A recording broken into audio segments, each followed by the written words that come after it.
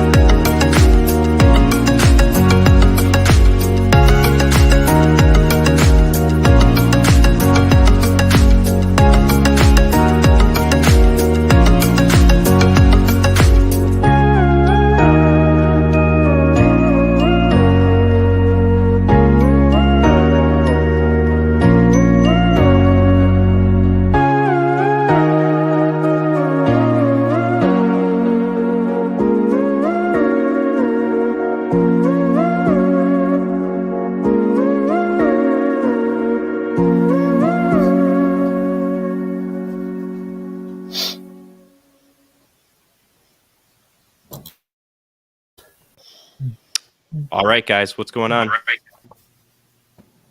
How's it going? Oh, how's it going? Pretty good. I'm pumped. It sounds like we got an echo somewhere. This is the stream to end all streams. This is the big one. That's what they've been preparing you all for. And this is it. All right. So we got some people in here that the general crowd isn't used to. That's going to be Job Apologetics. Lucas, people have seen you, but they don't really know you. And Tim, they've met you once. So why don't you guys introduce yourselves real quick? If you have a channel or anything, plug yourselves, please. Yeah, Job? I'll go first. Yeah, I'm Job Apologetics. I'm 16. I usually do like historical apologetics. Wow. And yeah, I'm here primarily to plug my channel. I'm a TikTok. It's like Job Apologetics. Obviously, I'm joking, but I'm looking forward to the stream, although I'm a bit nervous. You'll do fine, man. Thank you. Tim? Yeah, I remain without a doctorate. I've done some studying in the last several months, but not enough to gain that particular credential. But I am, I'm engaged in philosophy of religion discussions all the time. I have an interest in Christian theology, mainly eschatology and the doctrine of hell. And then I am also very much interested in Christian origins. And that's what we're going to be talking about tonight. So we'll see what we come up with. Heck yeah, brother.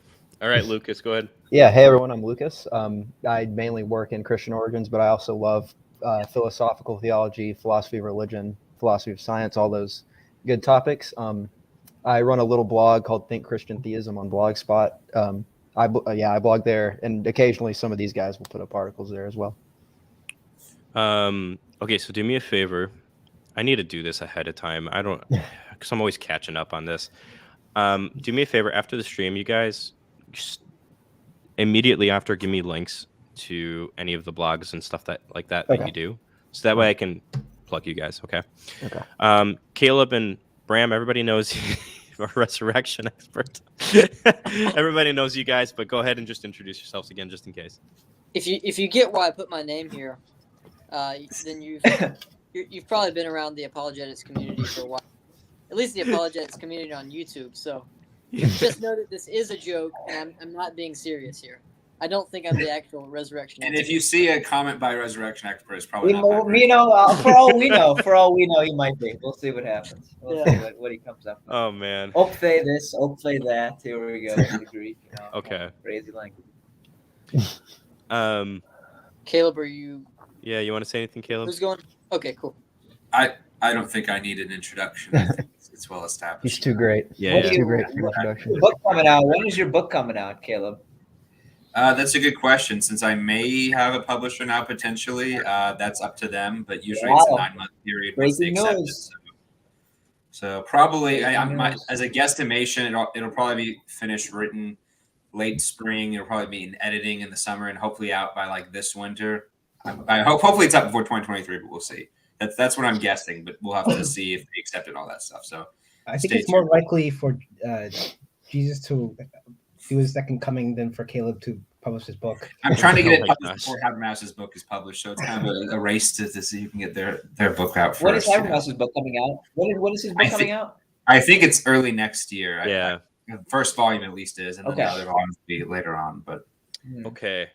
Bram. And- He might The need only to thing watch the about- stream. So I've been on this show a few times. I did the stream on the authorship of the Gospels, which you can check out. I had a blast with that. Mhm. The only thing I'll add is that I'm now a blogger on Lucas's blog, Think Christian Theism, and I have a total of 1 blog on there so far. so do I, by the way. But many good things are coming. But Dude, many you good might things are pass coming me soon. up soon. You might pass me up soon. Wow. I might Taking hopefully us get a to blog that. on there soon as well. So we'll stay tuned for that. I could put some of the Alright. information I have in my notes on the blog. Okay. So we have a lot to cover tonight. This is going to be a long stream. So you guys And we are already know this. not rushing through this. We are just gonna go. Oh, I slow. know. We're going to take That's our not time. We're covering Yeah. a lot of stuff. And the only reason why this is probably going to only be 3 or 4 hours is because we have a year's worth of videos and background data that set everything up. So for the audience, if you see us like getting up to move around, we're human. So we need to have snacks and have drinks and go to the bathroom. So don't let that distract you too much, please.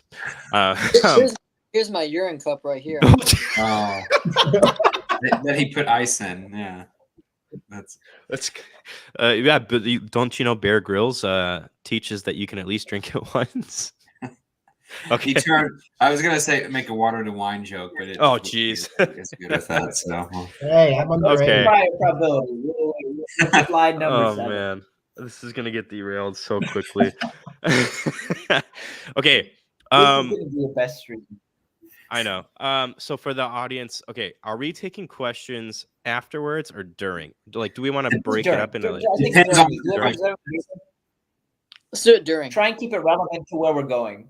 Right? Try Okay. and keep it relevant if So- you ask questions to where we're going, and we'll be happy to talk. Okay. With everybody. So, audience, you can ask questions during. Just make sure it's relevant.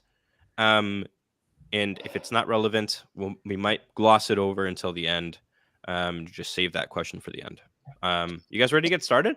Well, can I just say this really quickly? Yeah, please. Just so I don't have an echo on my side, can everybody mute who's not talking? Yeah, sure. I just think it'll run smoother that way. Thanks. Yep. Okay. So, why is this important?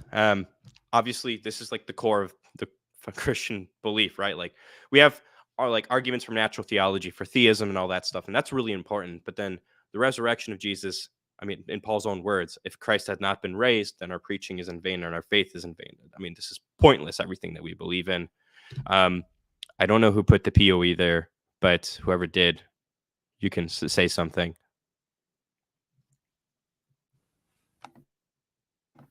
Oh, sorry, I was futzing with the mute button. You're good. So yeah, that was me. I think that the resurrection of Jesus is the culmination of human history, and it really seeks to provide, I think, a powerful answer to our deepest longings and to the defeat of the powers of evil that have pervaded this world. And I think that it provides a very, very important piece in the whole of human history. And I think that's another reason why it's important. Amen. Heck yeah. I don't think we need to spend too much time on this. This is just Yeah, precursor stuff. the only other thing I'll say is, Christ is, the defeater of horrors and horrendous evils, and that should play a very important part in one's view of evil and the world. Heck yeah, brother. All right. So some preliminaries here. I'm gonna point to previous work that we've done for more in-depth things, and we're gonna probably do that a few times throughout this. But we have arguments from natural theology, like the Kalam cosmological argument, arguments from contingency, moral arguments, teleological arguments, and all this other stuff that are serving as background knowledge for this stuff. We have stuff on the historical Jesus throughout this channel. We have stuff on gospel reliability. Bram and I did that big stream on the authorship, for instance, and we have other videos that we covered here. And then Caleb and I did 2 streams on miracles on top of a debate that I hosted with Caleb and Counter Apologist on miracles, as well as a few miracle videos that I've done. So the previous ground is in all these areas has been covered. And it's not absolutely necessary to establish a high probability of the resurrection, but we're building a massive foundation for everything we're talking about tonight. So if it sounds like there's any assumptions going throughout this video, it's safe to assume on your end that we've covered this in previous work. And if you want deeper looks at these things, there's stuff on my channel, and then we have references throughout the slides as well for you guys to do deeper reading as well. Anything else on your guys' end? And we'll talk about book recommendations at the end. Yep. Cool. So, can a rational person believe in the resurrection? Who did this slide? Oh yeah, that was me. Okay, I just figured since we're I have a lot of lay people and newcomers to apologetics, I thought I would just provide this to say it's not just a mere, you just take it on faith. Several academics have studied the evidence and found it compelling. Richard Swinburne, who we'll get to here in a minute, N.T. Wright, we'll also get to him. Francis Collins, the former head of the Human Genome Project. I don't know if he's still there. Ian Hutchinson. Are we gonna get to him at some point in this thing, or no? Who? Probably not gonna get to Francis Collins at any other point. Yeah, that is not political or anything, I promise. But Ian Hutchinson, who's a physicist at MIT. Paul Williams, a professor he was like the leading expert in Buddhism whenever he was publishing academic work. I've provided his quote right there.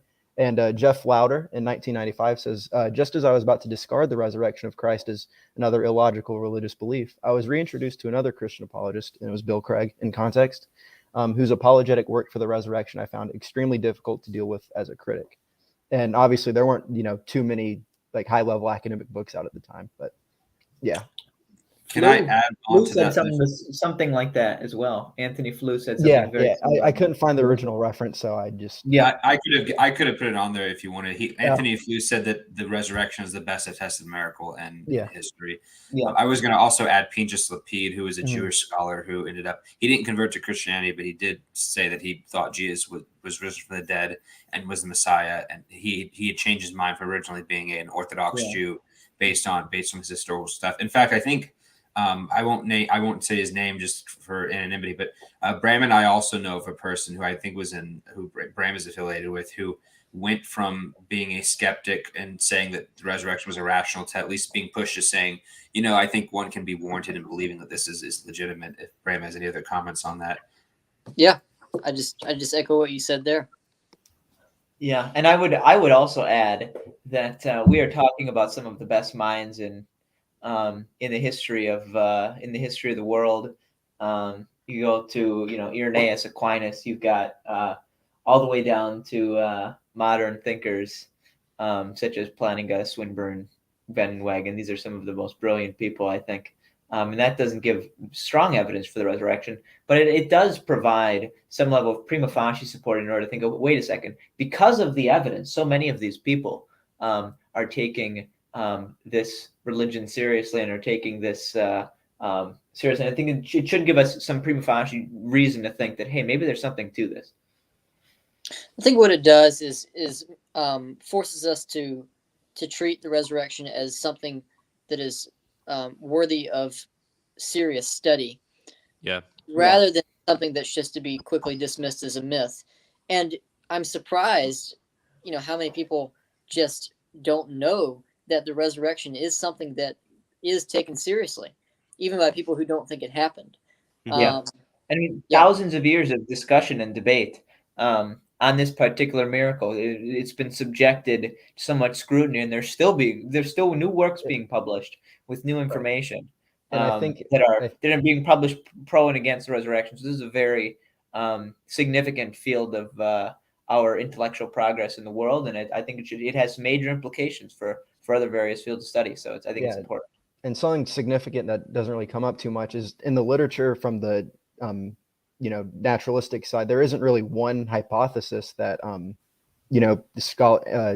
non-religious scholars go with. It's there's just a smorgasbord of theories out there, and there's not one that can explain the data as well as the resurrection does. And it goes in cycles throughout history. It's not like at different points in time there are different dominant theories, and they sort of repeat themselves a number of times. But it's not like everyone is converging on this one thing, and that goes for some of the evidence for the resurrection too. There's not just like one set case. There's so many ways you can approach this topic, and we'll get that. We'll get into that, throughout this entire discussion, because we might even have some differing opinions there. All right. I don't know. I think Tim and I agree on everything. So. Me too. All right. So methodology. We kind of covered this a little bit on Caleb and I's last stream about miracle methodology, but this is probability based. We're doing history. We're doing miracle claims. So we should go with the most probable explanation. What's the most probable explanation? The best explanation. And here we have the criteria of what fits for something to be the best explanation. So we want the hypothesis to have explanatory scope, which means it has a wider range of data that it can explain versus its rival hypotheses. The explanatory power is just how well is the data explained on this hypothesis. Plausibility, and then we have whether or not it's ad hoc. 5 would be accordance with accepted beliefs. And then lastly, we're going to look at the comparative superiority. So when we look at 1 through 5, which one of the hypotheses best meets all the data that we want and all the virtues that we want the hypothesis to have. And that's how we determine those things. Anything you guys want to add? We'll get to the next. We can keep going on these slides. Yeah. Just keep going. Go ahead. Yeah, keep going on the slides. Oh, I just went to the next one. Oh. So what are we trying to explain? The prior probability and the philosophical considerations. So really, prior probability and the philosophical considerations, that's the arguments from natural theology, the philosophical side of miracle claims and whether or not miracle claims can be justified, which we've covered in the past.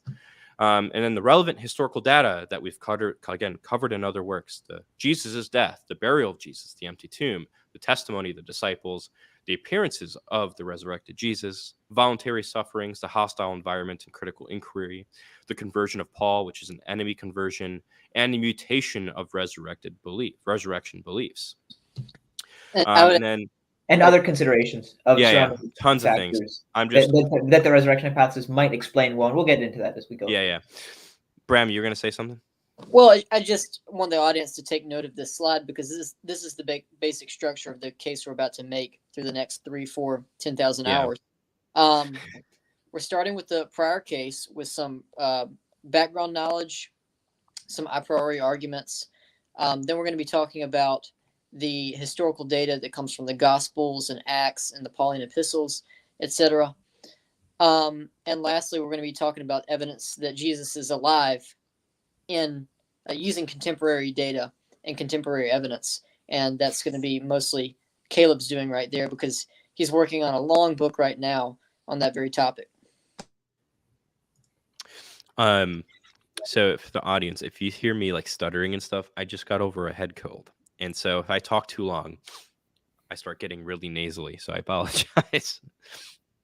All right, next slide. Here's just an example of the methodology put in motion. So here's a scenario. You bring in a slice of pizza for lunch at the office. At lunch, you find out it's gone. And here are the key data points. Rachel is on a diet, and you saw her eating her salad. Keith is lactose intolerant. Jake said he was still starving after he ate. Keith has been gassy and running to the bathroom a lot after lunch. Jake stole your lunch last week, and now he has red sauce on his pants. So, explanatory scope. Who wrote this? Who wrote I this? did. I This haven't is- read this yet. This is funny. So, in terms of explanatory scope, the Rachel hypothesis doesn't really explain any of the relevant data, even though you might attempt to say it does. The Keith hypothesis only explains data point 4. The Jake hypothesis explains data points 3 and 5. In terms of explanatory power, Rachel is low, Keith is medium, Jake is high. In terms of plausibility, they're all plausible, right? In terms of ad hocness, it is ad hoc to say that Rachel took it because she has no reason to take the pizza since she's on a diet. It's not ad hoc for Keith or Jake to say that they took it. In accordance with accepted beliefs, anybody can take the pizza. And though in comparative superiority, Rachel's the least likely hypothesis, Keith is the medium likely. The most likely is the Jake hypothesis. I just figured this would be a fun way of explaining the methodology here. Yeah, and I think what's relevant for for maybe some people in our audience is that we can look at this as many different. That we need to. I'm going to rephrase this. Oftentimes, lay people will think just in terms of explanatory scope. From my experience, people I've talked to might say, well, I can think of an explanation for the empty tomb, and I can think of an explanation for the appearances.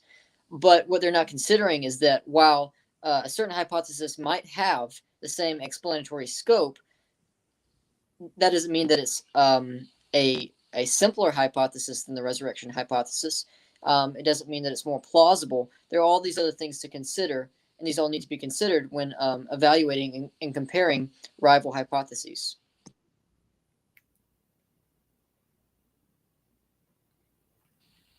I agree. Does anybody have anything to add to that? Oh my gosh, I was muted. Okay. So the other thing I think we need to think about too is I should have put this on here, but one of the virtues that we want to, I think, when we're talking about hypotheses is if we're compounding hypotheses and making things more complicated. So yeah, maybe we have an explanation for the empty tomb via stolen hot body hypothesis, but then we also have to add on other hypotheses to explain other relevant data. Yep. And compounding those hypotheses makes the overall theory more complicated. Which makes it less likely to be true against Exactly. the simpler theory that also explains the data. Yep. The analogy I like to use is that, suppose you're sitting across the table from a baby and the baby has pancakes in front of them. You turn away for a few seconds, and when you turn back, the pancakes are gone and the baby has crumbs on his mouth or something like that. Now, one hypothesis that explains that same amount of data is that in the time that you turned away, aliens actually came down and took the pancakes and then, spread some crumbs on the baby's mouth. That explains the data, but it's far more complicated than the hypothesis that says that the baby just ate those pancakes during the time you were turned around. And so I like to use that analogy just because it really kind of puts in simple terms of how these things work. Yep.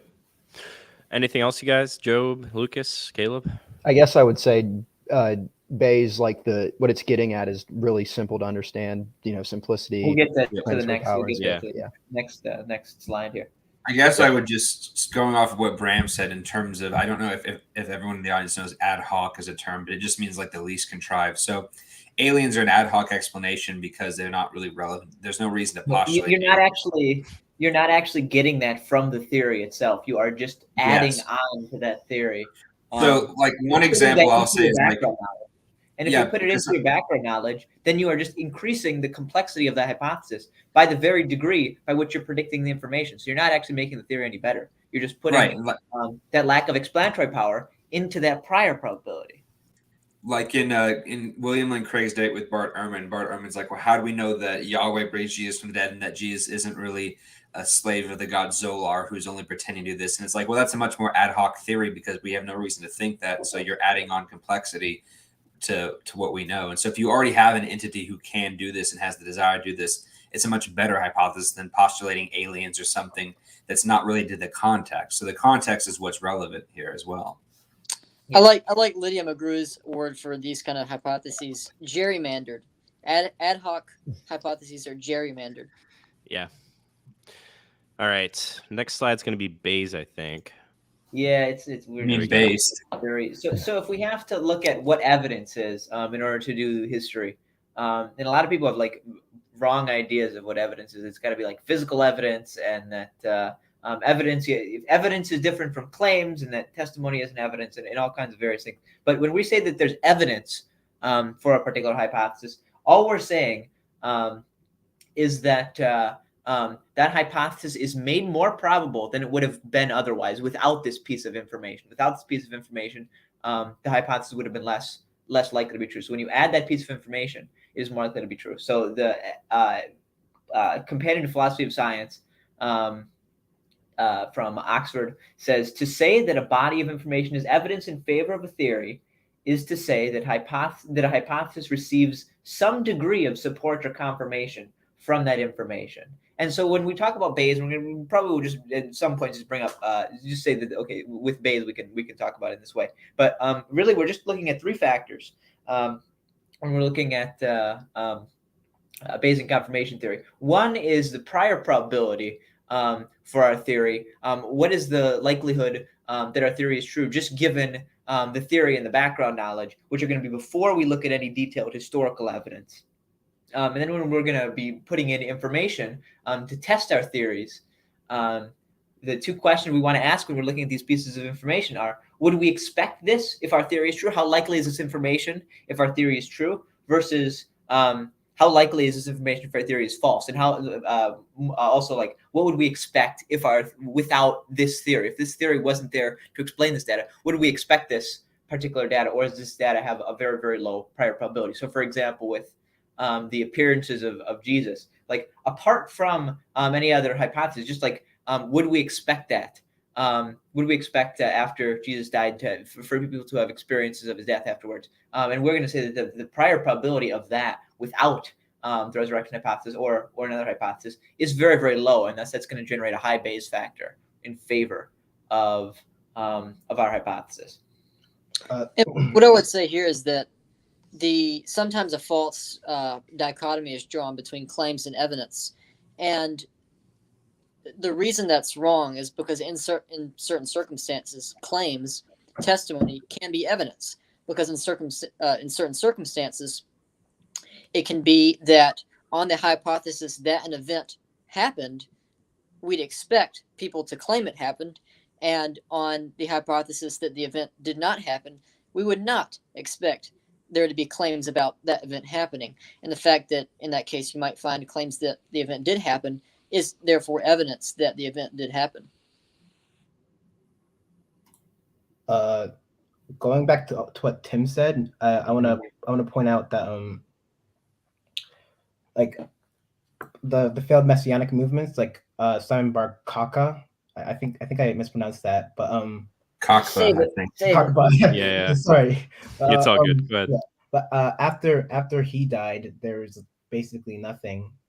Like there were no conspiracy theories, there were no postmortem appearances, there were no anything, because Jewish people, they could return back to their lives, even if they're disappointed about the guy they were following around not being the Messiah.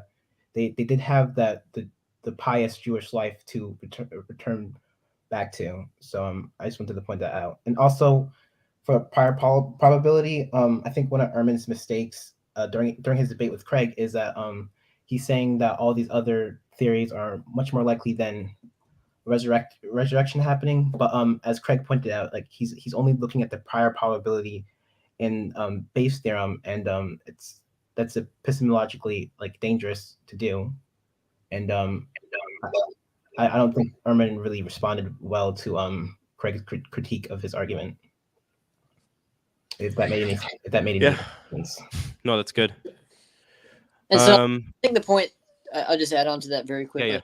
That the way I would frame it, the point Job is making about Bar Kokhba is that Bar Kokhba gives us kind of a model of what we might expect if Jesus really was just another messianic claimant who whose death ended at the cross and nothing happened after that.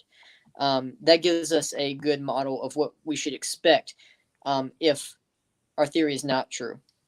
And then when we compare that to what we see with the evidence for Jesus's postmortem appearances and all that, that's evidence, therefore, for the resurrection hypothesis. All right. I think this is pretty straightforward stuff because we've also covered it so much at this point. I mean, our authorship stream and the miracle stream. So I think you guys feel comfortable moving on from here? Yeah. Cool. Yeah. Cool. Yeah. All right. Moving on to the philosophy and prior probability. I think Tim, you wrote this part? Yeah, sort of. We all like put things in here, but I think we made Tim get rid of 80% of it because he wrote like half of two paragraphs. There were books in here. Yeah, it was a lot. When we're looking at this question of the hypothesis is that God raised Jesus from the dead. That's going to be the hypothesis that we're working from. The major reply to that is, well, wait a minute. Dead people stay dead. Normally, God, even if he exists, isn't interested in raising people from the dead. We know that from our experience of the world and natural laws. There's so many confirmations of this, basically the whole Humean spiel. And I think that Paley basically has the proper response here in saying that the probability that God raised Jesus from the dead is going to be equal to is going to be no less. It's going to be exactly equal to the hypothesis that God exists plus this conjunction that God wants to raise Jesus from the dead. So the question is, not do people normally raise from the dead, or is it likely that some random person would be raised from the dead? But would Jesus be raised from the dead? Would this specific individual be someone that God would be likely to perform a miracle on? So that's what we're mainly looking at when we're talking about the probability of the resurrection. So is it likely that God would specifically perform a miracle on Jesus? And then there are going to be four main factors here. One is whether or not the evidence supports the idea that God exists. And there I would recommend a bevy of literature. Primarily the Existence of God by Richard Swinburne is a really good introduction here, and a good overall look at that. So if we're going to just stipulate that the probability that theism is true is at least moderate, from there we proceed to three things with respect to Swinburne's case for the resurrection. The three sort of pronged case here is going to be: one, reasons to think that God would become incarnate; secondly, the marks of what an incarnate God would look like, which are going to be the predictions generated by the hypothesis that God would become incarnate; and then how Jesus fulfills that second criterion, how the a priori historical evidence supports that second mark, that Jesus is God incarnate, or that Jesus is someone who God would have an interest in vindicating. And so for the first one, we could go very far in depth here, but I'm going to just keep this simple. And if someone wants to discuss more of this or talk about some more, I'm sure we could do a whole stream on the prior probability for the resurrection. But for the first criteria here surrounding what reason do we think that God would become incarnate, Swinburne gives three reasons, and then I'll give a couple more. So the three that he primarily defends would be: one, to provide atonement, that humans live in a world which is certainly imperfect, and a world in which we are captives to the powers of sin and death and the various powers of this world, on the Christian world, on sort of the Christian view. But I think that can be pretty much deduced from a study of anthropology in terms of the weaknesses of mankind in various ways, and a very fitting way for God to rectify the situation is to become incarnate, to defeat the powers of death and sin, and to provide a means of reconciliation. And however you want to parse that out, whether one prefers a ransom theory of the atonement, as the early church did, or various Christus Victor theories, or penal substitution, various substitution theories, if you want to go to the Anselmian realm, it doesn't really matter here. But to provide atonement is a reason to think that God would become incarnate. Secondly, would be to identify with our suffering. Given that God has created a world with significant pain and suffering, there is good reason to think that gives God moral obligations to identify with us in this particular way. Swinburne gives the example of a politician who is declaring a war on another country for some various good purposes, and that politician, in doing so, incurs moral obligation unto himself when he sends the families of other people off to war. Then doesn't that mean that he should probably do the same for his family and himself? And that gives some reason to think that God would identify with our suffering because of the world He's created for various goods to flourish in the world. And secondly, to defeat the evil of the world, and to defeat especially horrendous sufferings and horrendous evils. And I think death is a horrendous evil. So thus, I think that's a good reason to think that God would become incarnate to identify with our suffering and show how much He loves us. And third is to reveal information and provide encouragement to mankind because of the various finitudes of our existence and the important information surrounding the moral order of things and the afterlife and all kinds of various things that one can go into in terms of, okay, what kind of information could God reveal to mankind, especially axiologically. I think we would expect something like that. So those are some reasons to think that God would become incarnate. A lot of these ideas have been tossed around for over 1,000 years by folks like Aquinas and Augustine. So Swinburne talks about Aquinas' reasons for God becoming incarnate in the Christian God.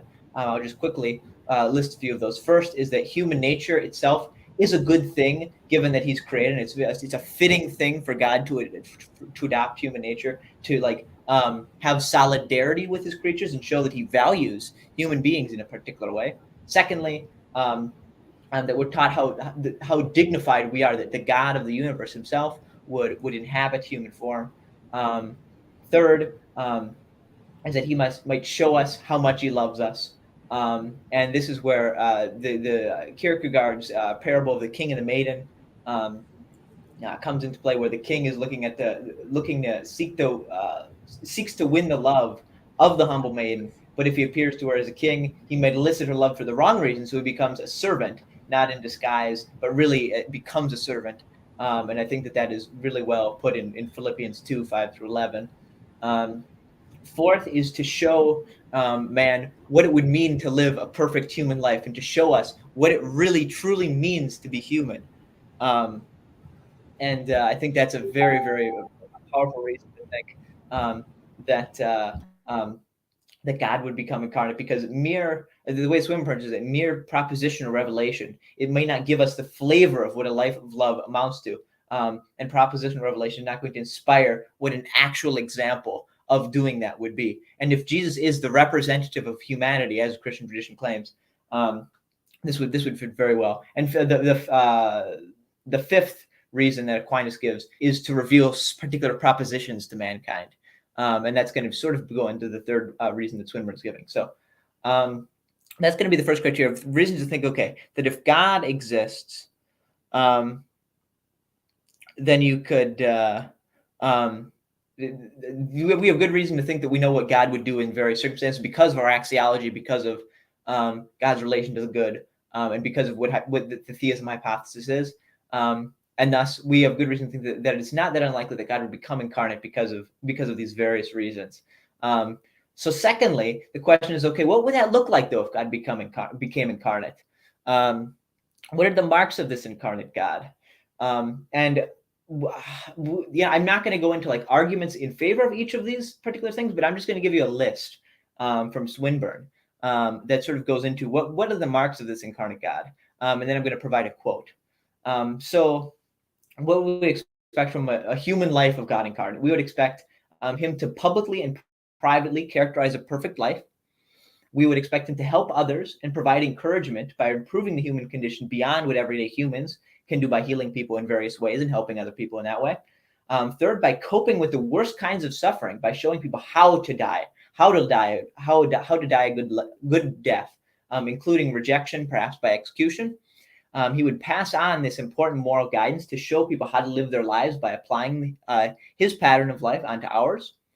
He was going to show us how to worship God. He would teach us about the afterlife, proclaims God's authority for his teaching. He or she would show that he believed himself to be God incarnate, and reveal his identity at some point. He would teach that his life and death provided some sort of atonement for human finitude and wrongdoing. That he would found a church to carry on his teachings, that this church would spread, pass on his teachings in fit all cultures, and that he would be vindicated after being rejected by some kind of super miracle. And this doesn't have to be a resurrection. It could be any sort of vindication after death. And that's what we would expect from a life of God incarnate, because of his dealing with suffering and then vindicating him. There would have to be some sort of vindication. And yeah, so that's going to be for 2. What would we expect from a life of God incarnate? And the very classic criticism that is often sort of given against this. I mean, you've probably thought of it in this particular, thing. If you're skeptical of these things, like, wait a second, you're just describing the Christian tradition. Like, how are you getting these things? Other than just like you're just looking at the Christian tradition and reading back onto it what you want. And Swinburne responds to that, I think, quite well, because that's a very, very common objection. It doesn't really understand what Swinburne's doing. So this is just perfect. This is on page 35 of The Resurrection of God Incarnate, the book in the corner there. When I give these reasons, the reader will then be right to feel that I would not have given them if I had not derived them from the Christian tradition. Indeed, I should be arguing later that neither Jews nor pagans of the first century had expected an incarnation of the sort I describe. It needs the Christian tradition to make us aware of a theory, a particular theory of the divine nature, and what a being with that nature might be expected to do, to be found in the New Testament, but also articulated more fully in writers such as Athanasius, Augustine, and Solomon Aquinas, before we can judge whether or not by objective standards the evidence supports that theory as well. Most physicists, though, could not have invented the theory of general relativity for themselves, but once it's been proposed for discussion, they can assess whether, in fact, the evidence supports it. Or again, it's Inspector Lestrade and the bumbling police of the Victorian Scotland Yard so often saw everything that Sherlock Holmes saw, but they couldn't see its inductive implications, what made it probable. It needed Sherlock Holmes to suggest a theory for to account for the data. And once they had heard this theory, it is only then that they could come to see that the evidence supported that theory. But the evidential relations were there, whether or not they saw them. And I shall be arguing that the Christian tradition of what God might be expected to do is correct in the same way. So that is overall what the strategy is there. That's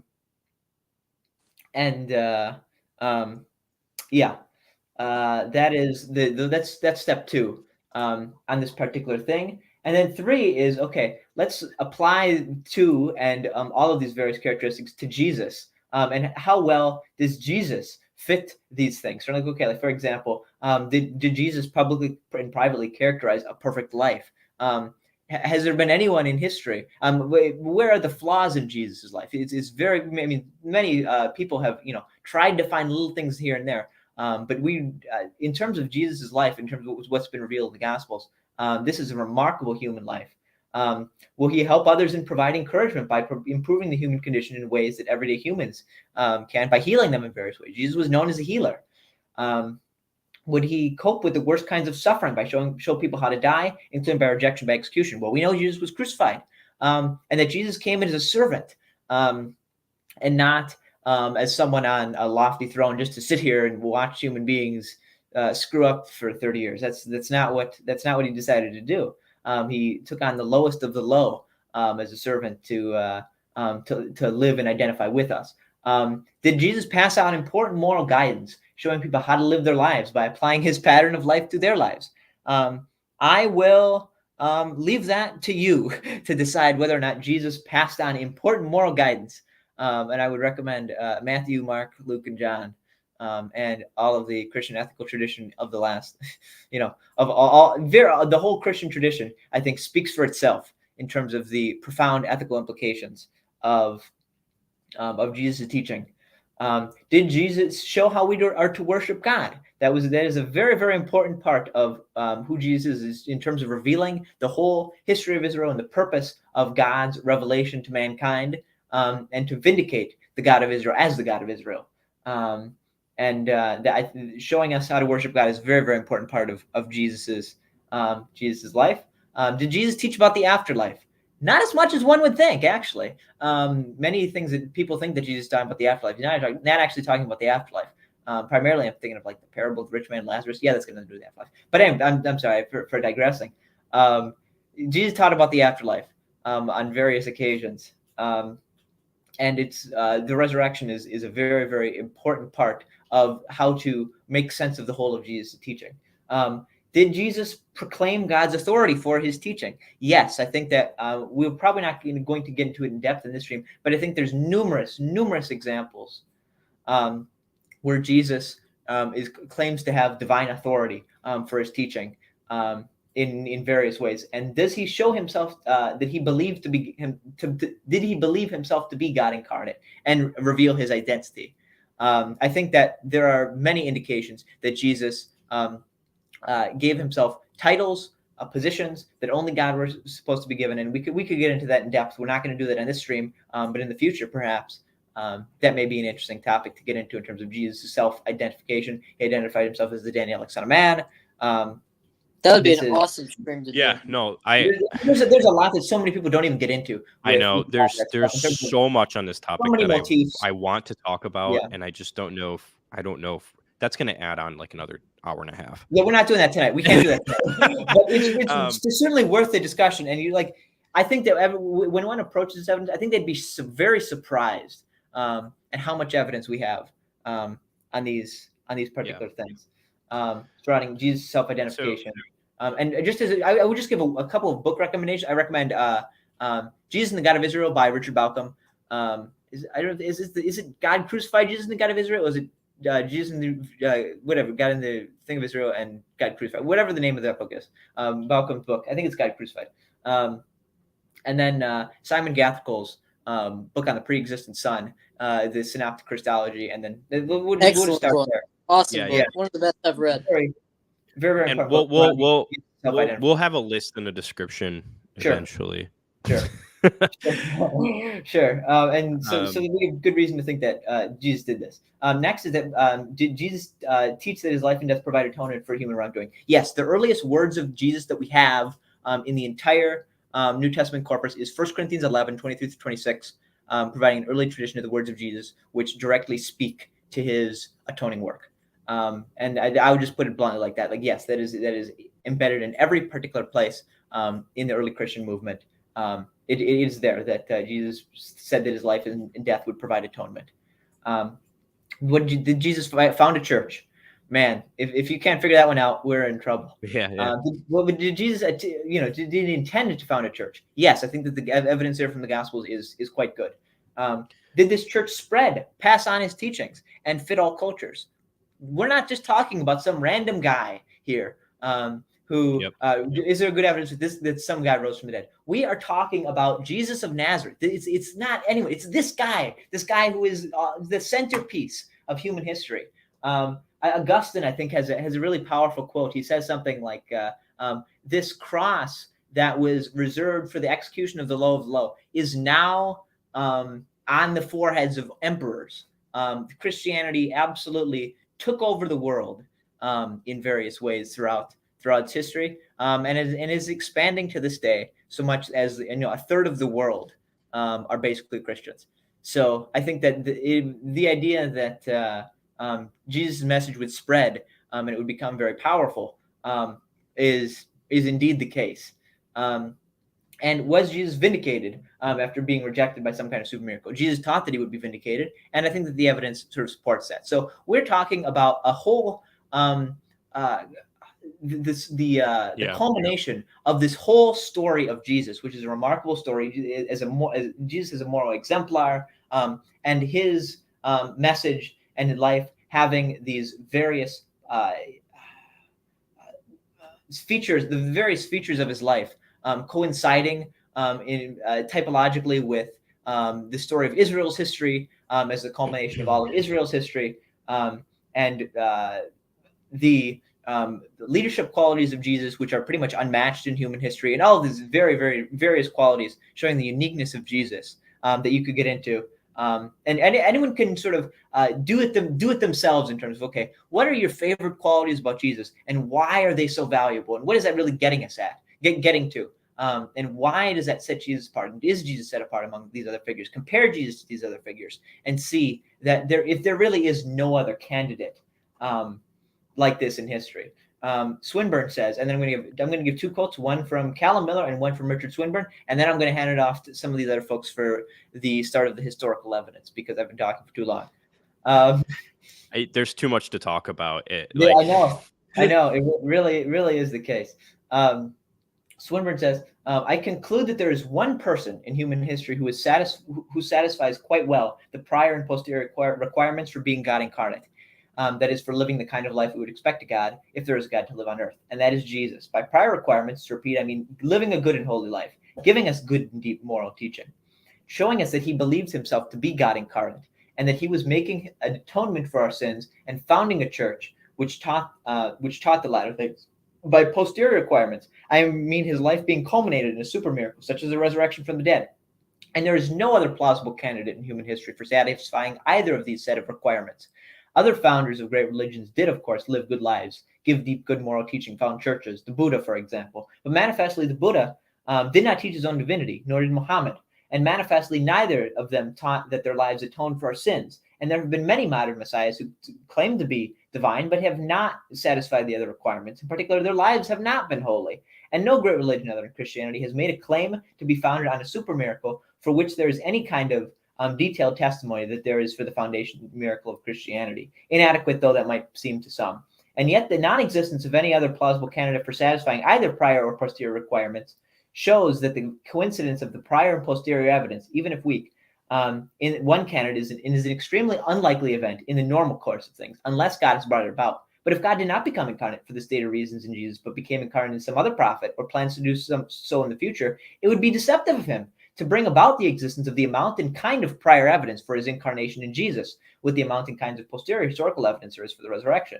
It would be like leaving someone's fingerprints at the murder scene when they had not committed the murder. In virtue of his perfect goodness, God would not do that sort of thing. If God planned the coincidence in Jesus of the two kinds of evidence, posterior and prior, then Jesus was God incarnate. And it is very improbable that this would be a coincidence unless God planned it.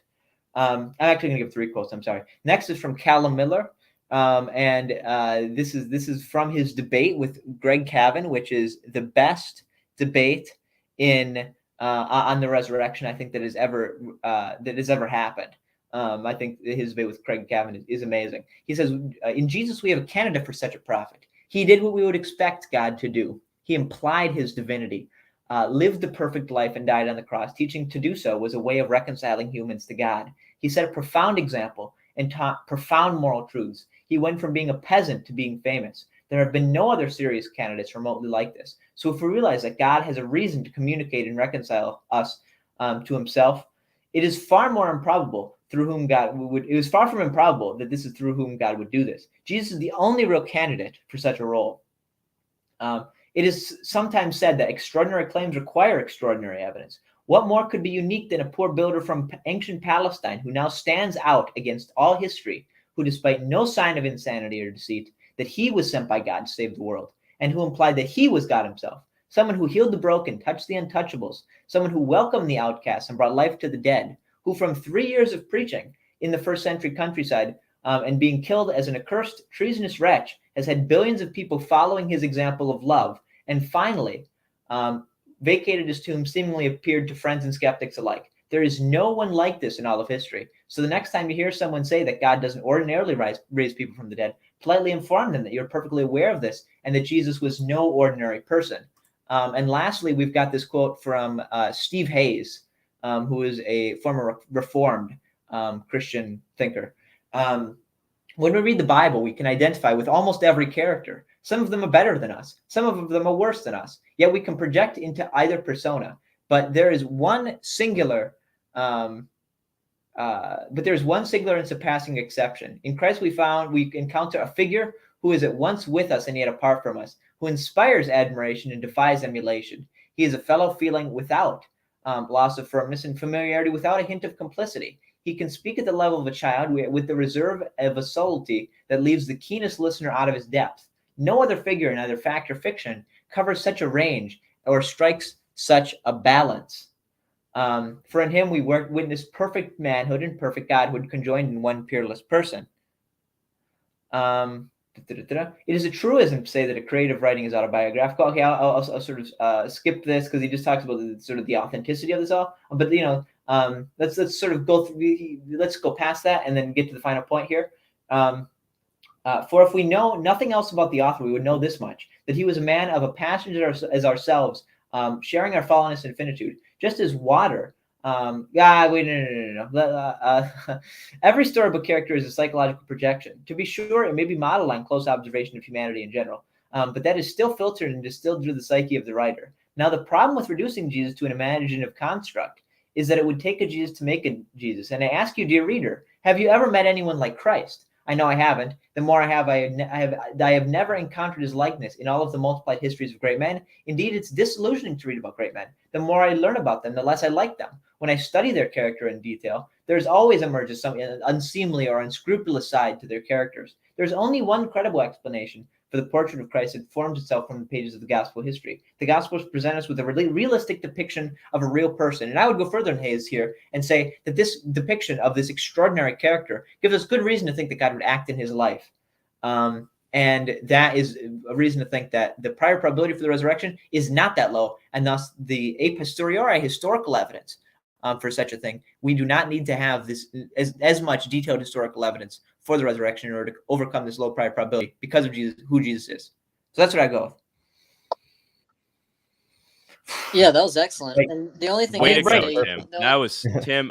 I like. There's so many times I wanted to. I think I can speak for everybody here. There are times I wanted to chime in and like really add something, but I was just like, Tim's got this. Yeah, I'm sorry. That's why I brought him on. Yeah, I'll take a break for quite a while now. But yeah. So okay, before we transition, I want you guys to give your thoughts first. I think you covered everything. Yeah. So So for the audience, for the lay people in the audience, I think maybe just bringing this down a notch might be helpful as to why this is important, right? Everything we just talked about right now is we're talking about the probability of the incarnation, right? The doctrine of the incarnation is God becoming man. And so we're talking about the probability of the incarnation given theism and what that would look like, and everything that would look like, that theory would predict, is seen in the story of Jesus. Like, that's the bird's eye view of everything we just talked about. Is that fair, you think? Excellent. I totally agree. Yeah. Okay. Yeah. That's that's important because it adds a higher probability to the story of Jesus being true, given the soundness of that argument that Tim just gave that overview for. I just want to make sure I'm being careful enough with that bird's eye view not to miss any important points.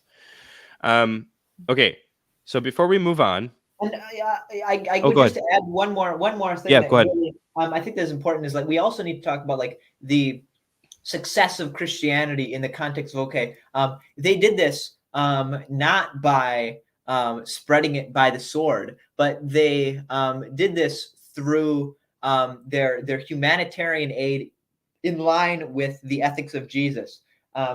Christianity spread not by the sword or by other means by that, but it went from this tiny movement of only at the time of the crucifixion. Bart Ehrman in The Triumph of Christianity puts it at about like 24 people essentially who were probably following Jesus at his crucifixion at that point. And then it turned into that in 280 years later.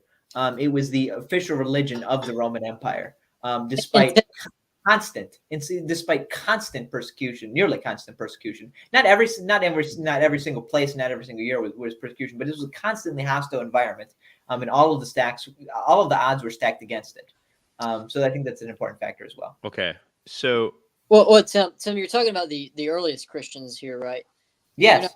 Yeah. Okay. Just to clarify, because I'm getting some texts like saying, "What is he talking about? Christianity wasn't spread by the sword." Oh no, we're talking about pre-Constantine here. We're talking up until Constantine. Yeah. Until like for instance, Jerome said Constantine and colonialism played a large role. I knew that. That's irrelevant to what I'm saying. Okay, so I'm Yeah. going to break up the seriousness for just a second here, just so everybody can have a break here. Oh boy. Caleb will really appreciate this because we always chatter about how I think he's a Chad, and he'll say I'm a Chad. But the chat has spoken. Tell me why Caleb is kind of high. I know. You can't deny it. You can't deny Sorry, it. Caleb. Everyone here I'm knows it. right. We all know it. It's It's okay. the beanie, Yeah. though. The beanie really brought out Right. Caleb's features in a very different The way. worst thing is, I was the most attractive person in this friend group until Than came along. So now I There we go. There we go. I don't have the face. I just have the muscle, and that's it.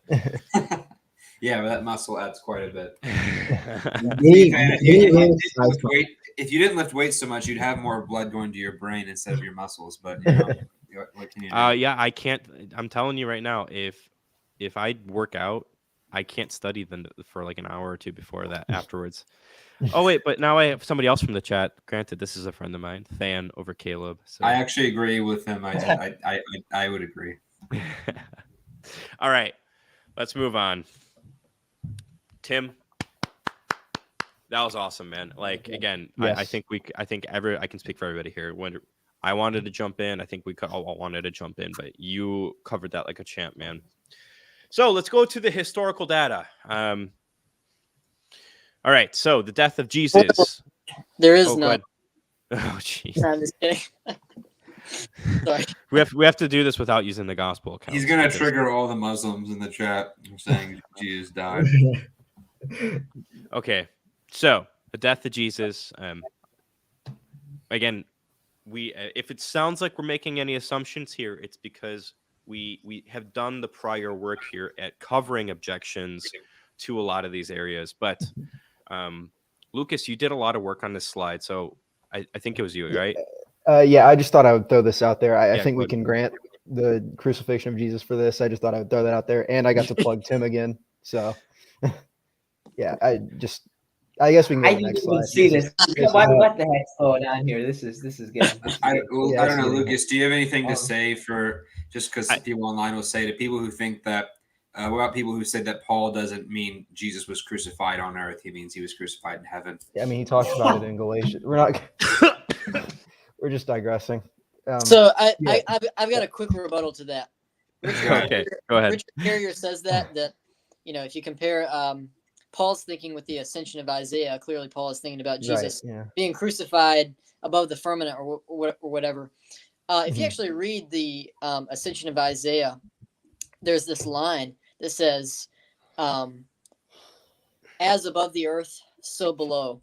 And so if you're gonna take that thought that Paul was only thinking of a crucifixion above the firmament, is that how you say it? Firmament, He must yeah. have he must have also been thinking, using that same thought, of Jesus being crucified in real space-time history on Earth. So, Mhm. and I guess And then I would just go ahead. actually, ahead. I think Job wanted to say something. Job. Job. I want Job to talk. Not me. Don't speak. Well, on my TikTok, I talk to a lot of Muslims, so I guess I should like quickly address like this swoon theory, perhaps.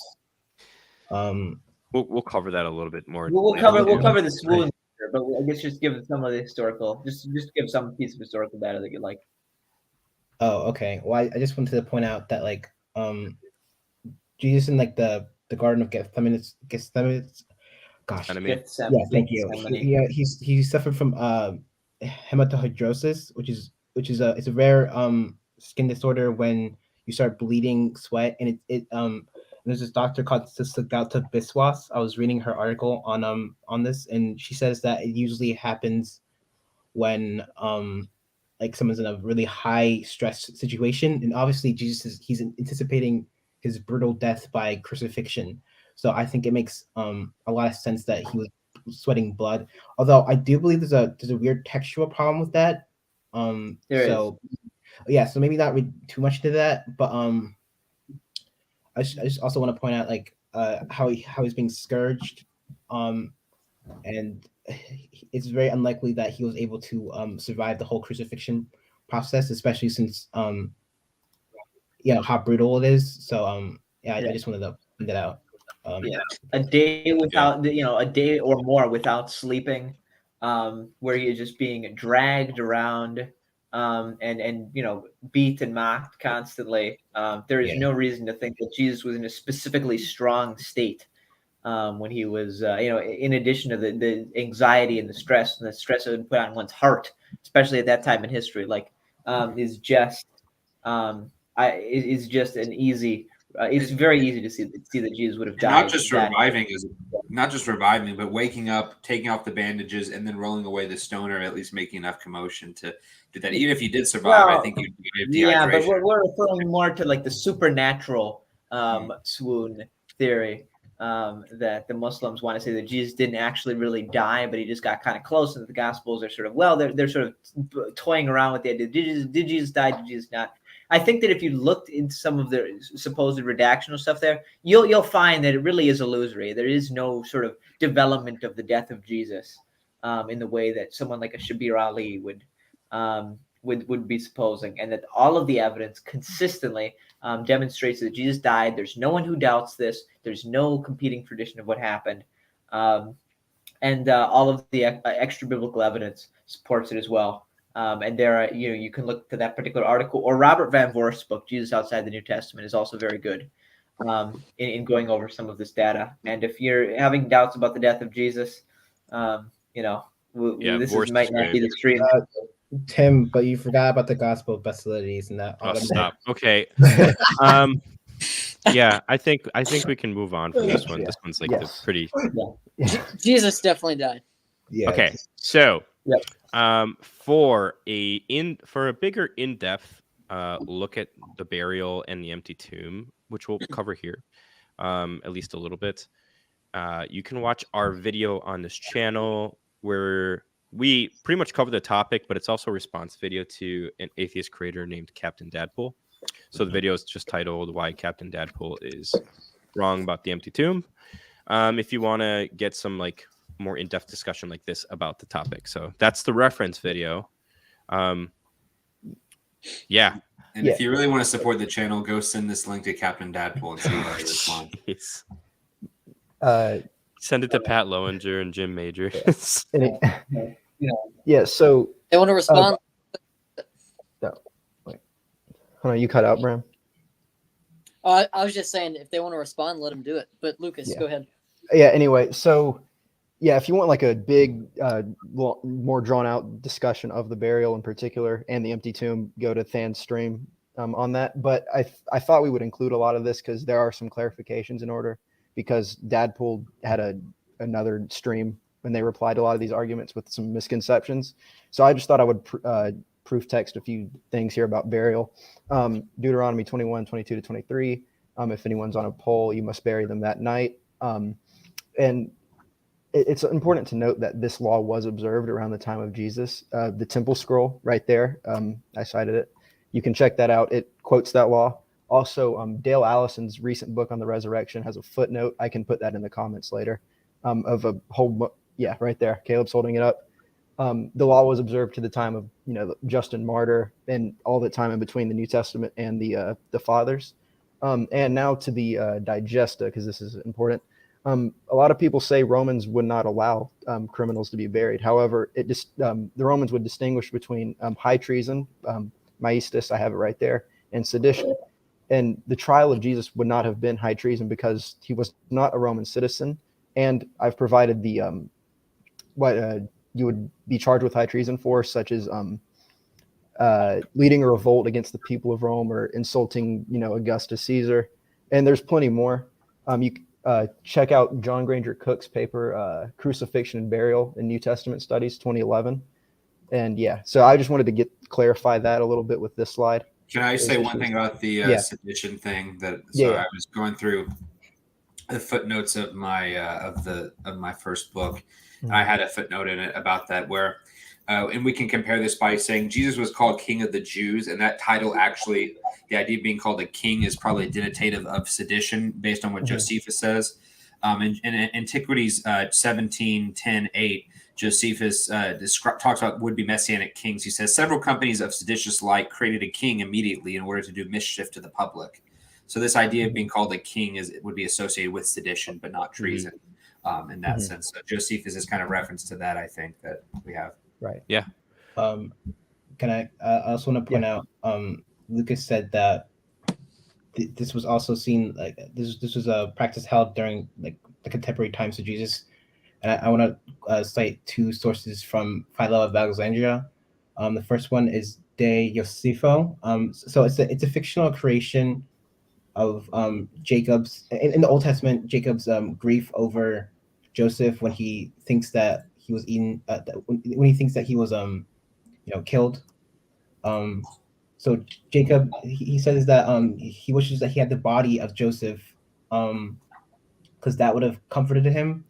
And in the second book, the book of Tobit's greatest virtue was burying the dead. So like in the way Jews saw burial, it's for the dead themselves, and like not being buried was a sign of like divine judgment, as seen in like First Kings 14:11 and Jeremiah 7:38.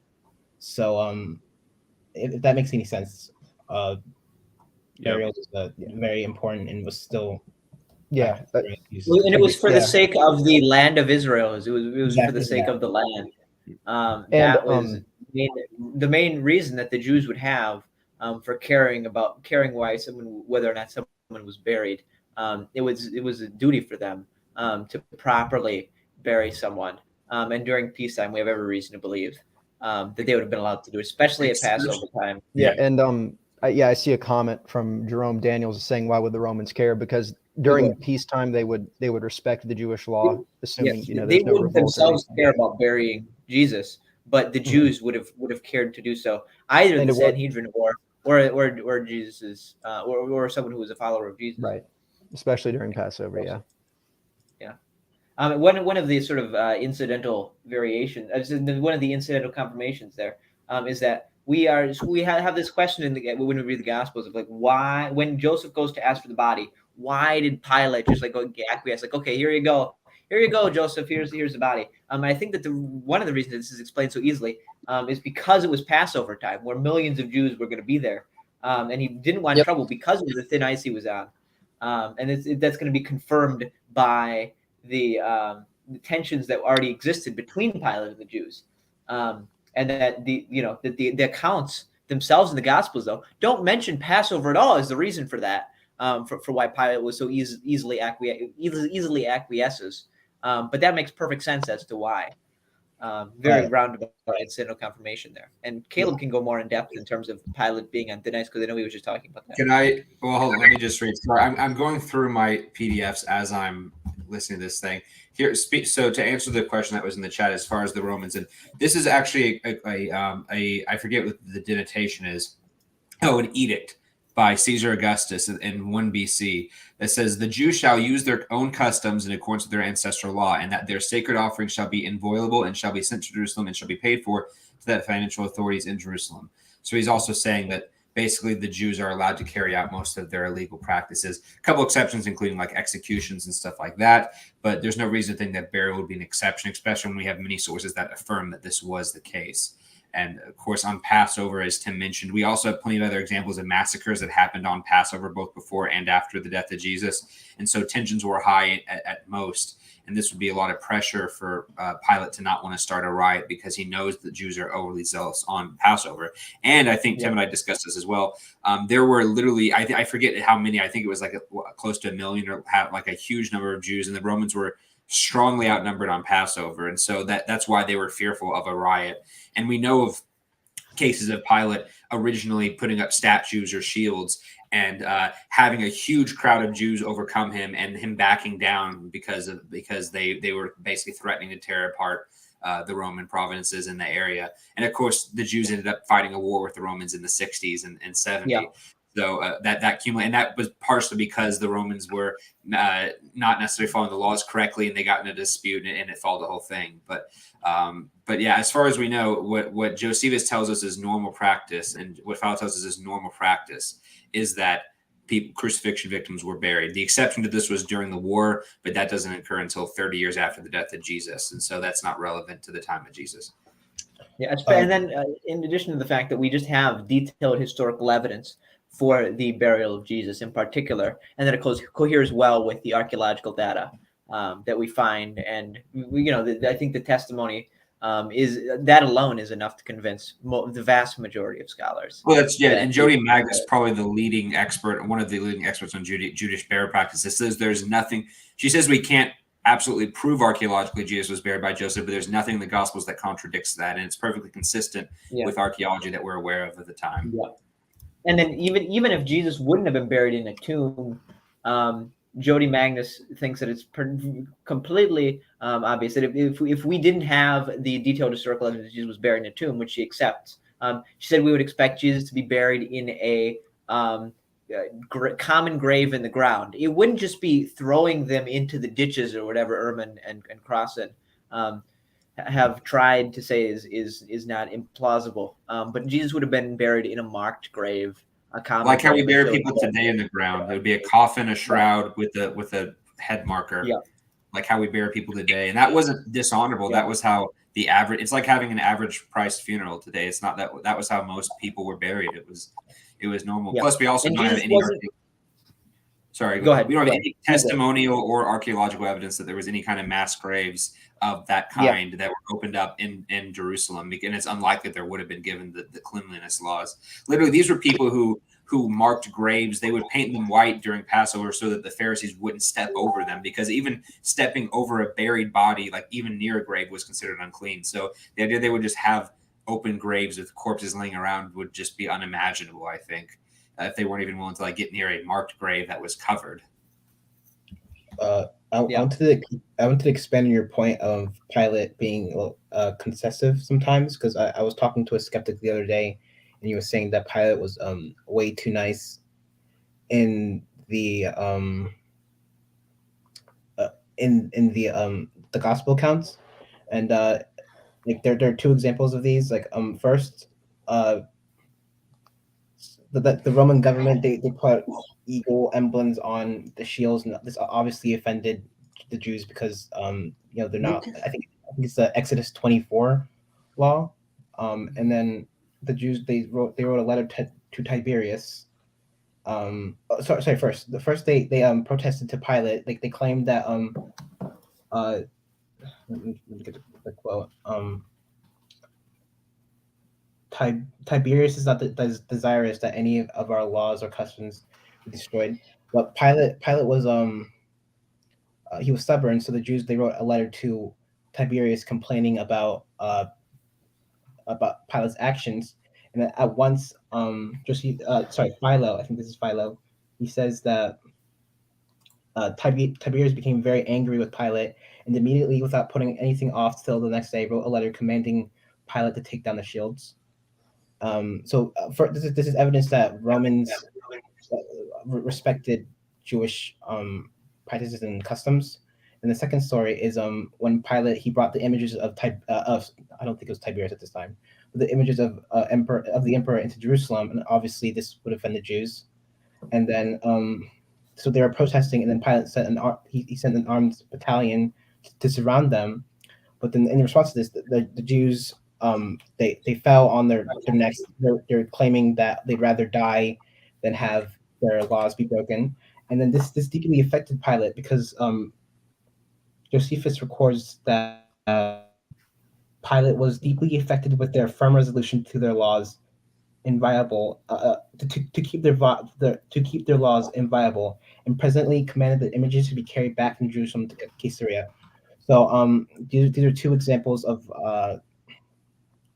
how Romans respected Jewish customs, and how Pilate was, like in the Gospels, he was stubborn at first, and then as the Jews persisted, he acquiesced and caved in. Yeah. That's a good point. Now we will probably begin our long excursus down the new tomb. Yep. So yeah, if you guys want to, yeah, well, go ahead. Thanks. I was just gonna say, if you want more information on this, I'm just gonna defer you guys to our stream, because we covered this very extensively. And the good thing is for Bram, we actually have references this time, so we can't get accused of not having citations. But There is one question to address. There is a little bit of controversy of what, was Jesus buried in an old tomb? Oh gosh. Okay. With other bodies, or Okay. We're So not- you don't think we need to talk about the empty tomb anymore? Or should we Well, talk we about need- the empty tomb instead of the burial? Yeah, I think we're good on the So burial. again, we covered the burial extensively in that YouTube video. But now the empty tomb is a little bit different because there's a difference between a full tomb and an empty tomb. So, who wants to start this one?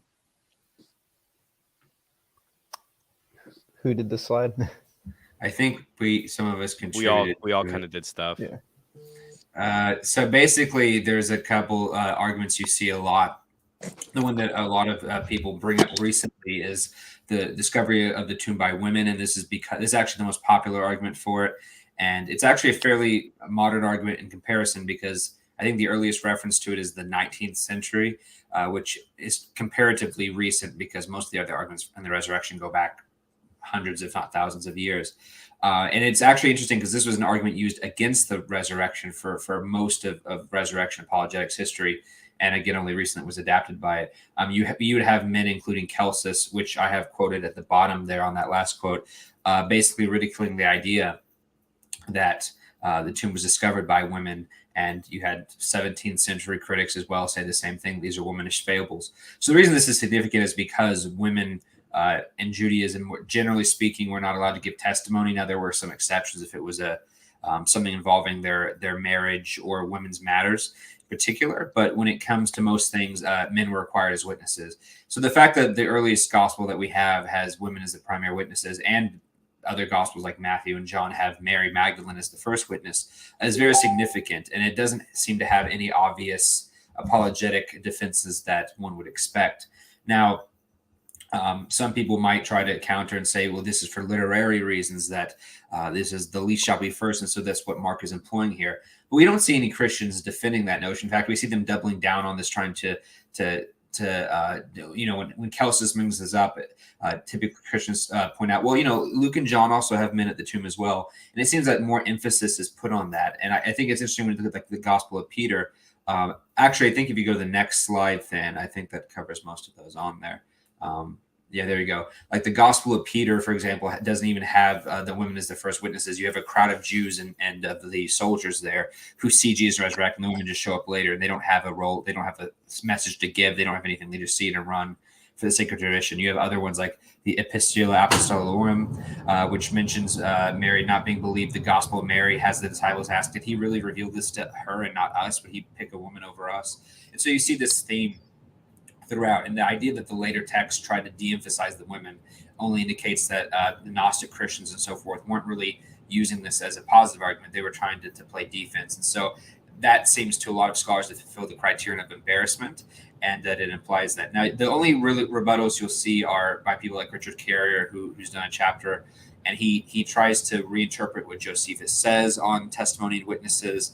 And some people point out that Josephus did use women witnesses, which is true. But the issue is the only time he has used women witnesses is when all the men were killed in the battles of Gamala and Masada. And so the fact that the only time a Jewish historian would use a woman is if there were no men allowed, which is what Jewish law says, if there are no men, that I think only serves to show that that's the situation the gospel writers were in, that, if they had had men there originally at first, they would have incorporated them. But because Mary really was the first one to see Jesus, and because Mary really was at the tomb, they found themselves having to report it regardless of the potential consequences. So that's actually the main reason that a fair majority of scholars, not consensus, but a decent majority of scholars think there's a historical core to the empty tomb story. If anyone wants to add anything on there, they can. If not, we can move on. No, I think that's pretty straightforward. It's all stuff. It's all stuff we've covered. Yeah. So I'm trying to be picky and choosy about how much detail. And it's on a specifically religious context, right? It's the religious context of women as witnesses, especially, was not something that would have been invented. And for anyone interested, they can look at Richard Balcomb's essay in his book Gospel Women on the resurrection accounts in the women, and what specific scenarios women's testimony would have been devalued in, and it would have been in these religious contexts in which their testimony would be for religious matters or for God's direct revelation to mankind. So that's specifically, it wouldn't just be like a court case. It would be like a very serious matter. Hold on. surrounding divine One more revelation. thing I want to add in real fast, just because I saw someone say it in the comments. And this is something that you hear a lot too. Well, in Mark, the men run off, and so the women are the only ones who could be there to do it in the first place. And I think that that's problematic for two reasons. One of them is, if Mark is going to invent an empty tomb narrative, why are we assuming Mark is taking the truth? Why doesn't Mark just reinvent the men coming back afterwards?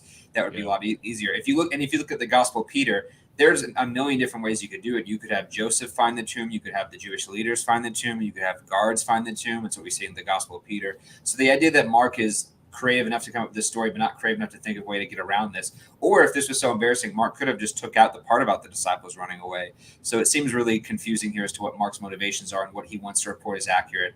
If it was too embarrassing to have the disciples run away, then why not just leave that out or change the story if Mark doesn't care about being accurate here? And the only other one is that some people say, well, women's roles were to care for bodies, and so it's not unusual they would be there. That's actually a misreading of Jewish law. Jewish law says that either a man or a woman can care for a body.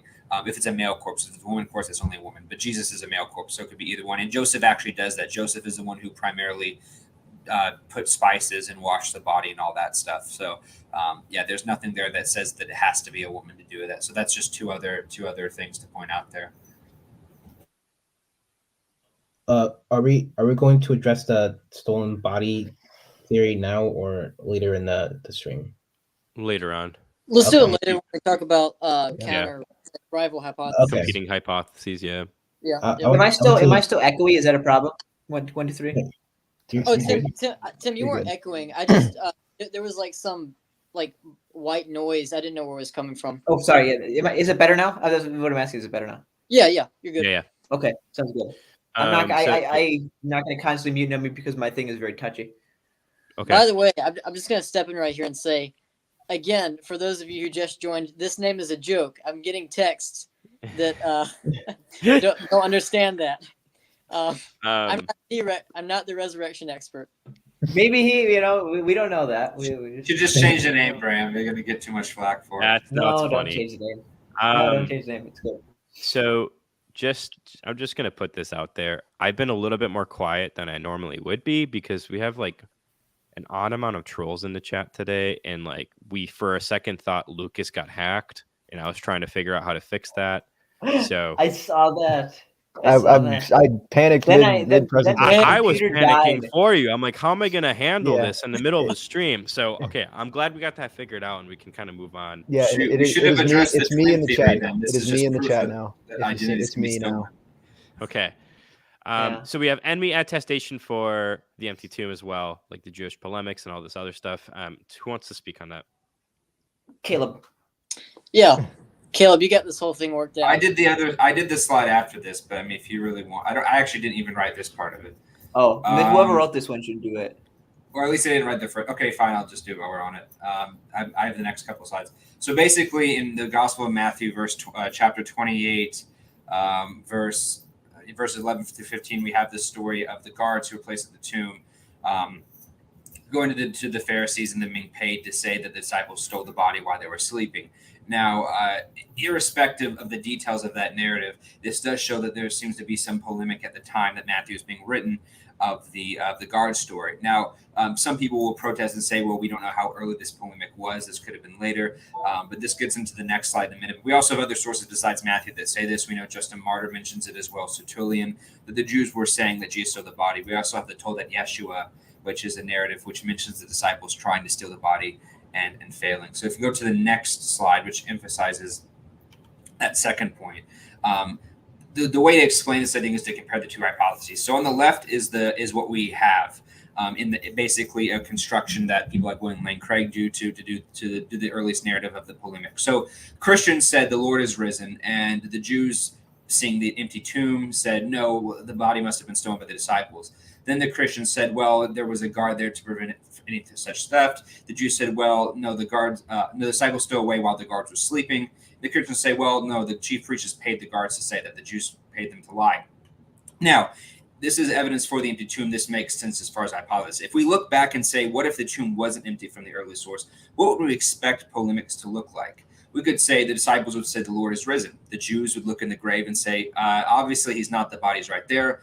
And then maybe Christians in a hypothetical sense of cognitive dissonance would say, no, that's not Jesus. The body was switched by the Jews, or Satan has put a spell over you to deceive you. And we know this from people like Schneerson in the 1990s, who was a Jewish rabbi. Some of his followers had similar thoughts, and people would go visit his grave, and they would say, we know that they say that our rabbi is here, but we know that he lives in our hearts. And the point is that they're not denying this. They're acknowledging that people say this, and they're trying to have a counter to it. And I think that the point of this is we have lots of evidence from early Christian debates and dialogues, like from Contra Celsum, and Christians were not shy of hiding things. They were usually embracing criticisms and trying to find rebuttals to them. So if there was a Jewish polemic originally that said the body of Jesus was there, but it was just the Christians were denying it, we would expect someone like Origen or Justin Martyr to double down and say, well, no, that's not Jesus, and give an excuse. But the only rebuttal we have from the Jews is the body was missing. And that's a really interesting rebuttal as to why they would say that, and not just say, no, it's obviously there. So the idea that it was missing seems to imply that they're admitting that it's fake, that the body, that the tomb is not. Why would the Christians draw more attention to the tomb surrounding, even bringing the guard into the polemic? If they didn't know the tomb, or that they knew the body had the tomb, or if they didn't care, why would you draw more attention to the tomb and the tomb story and the story of what exactly happened? Why wouldn't you divert away from that if you were inventing a polemic when you didn't have the empty tomb at your disposal, and you didn't have an empty grave or a guard? Like, why would you even let the polemic go in that direction? Why not change it completely? You're right. So just the way the polemic turns it makes more sense if the tomb is actually vacant than it does as a later development. Or that one could try to say, well, it started off as the one on the right and became the one on the left. Now you're losing simplicity, because now you're saying there's two different polemics, one of which we don't have any evidence for, and that it evolved, which seems unnecessary to say that it evolved, because again, what's wrong with that first polemic? So that's a much more ad hoc explanation than the simpler one to say, yeah, that was the original polemic. So yeah. And just to summarize for the audience here, what this amounts to is enemy attestation that the tomb was both known by Christian and Jew, and that it was empty. Yep. Okay. And we're not presupposing the reliability of the guard narrative either. No. Though many of us believe that there was a guard, that's not presupposed by this particular argument. Some of us believe that there was a guard. Yes, some of us do. Some of us do. I'm on my best behavior, and I will not comment either way on whether or not there was a guard. Yeah, for the audience, Caleb is a huge lib. No. Just kidding. Yeah. I'm sorry, Caleb.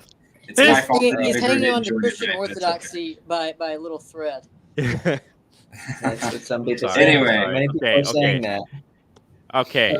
First of all, whoever did this slide, I love that you kept in that Shutterstock.com here. I actually tried moving it down. Okay. That was my fault.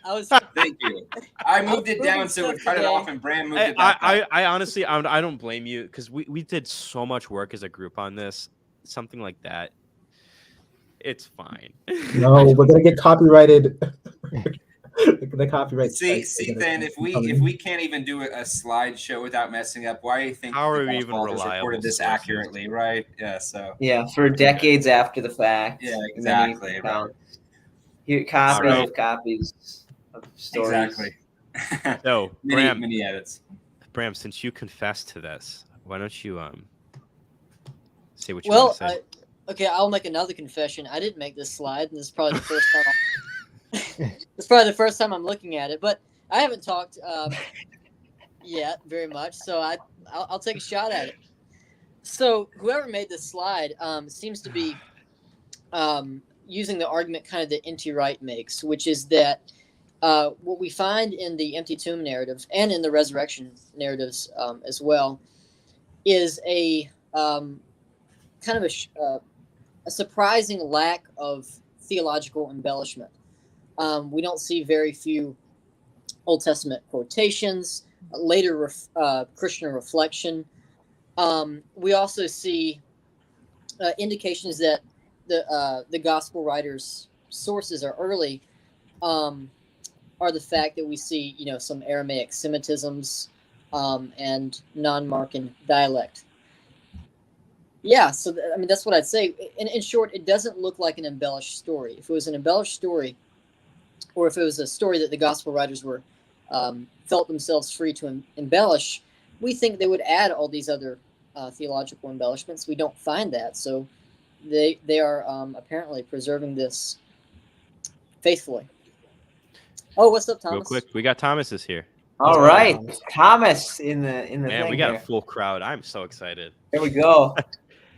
Caleb, off the top of your head, do you know of any any examples of the Semitisms in Mark? Yes. So I think the word. Well, first of all, the Markan use usually is after 3 days when Jesus is making all the predictions, Yeah. and he also uses On the first day of the week. Yeah, he also uses Christological titles. So he will say, "The Son of Man will rise after 3 days." In Mark, we have it on the first day of the week, which seems to imply it's on the third day, not after 30 days. And there's no reference to the Son of Man. There's no reference to the Old Testament and stuff. And when you compare that to like the crucifixion narrative in the chapter before, we have references to Psalm 22. We have Jesus, crying out, and lots of allusions there. And that doesn't mean that it's not historical, but it is at least a sign of theological reflection as far as King of the Jews and stuff. But the angel doesn't call Christ by any Christological titles. There's no references to the Old Testament, and that's really significant. And that's something that we would expect. There's also like the Semitisms, without getting too technical. I think one of the words is mia, and there's another way that it could have been phrased in Greek, but the way that it's used is much more indicative of an Aramaic phrase. And so that's the Greek syntax. The Greek syntax on that time marker is very weird. Brutal. It is really strange. So it's almost certainly an Aramaic original. I actually have a quote from Dale Austin as well, real fast, on the simplicity of Mark. He says, "And what should we say about the other ways in which Mark 16 is surprisingly quiescent? The chapter fails to note Jesus' resurrection was the dawn of the new age, or that it inaugurated the general resurrection. It neglects to forego the etiological link between the date of Easter and the Christian celebration of the Lord's Day. It says nothing about Jesus' descent to the underworld or his descent to heaven. It fails to describe the resurrection itself or inform us about the nature of Jesus' risen body. And it lacks Christological titles. Jesus is not here Lord, Messiah, Son of Man, or Son of God. The sole Christological motif is that the crucified is risen." Here we go. And the unexpected paucity of theological and apologetical features in Mark's enigmatic conclusion, its failure to supply many proofs, is a sign, not compelling evidence, but a sign that some history lies in the background, that the narrative was not purely imaginative construction, but was rather rooted in memory of an initially confusing circumstance. So that's interesting. When you compare it to other texts like the Gospel of Peter, in fact, I think I said this in my original book, 13 out of the 60 verses in the Gospel of Peter, which is the Passion narrative, have Christological titles like Lord. So it's 21% of the entire Passion narrative of the Gospel of Peter, the verses, is just Lord, so references the Son of Man, Son of God. So Mark 16 doesn't have any of that, and that's really surprising, especially since we know Mark uses those terms in other places. When we talk about the resurrection, he's predicting it, and the crucifixion. So it's a very non-Markan and a very early indication. And the next slide will wrap up this particular point. Is just an example to show. I don't know how well you can read that. To show this is what what we would imagine it would look more like if it did. So it talks about how the women come after 3 days. We have the time marker there.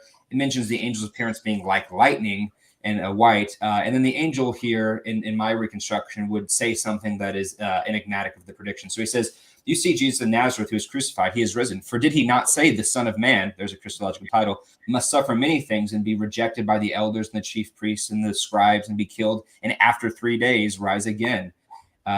See the place where they laid the Lord." And then we have a reference to the gospel message. "For whoever believes and is baptized will be saved, but whoever does not believe will be condemned."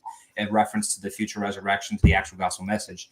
And at the end, we have a reference to scripture. "As all this took place to fulfill the scriptures, on the third day he will rise us up, that we may live before him."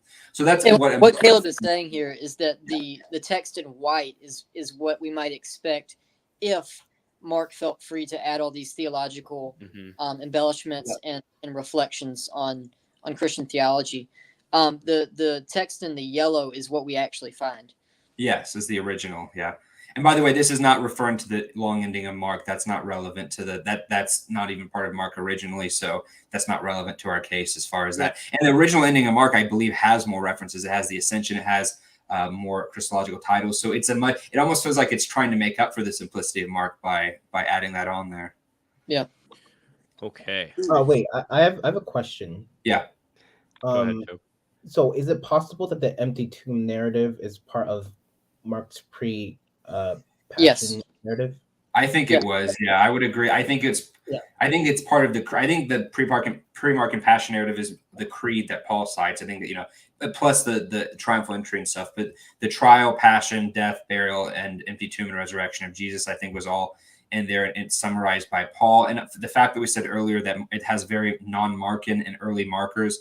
Well, you don't think that the appearances were part of the pre-Markan narrative, do you? Well, I think the appearance. Well, the appearance of Peter is implied in Mark 16:7, I think. 14:28 and 16:7. 16:7, yeah. So I certainly think there was a tradition. Yeah, I certainly think there was. Yeah, a that's tradition. that. I mean, you think that they're the same tradition? Interesting. I didn't know that. Well, yeah, no, I think it's hard to. I don't think we can know exactly where the passion narrative starts and ends, but I would agree with Craig, and I think I forget if it's no. Craig thinks that it ends with the empty tomb narrative. Okay, well, that's fine, but I don't think it would. Some people says that it ends with the burial, and I would agree that I think that seems implausible that it would end in not in victory. I think that it makes more sense to tie it together. Plus, there's a lot of grammatical connections between the burial and the empty tomb narrative, so it makes sense to read them consecutively, not as an add-on. So yeah, I agree with you there. Do we want to take a Yeah, question? and if one wants to look more at the pre-Mark and passion narrative and the relevance of that to this narrative, I would recommend Assessing the New Testament Evidence for the Historicity of the Resurrection of Jesus by William Lane Craig, pages 359 and 361. Craig is very good on the empty tomb and burial. He's probably one of the top people for that particular aspect of the resurrection, as far as the burial narrative and stuff. Any other factors for the any other piece of evidence anyone wants to present for the empty tomb? Do you have any? Well, other than general reliability, we're talking about specific arguments for the empty tomb here. But again, I'd reference the earlier videos we did on general reliability. Check out the gospel authorship video I did with Than on this channel. Check out the stream that Eric and Caleb did and I on the burial, etc. If John, the son of Zebedee, is whoever the beloved disciple is, claims to be there to see the empty tombs, we have a direct witness for the empty tomb. That isn't often discussed, but we have a direct witness of the empty tomb. And I think likely it is the case that Paul's passing on of the 1 Corinthians 15 creed implies that he knew of a proper burial place, and he would have known that through Peter, who also was at the tomb, according to the gospel narrative. So we have multiple witnesses to the empty tomb, and then we have very likely have the direct testimony of the women. So there we've got a lot of witnesses to the empty tomb itself, and the fact that the resurrection would not have been proclaimed in an environment in Jerusalem without an empty tomb. And that if you're making these particular claims in an honor-shame society, and you say that the tomb is empty, and the tomb isn't actually empty, and you're proclaiming a resurrection while the body is in the tomb, you would have been completely destroyed. And there would have been no Christian movement to speak of. And I think that point holds a lot of water. One more thing just to caveat real fast is I actually do think we have the site of Jesus' burial in the Church of the Holy Sepulchre. I'm not going to go into all the reasons why, but a lot of archaeologists, in fact, the majority who've looked into it, I don't know of anyone who says that it's unlikely. Most of them will say that it's plausible. We can't really know, but there's nothing that there's nothing that would disconfirm it. Whereas we have other sites that we can almost certainly disconfirm as not being legitimate. So for many reasons and dating reasons on that, there's actually a pretty good chance that we could have the actual burial place of Jesus, in which case that would be even stronger evidence that the burial and empty tomb are accurate traditions if they were preserved. And by the way, that's not your typical Ron Watt, fraud. Oh no, these are people I believe James Brown, Greg Evans, all these people. Yeah, You James just made me think Charlesworth, of I a think, certain is an incredible expert on these things. And he thinks that that's the tomb of Jesus. or is inclined to think that it is. And no scholar thinks like that the Garden Tomb, which is the one that Protestants Right. like to use, it looks cool. Like it looks like what you imagine it would look like, but almost no archaeologist accepts that. So that's the distinction. I've got a quick counter objection that I want to dispel really quick. Gerhard Ludemann, he argued, since he's announced the late Gerhard Ludemann, he passed away recently. Ludemann argued that if the place of the burial and the place of the empty tomb was known, the early Christians would have vindicated it. I'm sorry, Bram. Keep going. Well, that's what he argues. The problem with that is, you were laughing at the comment about Ron Wyatt. Yeah. The problem with that is that there is a fundamental distinction between the veneration of the tombs of, say, the Maccabean martyrs of the time and Jesus's, namely that Jesus's was empty. There was no body in it. So it's actually what we'd expect on the hypothesis that Jesus did empty the tomb, contra Ludemann. I don't know if that's a common counter objection, but I've seen it enough times to where I think it's relevant. All right. Do we want to address this objection right now that we see in the live chat surrounding this ridiculous thing surrounding the Passion narratives being ripped off from the Old Professional Testament? debunker of Christianity. Here, How are you doing, Mr. Bayren Dosher? Professional debunker of Christianity, man. Yeah, here we go. So, is this what you want to answer? You'd have to argue that the Gospels are a form of midrash, and that is the midrash does not work in that particular way. If you compare midrash to actual works that are of a historical genre, there is no case of historical details being told in a way.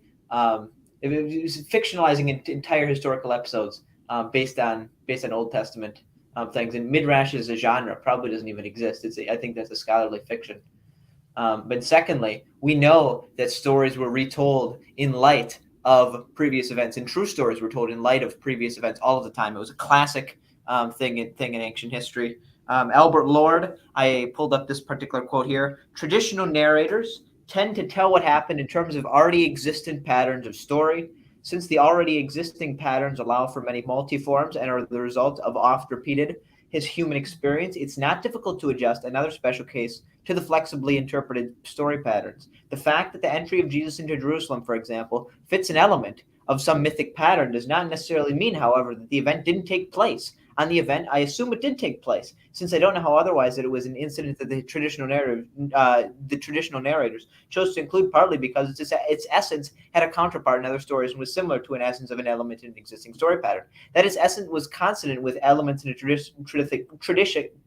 traditional pattern, adds a dimension of spiritual weight to the incident, but it doesn't deny, nor does it confirm that matter, the historicity of the incident. So it was a case of history scripturalized, not an example of prophecy historicized. And there I think that the evidence is strong. All right. Before we go to this, Thomas want to say anything since he has joined. And I think most of the examples surrounding the Old Testament stuff, for example, I think they're reading a lot into that in a way that isn't necessarily the case. I wanted to do that before we moved on. Thomas, did you get everything working?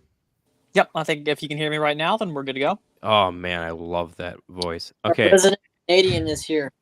Okay, gotta diversify the pool a little bit, you know. Thomas, Exactly. just for the sake of the audience, why don't you just introduce yourself real quick and then talk about anything that you want to plug, and then after the stream, we're gonna put that in the description. Nothing to plug at the moment. I am currently doing my own personal research in the background. I'm a good friend of a lot of these guys here.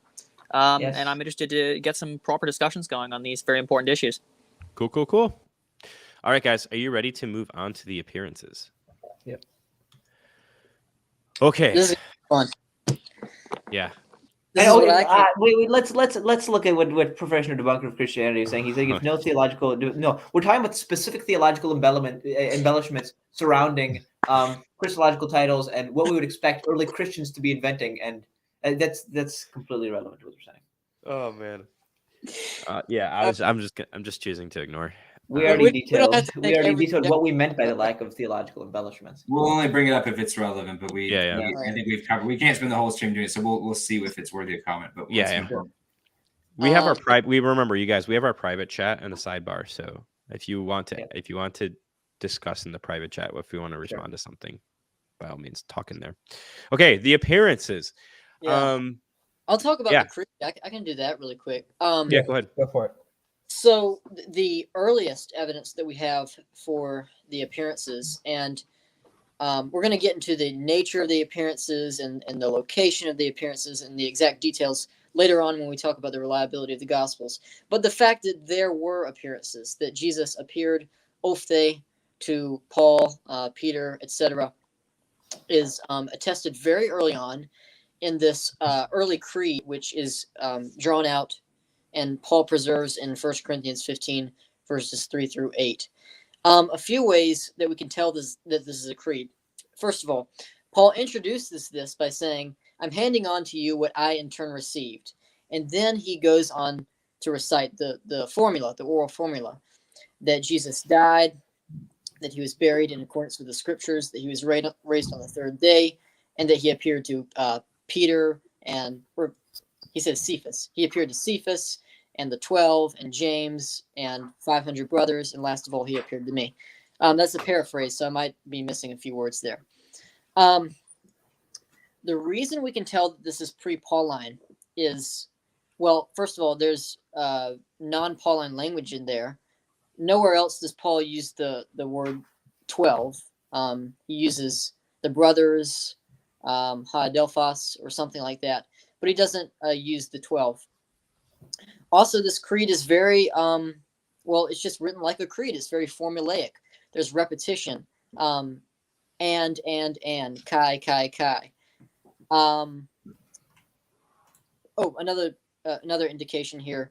Paul doesn't say in accordance with the scriptures elsewhere, I believe. He usually says it is written. So anyways, we can tell this is pre-Pauline because there's non-Pauline language in there, and it just looks exactly like an oral tradition that's meant to be concisely memorized.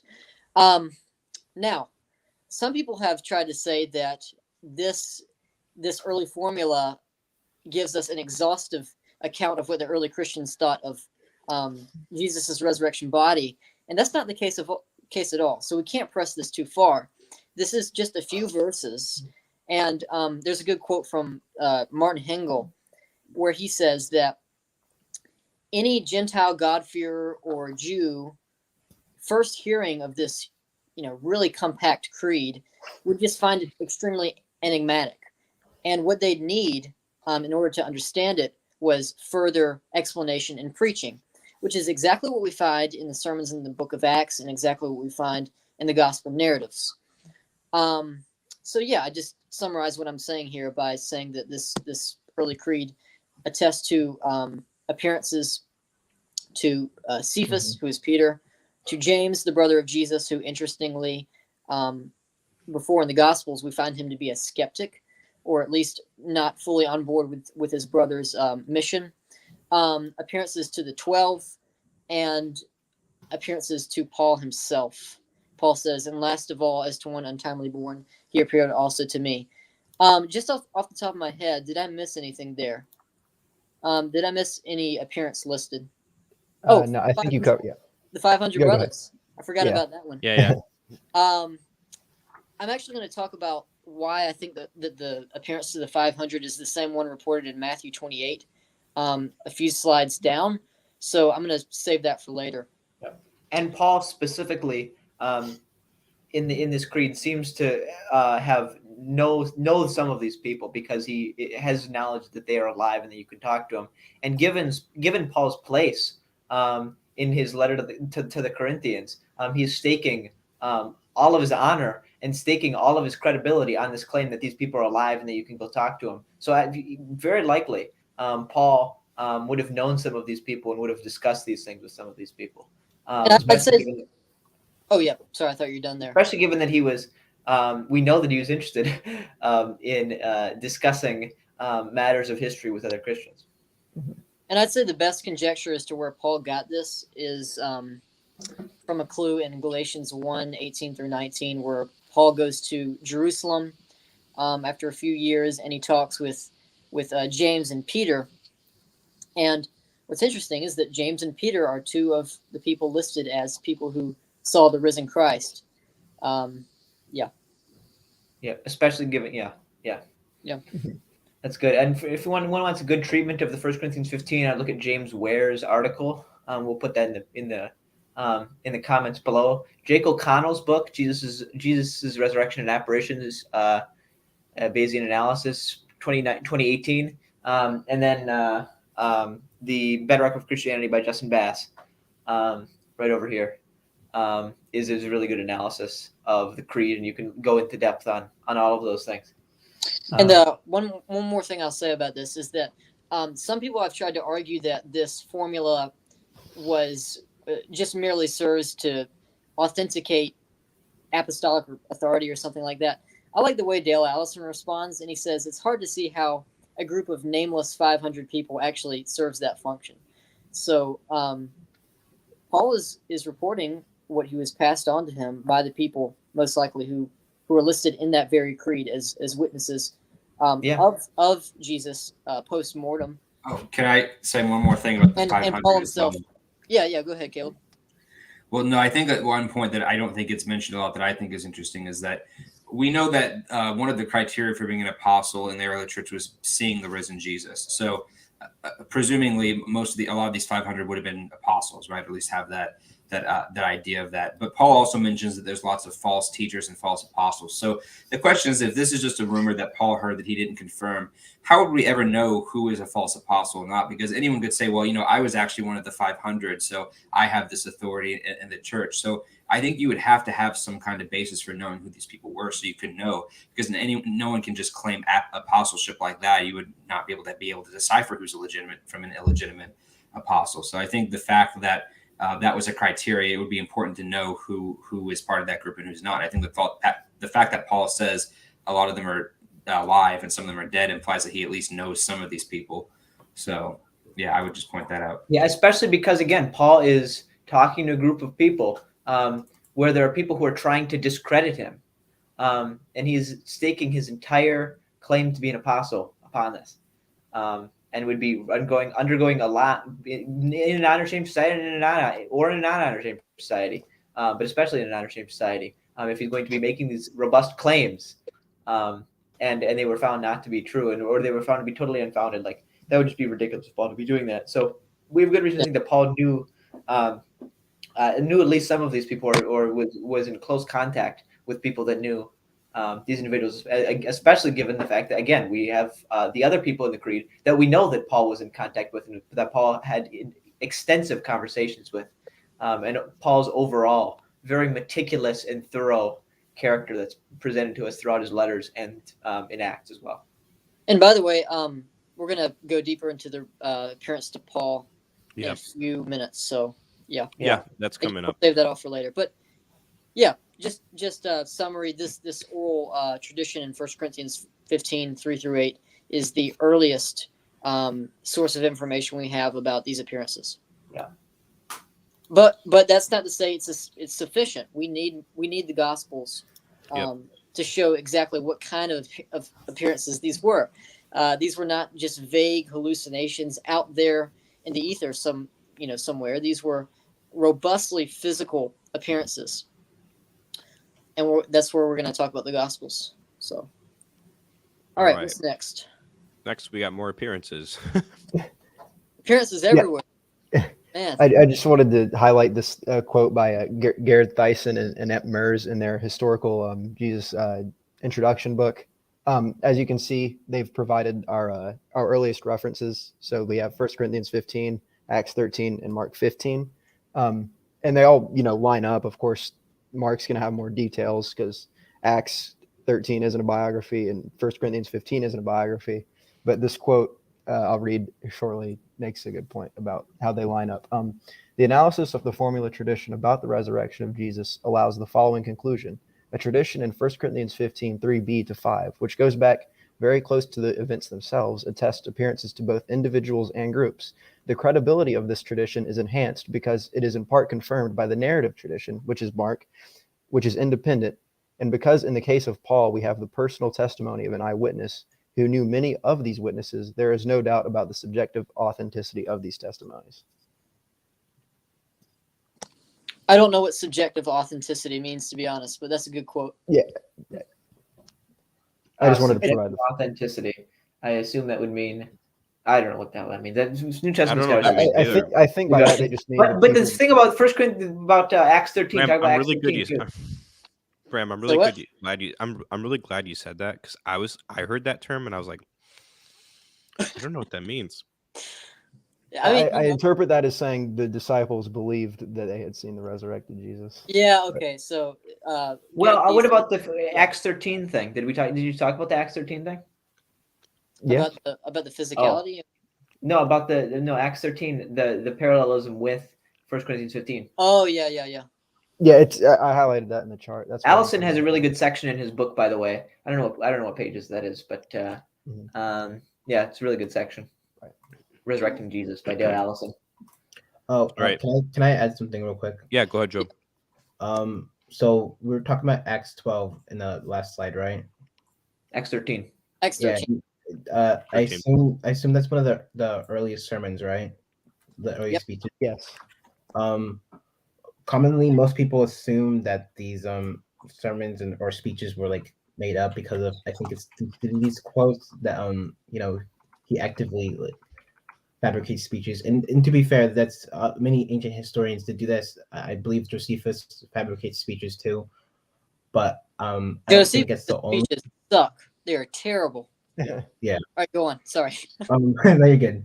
But I don't think that was the only view on speeches in the ancient world, because I believe Polybius he writes that. I'll just read the whole quote out if you guys don't mind. Go ahead. So Polybius, in his Histories, he says, "Surely an historian's object should not be to amaze his readers by a series of thrilling anecdotes, nor should he aim at producing speeches which might have been delivered, nor study dramatic property in details like a writer of tragedy. But his function is above all to record with fidelity what was actually said or done, however commonplace it may be. For the purposes of history and of the drama are not the same, but widely opposed to each other. In the latter, the object is to strike and delight by words as true to nature as possible. In the former, to instruct and convince by genuine words and deeds. In the latter, the effect is meant to be temporary. In the former, permanent. In the latter, again, the power of carrying an audience is the chief excellence, because the object is to create illusion. But in the former, the thing of primary importance is truth, because the object is to benefit the learner.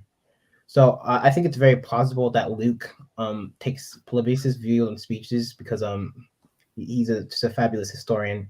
I think Colin Hemmer in his book Acts in the Hellenistic Setting, I think that's what it's called.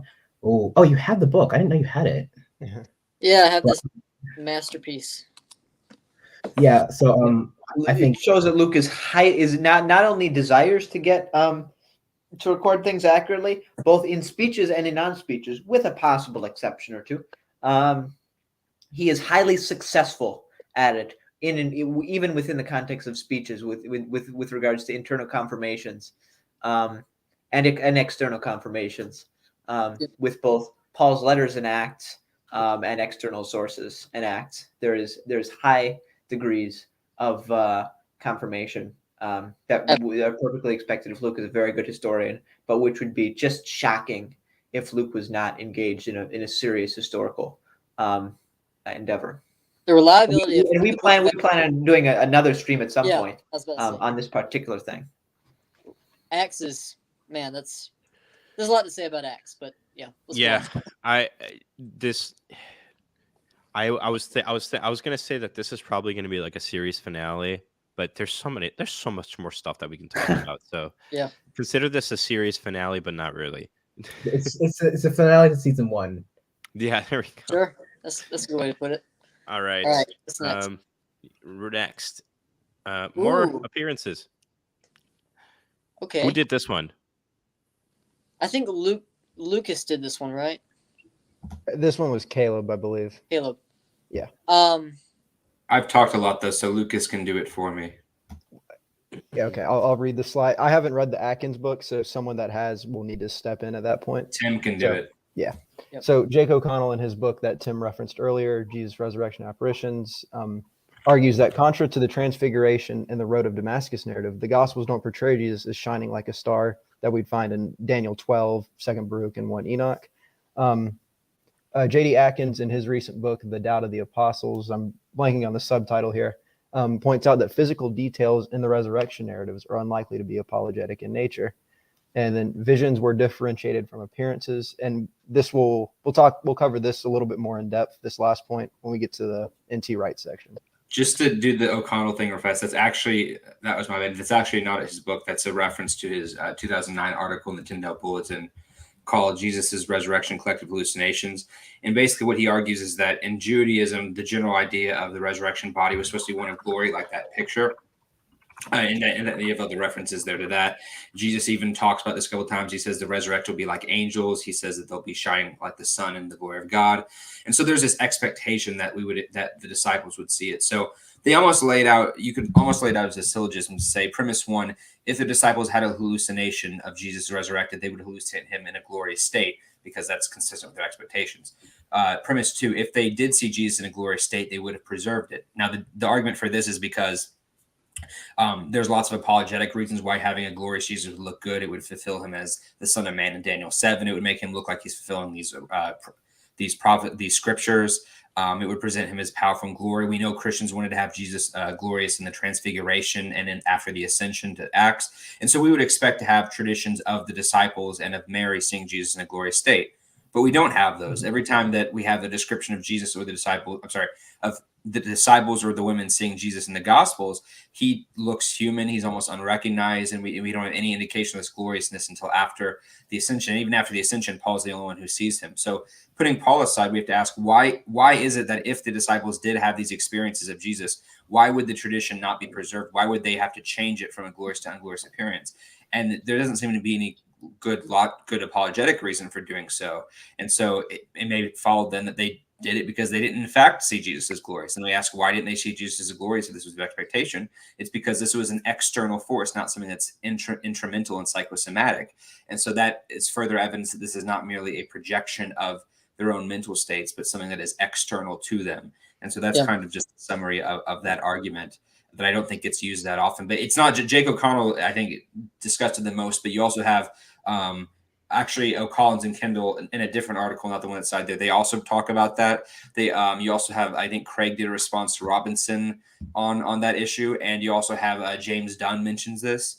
He says that if Jesus told that he was a son of man, the disciples hallucinated him, he'd expect him to be on the clouds of heaven, like how he predicts during his trial. N.T. Wright talks about this a lot. So there are a lot of other people who discuss this to lesser degrees. So I think it deserves more attention.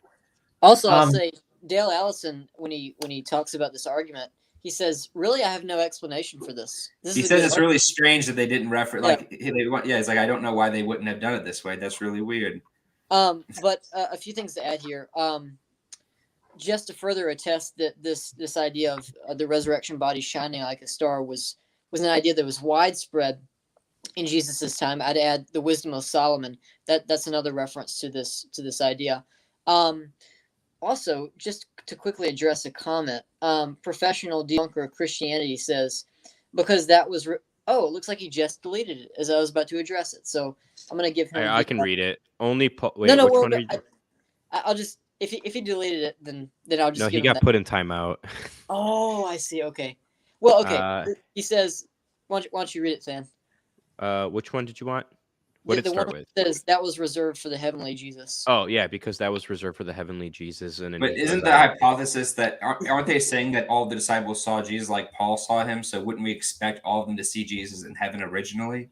And why did they make that distinction in the first place? Why did they make a distinction between? You could easily have it like the gospel, because we know that we have other cases of the disciples seeing Jesus in heaven. They're perfectly happy with talking about those visions. Stephen, for example, They're perfectly happy with recounting those, but those have nothing to do with resurrection appearances. Yeah, and even in the Gospel of Peter, we don't have the ending to it, but you can tell by the way it cuts off. Jesus is taken up into heaven immediately, and then it's setting up for the appearance in the fishing. So you could have appearances after the ascension. I mean, Paul's is obviously. So it's not. So the point is that if if the Gospel authors have the traditions of the disciples originally seeing Jesus, which everyone pretty much, most people agree there was some kind of appearances originally. If these appearances were like that of Paul, it is strange that they would only keep Paul's originally, but then change the disciples for strange reasons. And you could have a glorified Jesus on earth. The angels, when they're on earth at the tomb, are glorified. Jesus glorified the transfiguration. There's no real reason for it, and it doesn't have anything. The angels are more emphasized as glorified, more glorified than Jesus. Exactly. They go out of the way to say the angels have clothes like lightning, but they don't say that for Jesus. Yeah. So this is all predicted on the hypothesis that the Gospels give us a basically reliable account of what Jesus's resurrection looked like, and it's not predicted on the hypothesis that the resurrection narratives are just hopelessly contradictory and have just been embellished to death. So yeah. Okay, Ehrman. Sorry. Both from Acts and from Paul, we have good reason to think that there's differentiation in the New Testament. Yeah, Tim, did you want to talk about the Atkins thing real fast? Yeah. So J.D. Atkins wrote a book with the scope of, I think this is actually a dissertation, where he argued that the doubt motif and the physical details of the resurrection appearances are actually not likely to be an anti-docetic reaction to the resurrection, to the original resurrection appearances being more spiritual for several reasons. One is that the doubt motif itself is the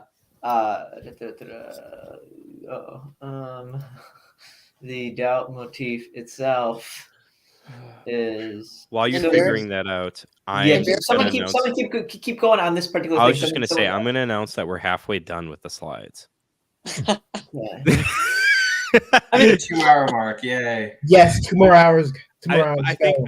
I think like once we get through this meaty part, it'll go a little bit faster. And you know what, fan? Like we have 6 slides on the martyrdom, which was you, so you catch. I know. I'm sorry.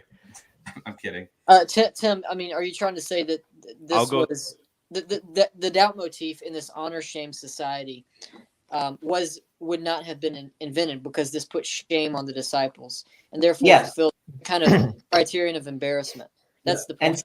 And secondly, that's the thing surrounding the doubt motif. And secondly, go ahead.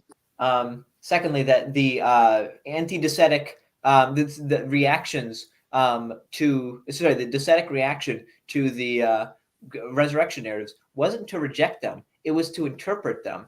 And the anti-docetists didn't just quote like, "Oh yeah, well, Luke and John obviously have this thing or whatever, where Jesus is being touched and whatever," because the doubt is actually not fully resolved in those in the gospel narratives in a way we would expect if it was just an anti-docetic proof text.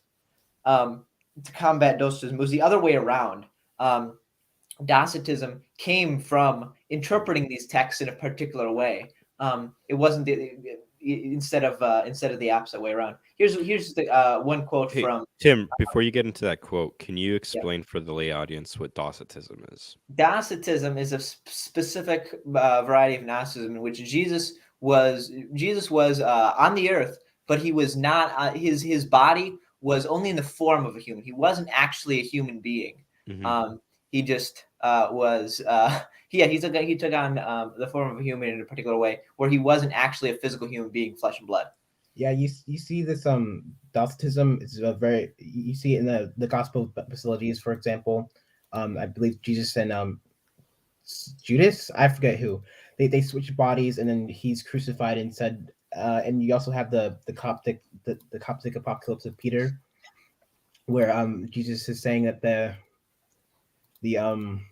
that his physical body is nailed, but he's up above somewhere, and he's laughing. Laughing motif is very popular in Gnostic. Jesus laughing is very popular in Gnostic texts. So yeah, that's if anyone's interested in Docetism, yeah, you read those sources.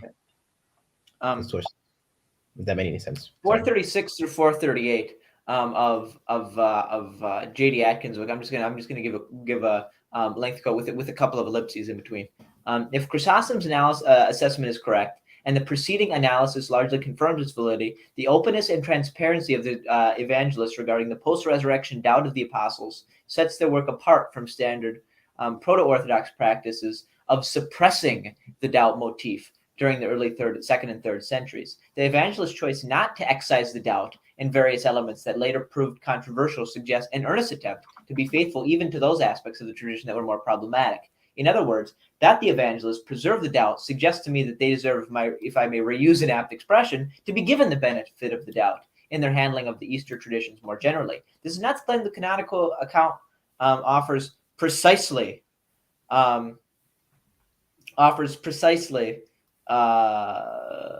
reports, or that the evangelists were merely dispassionate compilers of tradition. But the above analysis does, in my view, render implausible modern claims that the group appearance tradition was radically reshaped by apologetic concerns prior to being incorporated into Luke and John's gospel.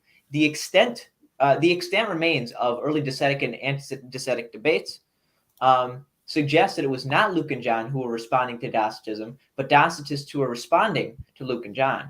The Docetists themselves did not perceive an anti-docetic intent in Luke's and John's narratives. Rather, they accepted them as authentic apostolic tradition and even appealed to them in their arguments for docetic Christology. The modern question about the original form of the Easter faith thus proves to be a red herring. As we've seen, this is a question in which Docetists, Gnostics, and Proto-Orthodox Christians all agree. Both sides agree that the Proto-Orthodox position reflects the original view of the apostles, but Gnostics and Docetists reject as invalid as the Proto-Orthodox principle that truth precedes error. The principle of the Gnostics is that the apostolic error precedes Gnostic truth. According to early Gnostics, who understood Luke's gospel to be written according to the statements of Jesus' disciples, the apostles did initially conclude that Jesus had risen in the flesh, but their conclusion was mistaken. Unlike the modern debates about the resurrection, which are primarily driven by the question of historicity of Luke and John's narratives, the second century debates were hermeneutically driven. In the ancient church, both sides agreed that the Gospels tell the story as it happened, or at least as it appeared to have happened. They differed on how to interpret what happened. As Hippolytus reports, the Docetists affirm that Jesus did all the things that has been written in the Gospels, but every detail is reinterpreted in accordance with their own heretical system. Much modern skepticism about the reliability of Luke and John's narratives has been fueled by suspicions that the touch, invitation, and the meal were fabricated for the purposes of anti-docetic polemics. But as we have seen throughout this study, these suspicions are based on a host of false and anachronistic assumptions about Docetism, anti-docetic polemics, early Christian apologetics, and Luke and Johannine redaction. That is J.D. Atkins's marvelous work on the doubt motif in early Christianity, especially in Luke and John's narratives. And also, of course, this does give us reason to trust that the early Christians were interested in open inquiry, and that the gospel authors were interested in open inquiry about being encouraged and not stifled in the doubts that were mentioned. Yep. All right. All right.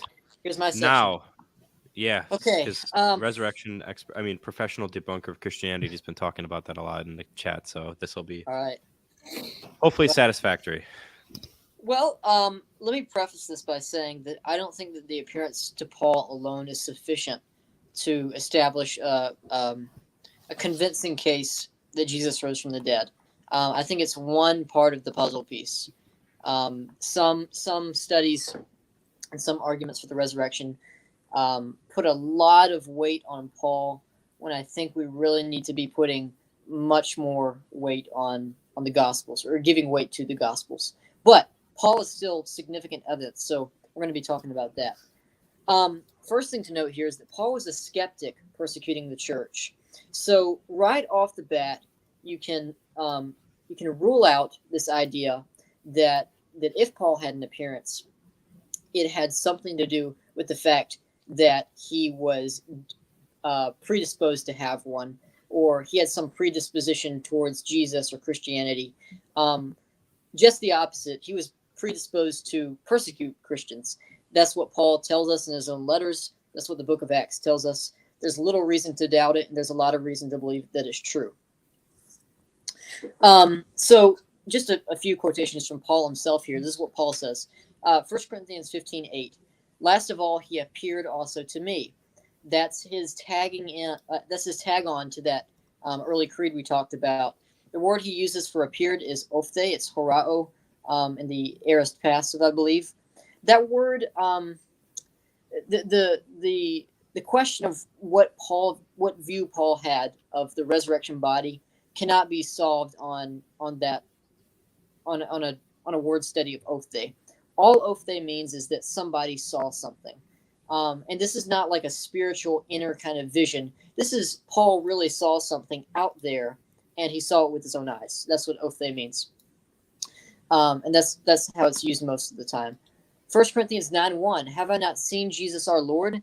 The reason I put the Greek next to that is because the first word in that sentence is uhi, and it's a negation in Greek. And what's significant about this is that what that means is that the implicit answer to this question is yes, I have. Paul is saying basically, I've seen Jesus, haven't I? He's not saying I haven't seen Jesus, right? He says I've seen Jesus, haven't I? That's the kind of function that uhi serves. So this is what Paul tells us. But really the best kind of details that we're going to get are from the book of Acts. And, I believe that Acts was written by Paul's own companion, Luke. And again, I just refer you to the stream and we go through a lot of evidence there. But let's just talk about Acts really quick. Acts 9, 22, and 26 all talk about the same event. Jesus appears to Paul, and this is a more heavenly appearance, and that's different from the Gospels. And we're going to be talking about why that's different from the Gospels in a few minutes. But what needs to be noted here is the objectivity of this appearance, the objectivity of it. This appearance is seen by other people. Paul's men fall to the ground. This is in Acts 26:14. This is something that Paul's men, recognized as real, as actually happening out there. So it can't be explained as, if you take these details to be historical, as something that's just, that can be explained just psychologically. What's interesting, and I noticed this last night, is that in 22 verse 9, and I probably need to go there really quick, because I already forgot what it says, but Acts 22:9, where Paul is talking about this.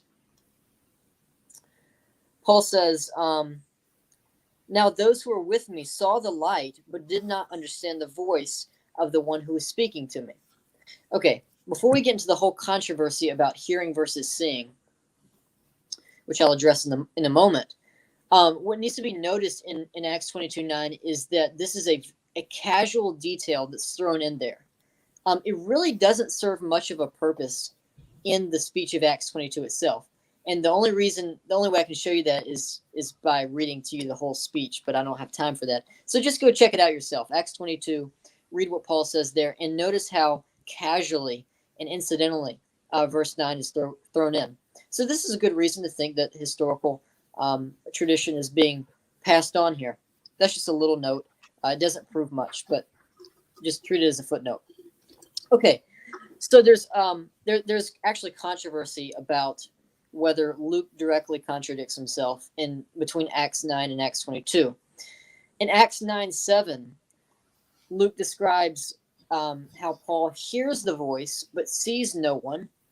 And in Acts 22, verse 9, these people see the light, but they do not hear the voice of him who is speaking.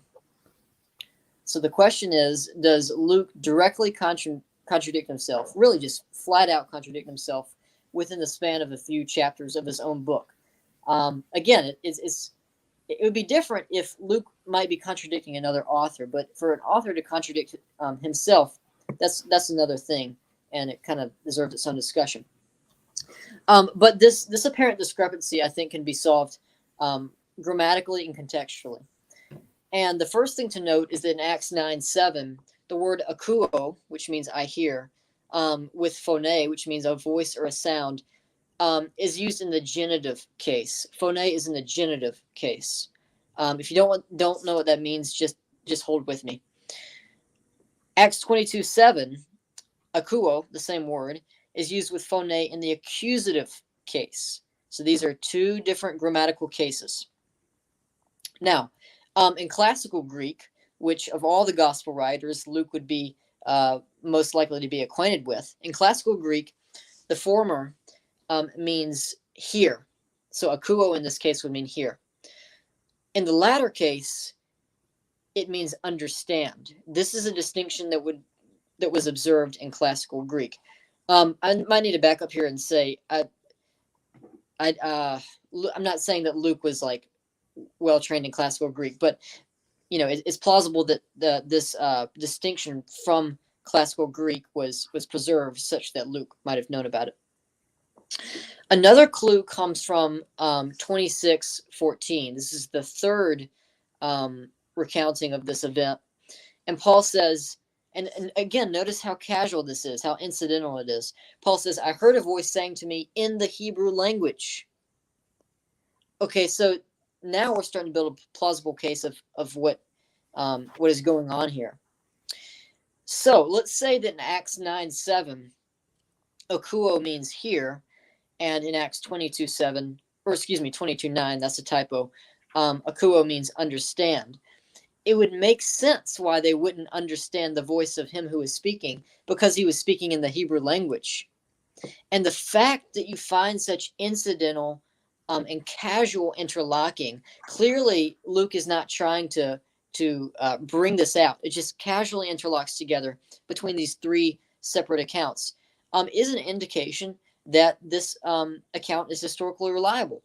That's evidence for the truth of these events. And lastly, another, perhaps Luke could be indicating that he's making this distinction between akuo with the genitive, akuo with accusative, when he adds the clarifying phrase, the voice of him who was speaking.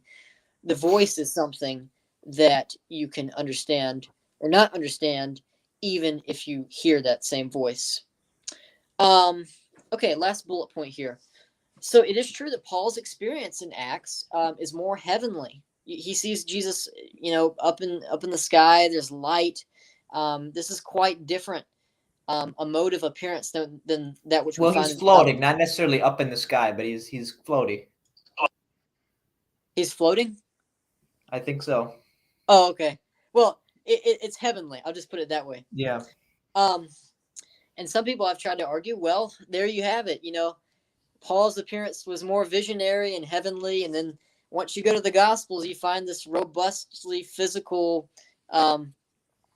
appearance of Jesus, and therefore there was some line of development that turned Jesus's heavenly vague visions into physical appearances. And of course, Luke is just taking a tradition which just had Jesus appearing in some vague, LSD.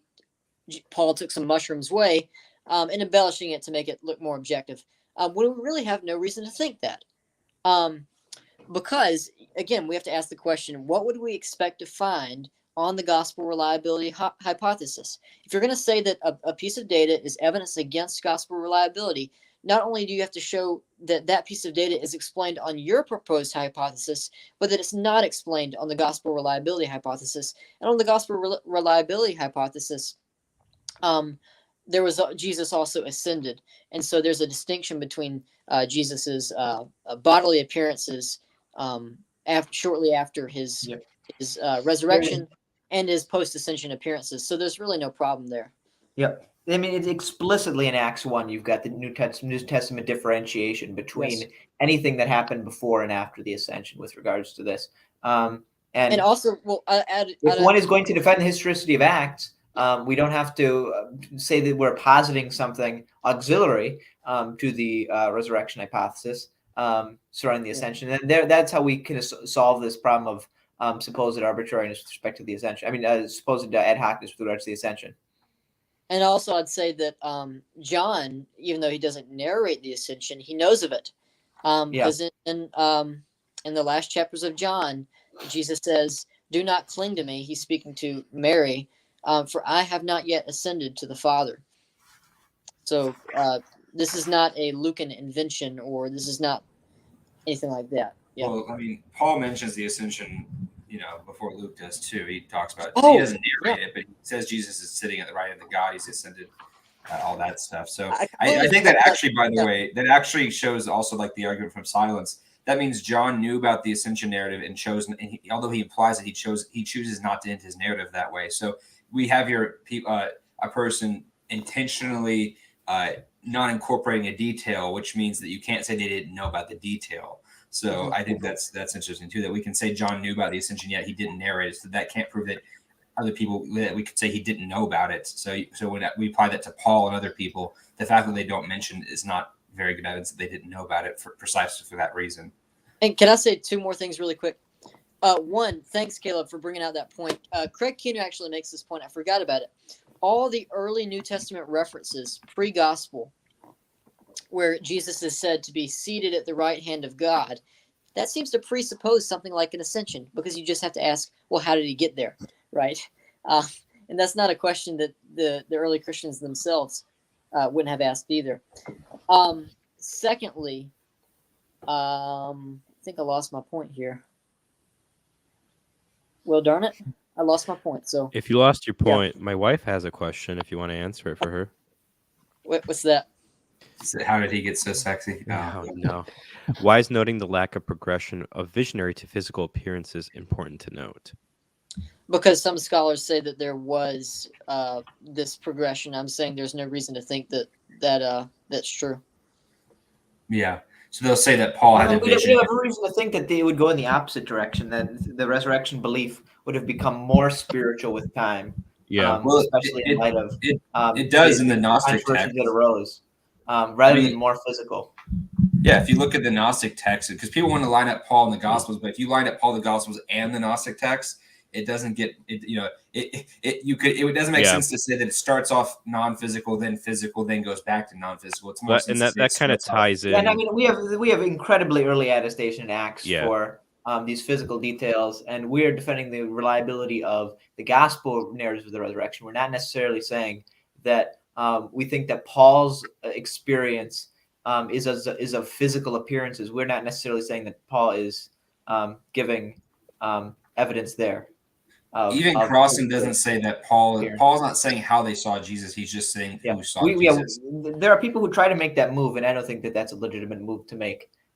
From Paul believing in a physical resurrection to Paul having a physical appearance, or for that meaning that the disciples had a physical experience. We don't think that that's the case.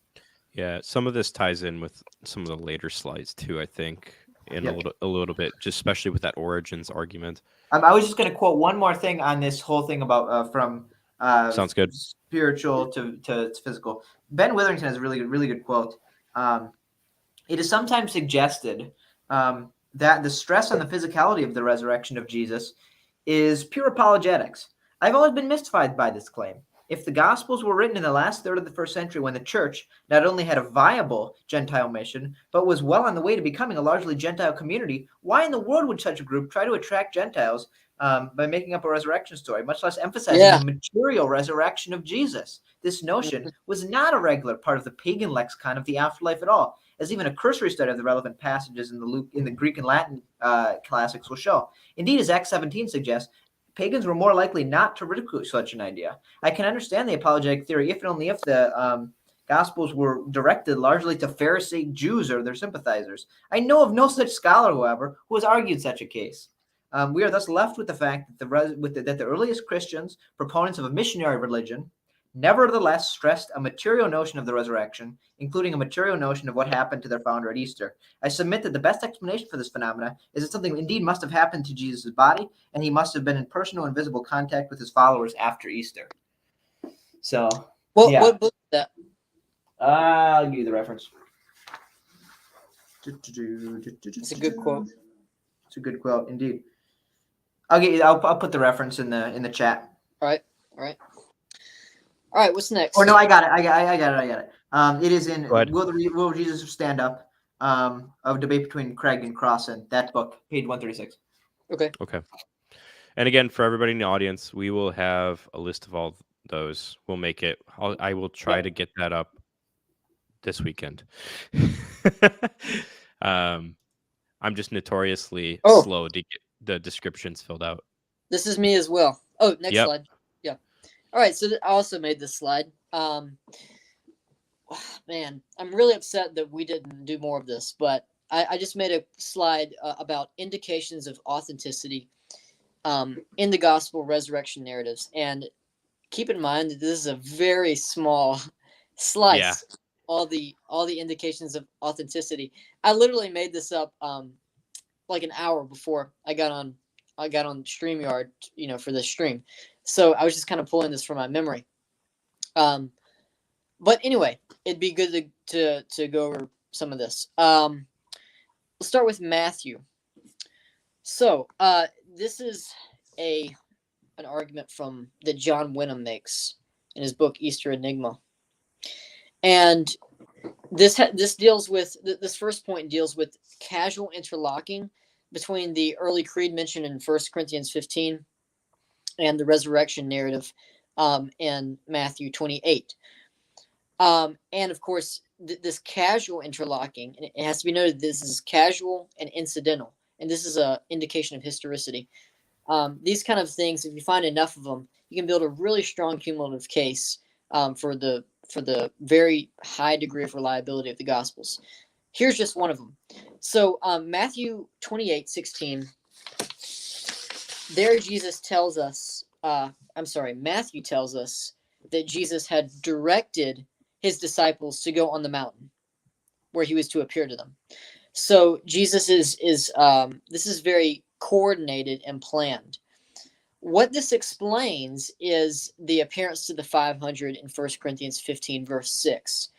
Wenham argues that this appearance to the 500, because it most likely would have happened after the dispersion of everybody from Jerusalem. After that dispersion, the only way you get 500 people together would be for it to be pre-planned and for it to be ordered and directed. And that's exactly what we find in Jesus's command in Luke 28:16. And again, I just want to stress this point. This is a detail. It's an incidental detail. Matthew is not drawing any attention to this point, but the fact that you find these interlocking casual details is a sign of authenticity. Another cool example, Matthew converges incidentally with John when the women first come and meet the risen Jesus and touch him. And there are two things to say about this one. So in Matthew 28, verses 9 through 10, Matthew says, they took hold of his feet, that is the women who went to the empty tomb. They took hold of his feet and worshipped him. In John, Jesus says to Mary, when Mary first sees him, do not cling to me, for I have not yet ascended to the Father. The word for cling, I believe, is haptomai, which can also be translated touch. So there's this kind of touching there. And what's pretty cool is the fact that John's narrative is just so different than Matthew's.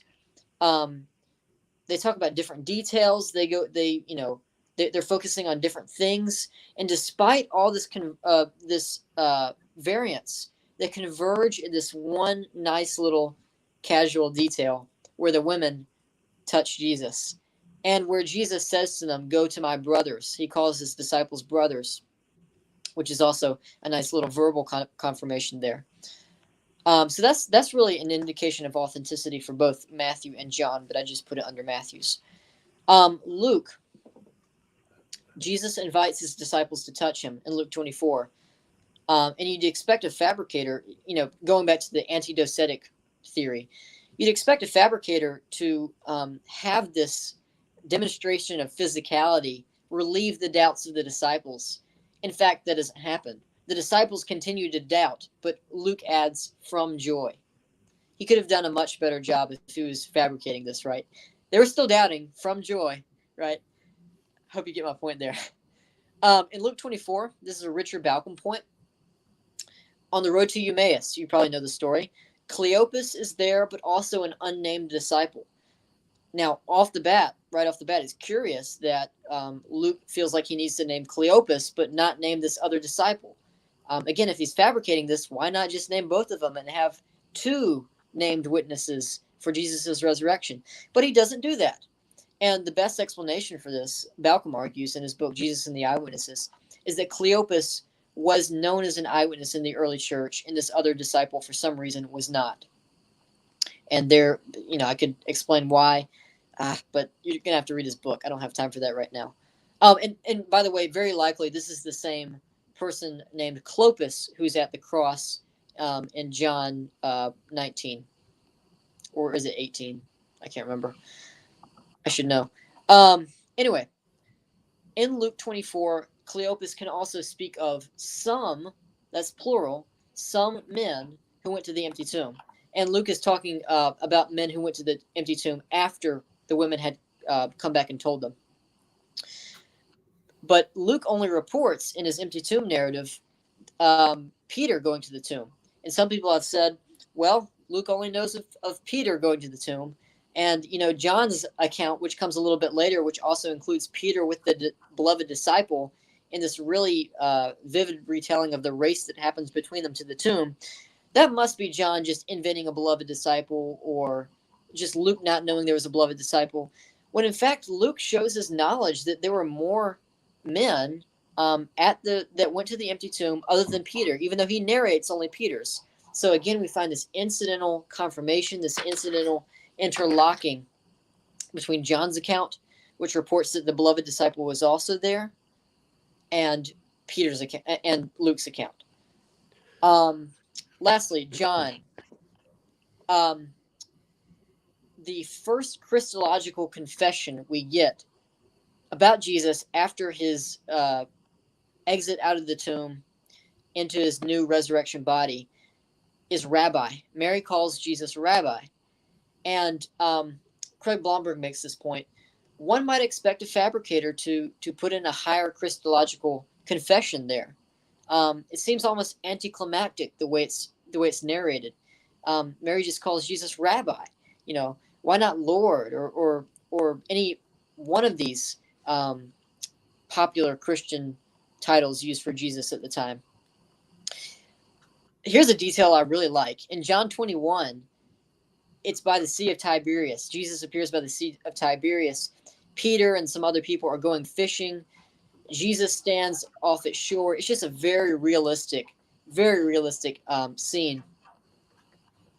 And when Peter sees Jesus, John says that Peter just throws off his garment into the sea. I think that's the detail. Again, I worked this from memory. I hope that's the right detail. Maybe he's putting on his garment. My memory's fuzzy. Is that right, Tim? He jumps into the sea with he like throws it and then jumps into the sea, right? Or something That. Yeah. So I was right. It just speaks to the realism of the account. Yeah. All of these vivid details in the resurrection narratives. The other example is also in John of the appearance to Mary Magdalene and the inspection of the tomb by the disciples. There's a very directional component. Like they turned and looked at, like it is a very realistic depiction of the situation. It's very vivid in detail, which would just be surprising on fictionalized accounts in this particular time and culture. Yeah, and I would just say about this curious detail is the fact that it is curious. It serves no narrative function, presumably except to tell us what actually John saw while he was there. Yeah. I can see no other good reason for thinking why that detail would be thrown in there. It really confirms the character of Peter as well. It fits very well with the with how Peter is in the Gospels, right? Yeah. He would be the kind of person who would think later about that sort of thing and is just eager to jump into the lake. So it makes perfect sense with the character of Peter, as does the rest of John 21, and just the way that that entire narrative flows. And lastly, I'll talk about in the Gospel of John, we have Jesus walking through locked doors. And this is strange, right? There's some strange stuff in the Gospels. But my job here is not to explain away the strangeness. It's actually to show that this indicates historicity in this case.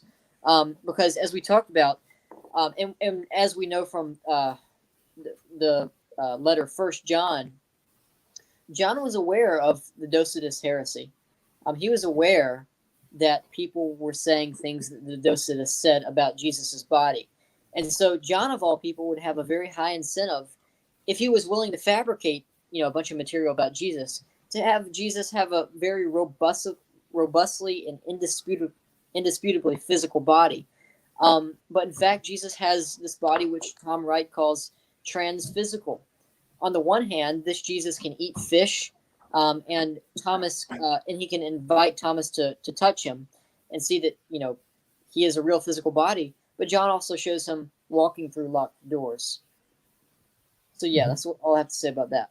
Just to sort of cap that off, I'd like to quote from J.P. Holding's book, Defending the Resurrection, really quick. I think it interlocks here. From page 314, the appearances in the Gospels are not visions of the night like Joseph's or the Magi's dream in Matthew's infancy narrative, or Peter's vision at Joppa in Acts 11, or in the apocalyptic vision of the seer of Patmos in Revelation 1:9.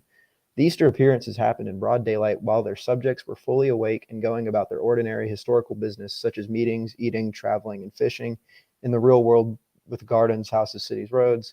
Finally, the Easter appearances were unique, limited to the time just after the death of Jesus, and they came to a definitive end after Paul on the road to Damascus.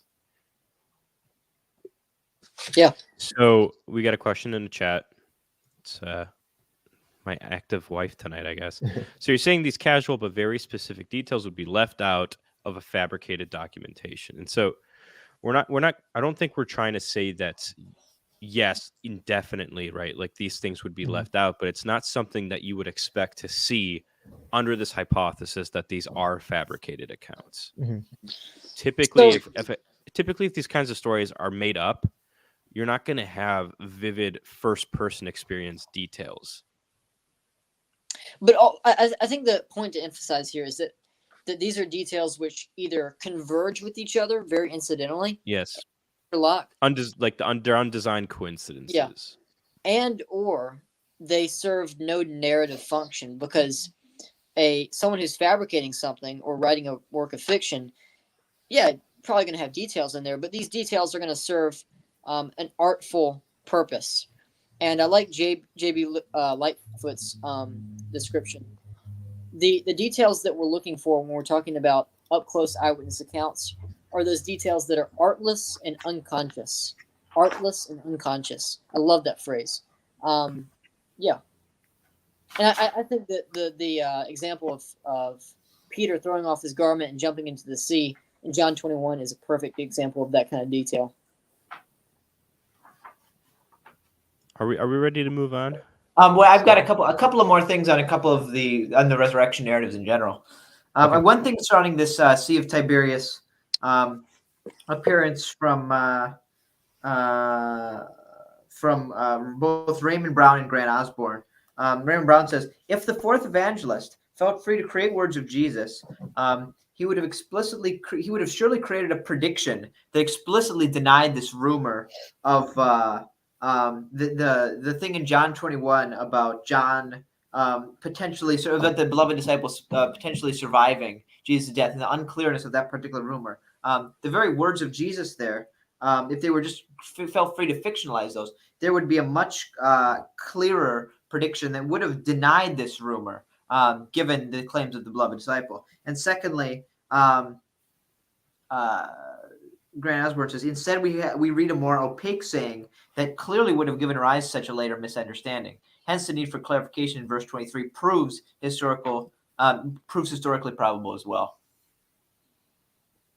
And secondly, with regards to the women, Richard Balcom makes a really good point when he's talking about all the different women witnesses to the resurrection narratives in the Gospels. Two things. One is that the way that the synoptic Gospels repeatedly make the women the subjects of verbs of seeing in Matthew 27:55, Mark 15:40, Luke 23:49-55 clearly shows that the Gospels are appealing to their role as eyewitnesses. And see Birger Gerhardsen and Samuel Bierskog for more on that particular thing. The primacy of sight in the saying of Heraclitus quoted above was a feature of the ancient Greek theory of cognition, to which historians emphasize emphasis on autopsy corresponded. They related to the past visually. Of course, this does not mean that the other senses are excluded from the eyewitnesses' recollections and testimony, but the primacy of sight signifies the importance of having actually been there, as opposed to merely hearing a report of the events. Seeing is also prominent in the gospel tradition, including in itself the act of hearing.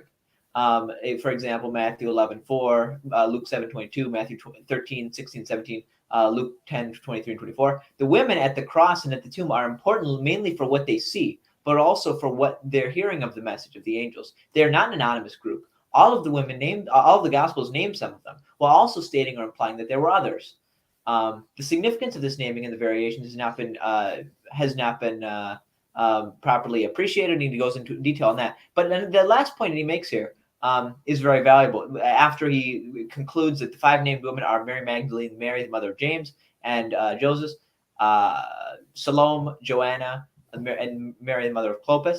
Mary of Clopas, together with the 2 anonymous but specified women, the mother of the sons of Zebedee and the mother of Jesus. Lastly, what he says is, what is of considerable interest in the divergences among the lists is the scrupulous care they display in the naming of the women as witnesses. Mark names 3 of the women at the cross, and the same 3 women as those who go to the tomb, but only 2 of the 3 are said to observe the burial of Jesus. The explanation must be that in the known testimony of these 3 women, the 2 Marys were known to be witnesses of the burial, but Salome was not to that author. Similar care is perhaps even more impressive in Matthew. For Matthew, Salome was evidently not a well-known witness, and he omits her from the list. At the cross, he substitutes the mothers of the sons of Zebedee, who has appeared earlier in his narrative and is unique to his gospel. He does not, however, add her to the 2 Marys at the burial or the empty tomb, surely because she was not known as an eyewitness to these events from him. Matthew could so easily have used her to make up the number at the tomb, but instead is so scrupulously content with the only 2 women well known to him as witnesses. Luke, who names the witnesses only at the end of his account of their visit to the tomb, lists, besides the indispensable Mary Magdalene, Joanna, who is peculiar to his gospel and already introduced at 8:3, Mary, the mother of James. This 3rd name may be Luke's only borrowing from Mark in his narrative of the empty tomb. His reference to Joanna surely indicates the distinctive source of his distinctive empty tomb story. For like Matthew, he omits Mark's Salome, but he does not simply reproduce the list of women followers of Jesus he had employed earlier in his gospel, like Mary Magdalene, Joanna, and Susanna. Mary Magdalene, Joanna, he knew to be witness of the empty tomb. Susanna, he evidently did not. So it shows that the gospel writers are taking extreme care by which they're conveying these stories, and very likely the women themselves were the witnesses these people were talking to, especially given that they're named in a particular way and that they're named in a way that is scrupulous and very careful not to say too much more than they actually know in these particular narratives, and not just like blend all of the witnesses together in a particular way. That was a great quote. Yeah. All right. You guys ready? All right. I have no clue who did this slide. That was me. I didn't even know we had this slide. Just I didn't either. We have 49 slides in this slideshow, so I don't even know. I'm starting to lose track of everything as well. But so now we're moving on. Okay. Yeah. So now we're moving on to objections to the appearances. We talked about this a little bit before, a couple of hours ago. The Greek word ophthe in 1 Corinthians 15, could that mean just like an internal vision, a subjective experience? And like Bram mentioned earlier, a word study won't, prove it one way or the other, but there are some general considerations to take into mind. And that's also, we can glean some things from a word study. So to start off, Frederick Dankers in his Greek English lexicon of the New Testament uses the word as to perceive the eye with the eye. And that's he says that's the primary usage of the word. Lacona in his book on the resurrection states there are 29 occurrences of the word in various forms in Paul, 16 of which refer to physical sight, while only 1 refers to a heavenly type of vision. And the references are right there. Christopher Bryan in his 2011 book, The Resurrection of the Messiah, states the word in itself implies nothing of the kind. It tells us that somebody saw someone or something, he cites a passage there, or in the passive, that somebody or something was seen or appeared, but always the manner of that seeing or appearing, whether it is straightforward and natural or visionary or involving discernment, all that must be gathered from the context and contexts as regards the narratives of the resurrection of Jesus are not at all favorable to excluding all physical elements. And then finally, we have N.T. Wright in his book, The Resurrection of the Son of God. He's working with the Septuagint usage of the word. He states the word occurs 85 times, of which a little over half refer either to Yahweh, Yahweh's glory, or the angel of Yahweh appearing to people. The remaining 39 occurrences refer to people appearing before Yahweh in the sense of presenting themselves in the temple, or to two objects being seen by people in a straightforward, non-visionary sense, and to people appearing in a non-visionary and unsurprising way before someone else. And just because of space constraints, I didn't include the references there. I just put the footnotes in there. So if anyone wants those references, just leave them in the comments, or yeah. And I don't know if anyone else wants to add anything onto that. No, I'm good with them. Keep going. Yep.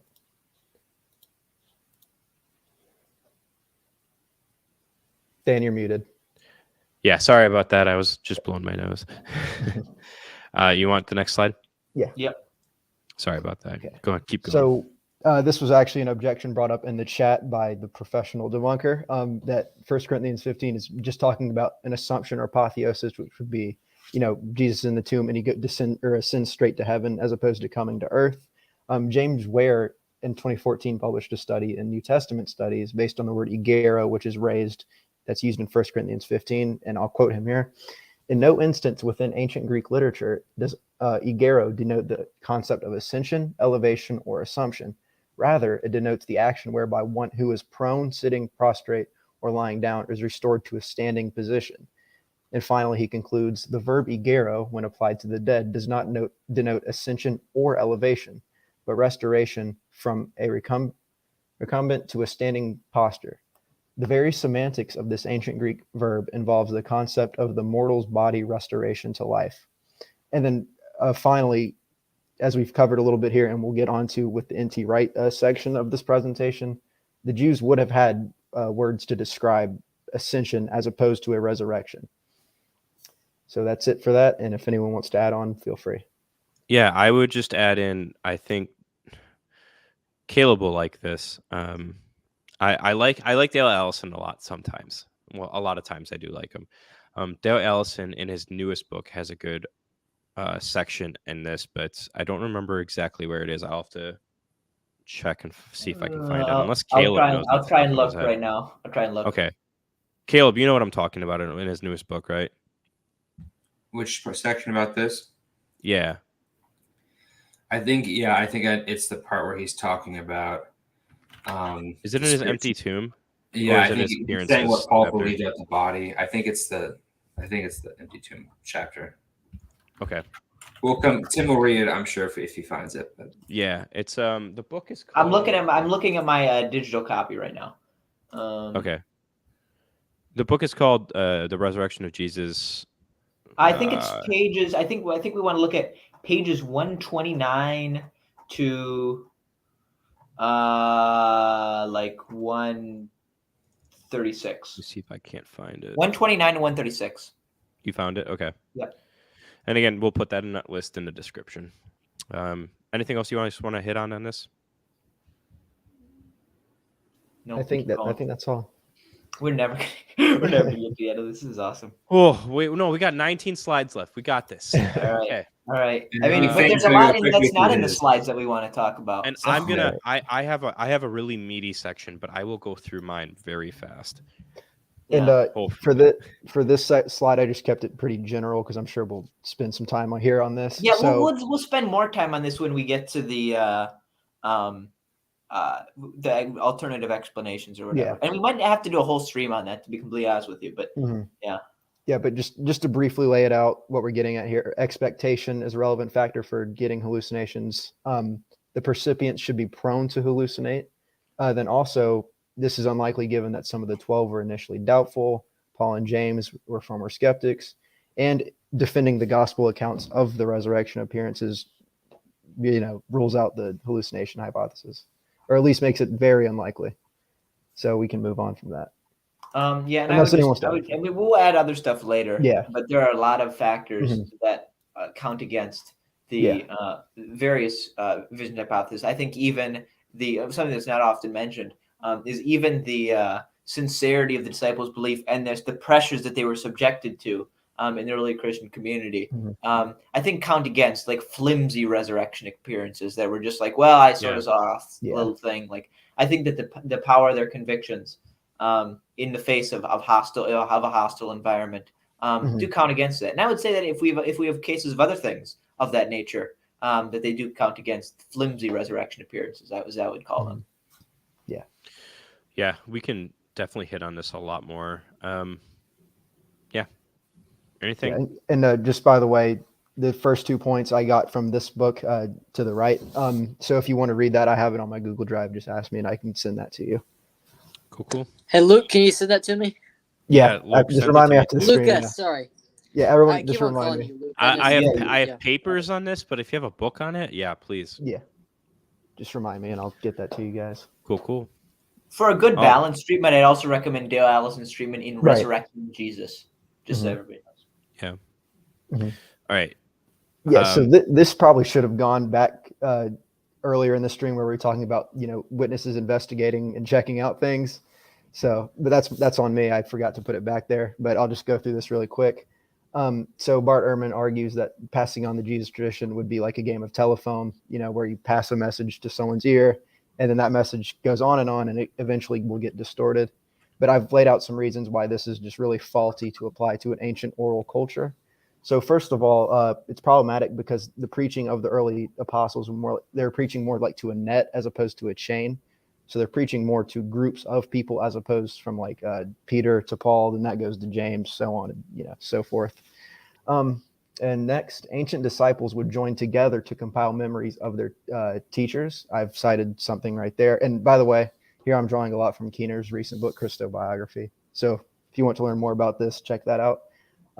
Next, more generally, Judeans and Galileans were known for instructing boys meticulously in the law, probably especially orally, and presumably therefore requiring the boys to develop skills in oral memory. Even advanced students often rehearsed what they had heard. This practice could include repeatedly testing oneself, we're more likely to remember events of significant value. So we're not all too likely to remember, what we had for breakfast last week, but we're more likely to remember the birth of our children or the day we got married or something like that. And David Gregg, an Australian scholar, is going to have a dissertation coming out soon where he delves into a lot of the psychology behind that.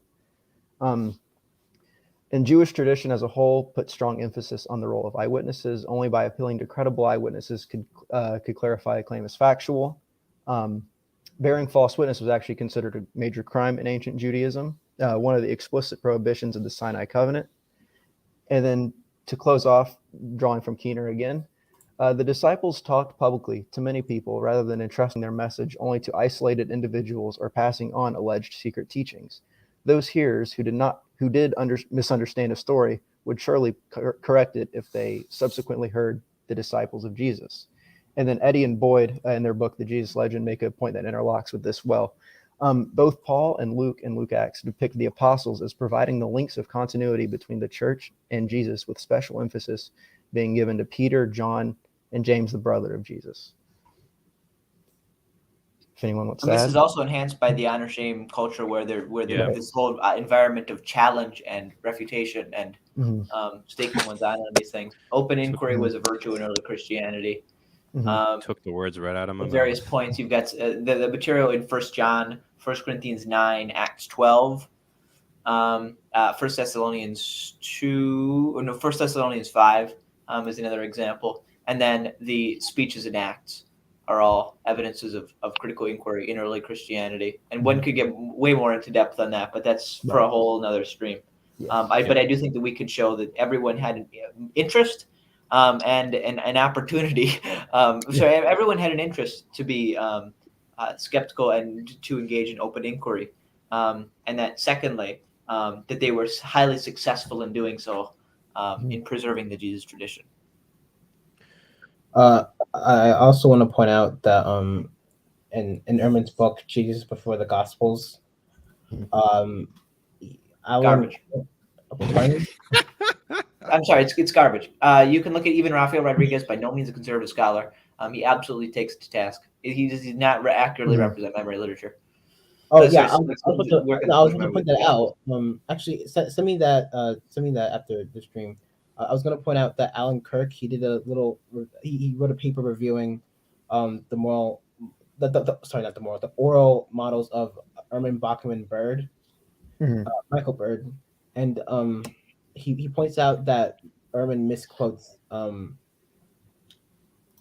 this scholar called Vincina. Jan Jan Vincina, and in the oral tradition as history. It's 1985 monograph, and he also misquotes the cognitive psychologist David Rubin's book, Memory and Oral Traditions. So yeah, and for a fair representations of those books, see the Keener book that I just that I've drawn from here. And we might have to do more further discussion of the reliability of the Gospels and the reliability of memory at another occasion. But like, there's a lot we could get into. There's various social memory. I know. In terms of, go ahead, Lucas. Yeah, that's Jonathan. Yeah, it's Jonathan. I'm sorry. Very good. So I'm in a spicy mood. I'm gonna quote what Charles Gation said after Ehrman misquoted him. You'd think a textual critic who writes books about how the Bible misquotes Jesus would be able to quote other scholars properly. So, yeah. Again, for general reliability of the Gospels, look at past videos and streams that we've done. My friend Eric Manning runs a YouTube channel called Testify, and he does a lot of work. That's his main wheelhouse. So please go look at his videos as well. And in our recommendation section, we'll talk about stuff there too. Yeah. That's just me talking about stuff just for the sake of, again, we're not building a huge case here today, but a case has been built previously that we're using as a foundation for this.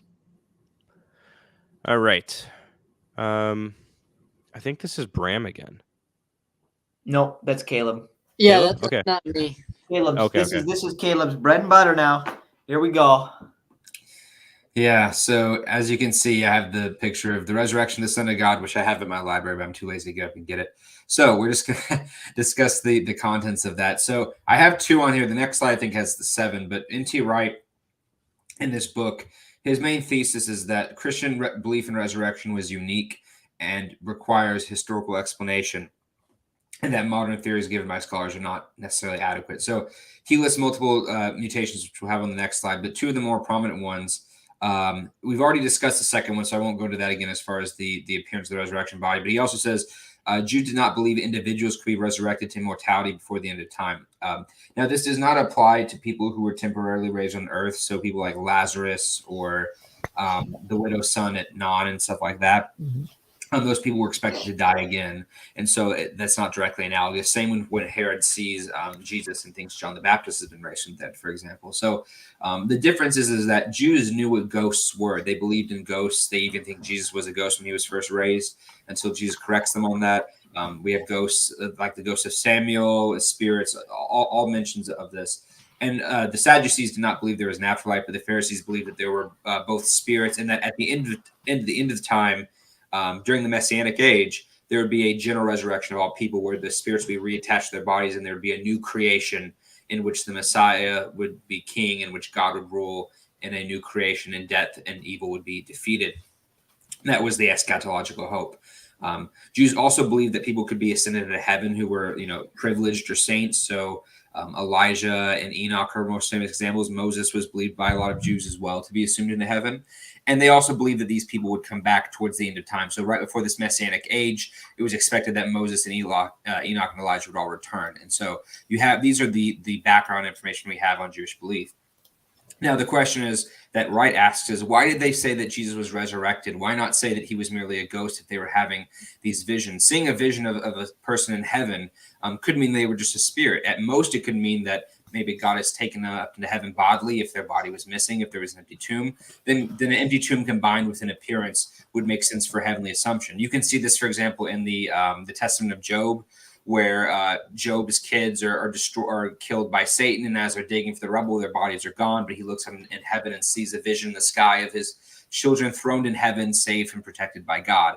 And so you can have this combination of both a missing body and a heavenly appearance. And it would lead to belief in assumption, but not resurrection. And so what Wright basically argues is that in order to bridge this gap, in order to explain why they believed in resurrection and not just assumption, it's not enough just to have an empty tomb. It's not enough to just have appearances. It's not even enough to add eschatological expectation, because assumption would go with that as well, because they're supposed to return. You have to add these physical details that we see in the Gospels, that Jesus is touching with them, he's interacting with them, and they don't believe he is resurrected at first, and he has to prove this to them over the course of several visitations. And this is a natural impulse. In fact, I think it's interesting reading real world examples of these parallels. I remember reading a story about a man who, in China, I believe it was, who had been falsely pronounced dead, and he ended up being arrived in the funeral home, at the morgue, but they had gotten his body mixed up, and they cremated a different body, and the funeral workers thought that was his body. They got the identities of people mixed up. And so his family had been told that he was cremated, and they got his ashes. Well, he wakes up and comes home, and when they see him, they think he is a ghost at first, because his body's been cremated. And so they freak out, and they have to touch him and hug him, and it takes them a while before they realize that, no, he's standing there flesh and blood. And so I think that's like a really natural reaction to that. And so that's kind of part of what Wright says. He basically says that I can't explain why Christians believe what they did unless Jesus really did leave behind both an empty grave and interact with them in such a way that convinced them of these things. So that's the short version. Yeah, and to be clear, we think I think Caleb agrees here that Craig, who uses Wright's argument as independent of the resurrection appearances, that Wright is, Caleb and I think both think that Wright is actually arguing for using this, things surrounding these origin considerations for the historicity of the empty tomb and the resurrection narratives of the Gospels, because he's saying that, well, you need appearances like these and an empty tomb like this in order to account for these changes in early Christian belief, and thus the prior probability of those appearances and appearance narratives like that and the empty tomb narratives like that, given early Christian beliefs, is quite high. Or you could say, given I think that that's what Wright is arguing.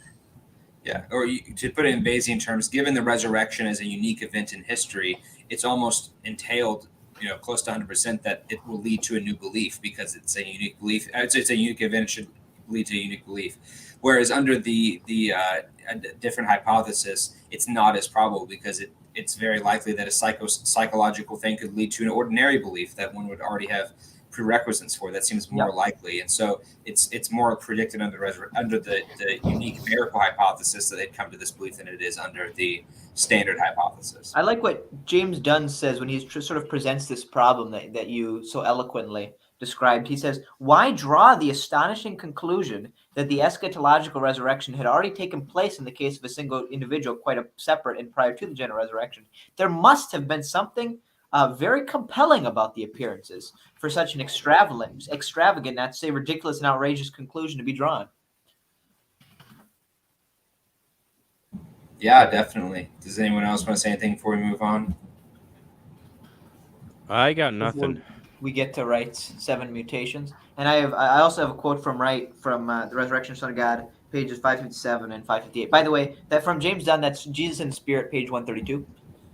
On the Resurrection of the Son of God by N.T. Wright, he says the Messiah was supposed to win the decisive victory over the pagans, to rebuild or cleanse the temple, and in some way or other bring true God-given justice and peace to the whole world. What nobody expected the Messiah to do was die in the hands of the pagans instead of defeating them. The violent execution of a prophet, still more of a would-be Messiah, did not to any Jewish onlooker that he really was the Messiah after all, or that Yahweh's kingdom had come through his work.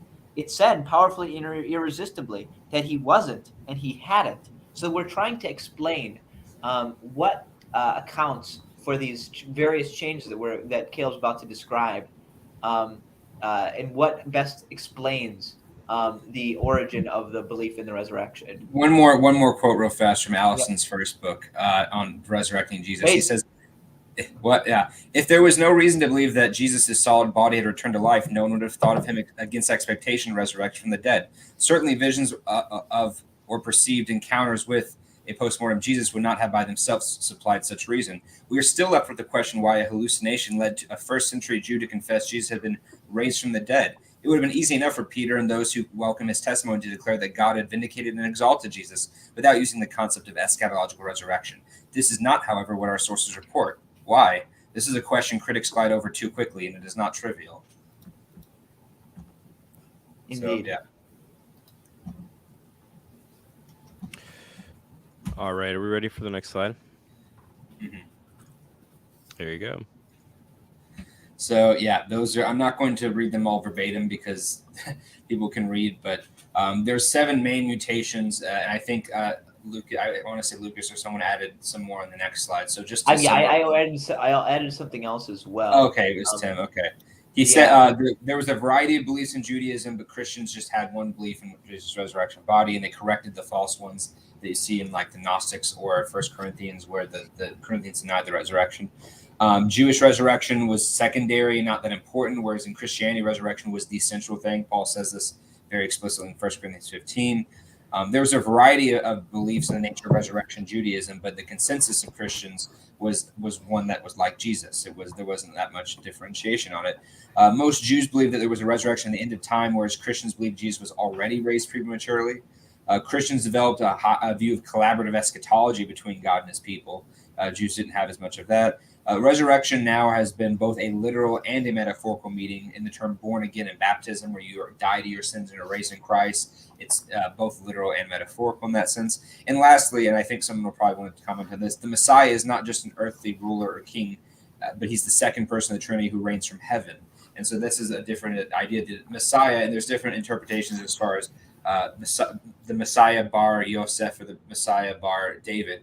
But generally, there wasn't an idea that that the Messiah in some form would be successful on earth as a military ruler. And so Jesus being killed would dash their hopes that this would be possible. They would say, well, it wasn't him. We have to go find someone else, is how Wright puts it. You either go home or you find a new Messiah.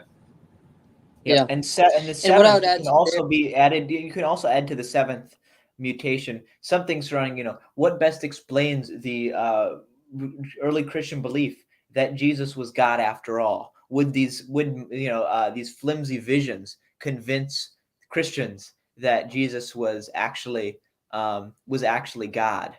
And I haven't seen a compelling reason to think that the visions that are described by skeptical theorists are enough to account for that radical change in their beliefs, and that very difficult belief to hold, especially in the light of Jesus' death. That would have given them a reason especially to doubt that type of thing. But the gospel narratives actually explain it quite well, because in the case of Thomas, for example, because you have the famous declaration of my Lord and my God, Thomas sees and touches the risen Jesus. And the reason that he does that in that particular occasion, this is pointed out very astutely by James Kennedy, is because Jesus has just quoted back to him basically what he had said, that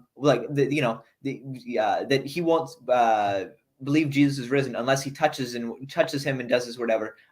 Jesus is like telling him basically what he was telling the disciples before Jesus appeared, basically showing that Jesus is omniscient, and that can best account for Thomas's declaration of Jesus's divinity there. As for point 7, a useful text to read here is the pseudepigraphical Psalms of Solomon. And the Psalms of Solomon describes this kind of nationalistic warrior Messiah, whose goal is to purge Jerusalem from the Gentiles and all that. And you don't really you can't really appreciate how amazing this transformation of the idea of the Messiah is among first century Christians, unless you compare it to how these texts describe who the son of David is supposed to be. How are you guys feeling? Because I'm feeling good. Cool. I'm tired, but I'm good. I'm just checking in on you guys, man. That's how all. Are you? How is everybody else? I'm crazy, but the only thing that's keeping me awake right now is toast. Toast. I've been up since 6 a.m. I worked. Oh wow. From 6 to 12. Wait, only No, only 6 to 2. o'clock? 6 to 2. Then I got home, watched the kids for a little bit to give my wife a break, and then hopped on here. So I was off today. Only 6. I've been up since like 4 or 5. Ugh. Yeah, I feel fine. Yeah, I feel Wow. fine. We got it, Okay, guys. Um, we can push through it. let's go. I'm just checking in on you guys. That's all. We're gonna just push through this. We got it. despite Okay. the difficult- Another Origins slide. Caleb. What the hell is that? That's, Oh, yeah, it's mine. man, that's your slide. Okay, so this is a really helpful summary of Wright's argument from Wintry Knight, who is a Christian blogger who is interested in these things. He really helpfully summarizes Wright's thing on so in addition to the 7 mutations that need explaining, Wright says that there are other historical puzzles that are best solved with the resurrection hypothesis. And here are 7 of them that Wright talks about. And one could add on a lot more of these. And I'll just give a couple of examples afterwards. But here are the 7 examples of the mutations, of the historical puzzles that are solved best by the resurrection of Jesus. Jewish people thought that the Messiah was not supposed to die. Although there were lots of warrior messiahs running around at the time, whenever they get killed, their followers would abandon them. Why didn't Jesus' followers abandon him when he died? 2, if the earliest Christian church wanted to communicate that Jesus was special despite his shameful death, they would have made up a story regarding the concept of exaltation. Why didn't they use exaltation as an assumption, like Caleb said? 3, the early church became very reckless about sickness and death, taking care of people with communicable diseases, testifying about their faith in the face of torture and execution. Why did they scorn sickness and death? This resurrection best explanation of that. 4, the Gospels do not contain theology historicized. We would expect the Gospels to, I guess we talked about with regards to legendary embellishment. 5, the story of the women, and the best explanation of the focus on the women is the resurrection. 6, the lack of legendary embellishment in the Gospels in comparison to the later Gnostic works. And 7, that there's no mention of the future hope of the general resurrection. A couple of other historical details that I think really deserve explanation have been explored in Holding's The Impossible Faith, and that there are a lot of things surrounding the social context of early Christianity that would have been the exact opposite of what you wanted to do if you wanted to start a religion successfully, and that there are a lot of hurdles to Christianity that are best explained by positing that there was good publicly available evidence for the resurrection. That's, I think, how I would want to talk about those puzzles that Wright explains. The best explanation of all those puzzles is that there was good historically available evidence for the resurrection of Jesus in the form of the witnesses and whatnot. So another example of this that I've come up with is, so what explains the conversion of many well-off, wealthy individuals to this anti-wealth, shameful movement? I think the best explanation is that there's good publicly available evidence for the truth of the Christian claims, and the explanations of the rise of Christianity that base it on like vague visions when these people were giving up quite a bit in society for very little in return, very early on in the movement, are quite surprising. And I think that Acts provides good evidence that Christianity was not just a poor man's religion, but was full of people of wealth as well. And there are prominent religious leaders that were converting to Christianity in Acts as well. And then in addition to that, the conversion numbers in Acts and the very early conversion numbers of in Acts seems to support the idea that the publicly available evidence for the resurrection was quite strong because they based the earliest preaching on the resurrection of Jesus as the basis of the Christian hope and the basis of the Christian belief. And in the face of these shameful barriers to early Christian to the Christian religion because of its shameful claims, the best explanation of people converting even in light of that and in light of the hostile environment is that there's good publicly available evidence for it. All right. And just real quick, I was just Yeah, going go to say ahead. really quick on that. There's a sort of myth that goes around, especially like in online circles, that, the ancients were gullible, or they would just take, miracle stories on face value. There's a good section in Locke's book. I don't recall the exact pages off the top of my head. But there's numerous writings of ancient people, having skepticism towards miracles. So like Lucretius and Lucian just have a lot of that in their writings. So yeah, Thucydides. Yeah, Thucydides, in my historical Jesus videos, I talk about Lucian a lot. So Mhm. if you haven't watched that video in the audience, go watch Watch it. them. Yeah. All right. Are we ready to go forward? Let's do it. Cool. Okay, this is what I did. So I'm just gonna kind of read this verbatim and just kind of power through this. And you guys can chime in wherever you want. So many people who claim to be witnesses to the resurrected Jesus voluntarily suffered through whether it be labor, danger, death for their belief. And so these were things that these people would have expected to come their way. So we shouldn't be surprised. So they wouldn't have been surprised when these things did come their way. They expected them because Jesus was crucified for who he said he was, and you get the point. So why is this important? There's a common caricature that comes up all the time when we talk about voluntary suffering. So what we're not saying here is the fact that people voluntarily suffered proves that they not only believed what they said was true, but also that it makes it a fact. That's not what we're saying here. It's what would we expect given this data.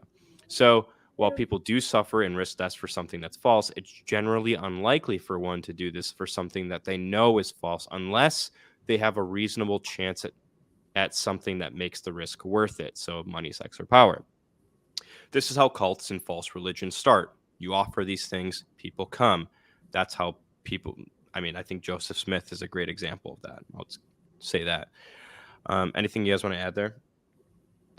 I would just say that I think that this sort of the power of their convictions and the hostile environment they would have been put in, both socially and in terms of their lives, is actually some evidence against them basing it on just some flimsy religious ecstatic experience. I don't think I don't think it totally is sufficient, but I think it is some reason. Like, okay, if you're about to be crucified, if you're about to be killed, if you're about to be whipped, if you're about to be taken forever from your family, you better be sure that what you experienced is what is naturally. Well, I sort of saw something vaguely, or I think that that environment is some evidence, though not proof, against some vision hypothesis as well.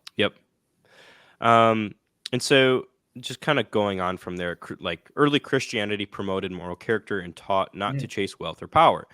The earliest preachers taught these things. So in 1 Corinthians 9:6, we have it says, or is it only Barnabas and I who have no right to refrain from working for a living? 2 Thessalonians 3:8, nor did we eat anyone's bread without paying for it, but with toil and labor we work night and day, that we might not be a burden to any of you. So combine the moral character with a lot of these verses where these early Christian preachers wanted to earn their living and not be a burden. We have clear evidence that says like they weren't motivated by money, sex, or power. And so therefore, what did they earn from going for this lie or this false belief? The main point here is that the early Christians were not chasing these things. So it's more likely that they suffered for something they truly believed to be true. And they probably believed that they were epistemically justified in believing these things. That's the big thing. Yeah, that's a good point about them feeling epistemically justified, because also in online circles, people like to say, well, the 9/11 hijackers, they, went to their death for it. But the difference between the apostles and those people is that the apostles are eyewitnesses to the events that, they're preaching.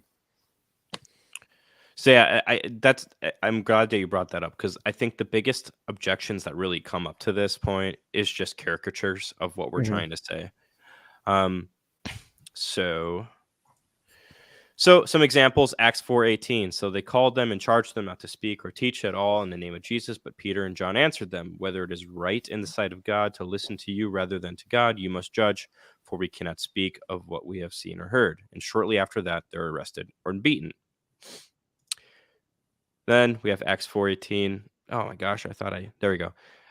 Paul's own words of persecution. First, he admits to persecuting Christians before his conversion. So in Galatians, for you have heard of my former life in Judaism, how I persecuted the church of God violently and tried to destroy it. Galatians 1:22, and I was still unknown in person to the churches of Judea that are in Christ. They only were hearing it said, he who used to persecute us is now preaching the faith he once tried to destroy. Yeah, Tim.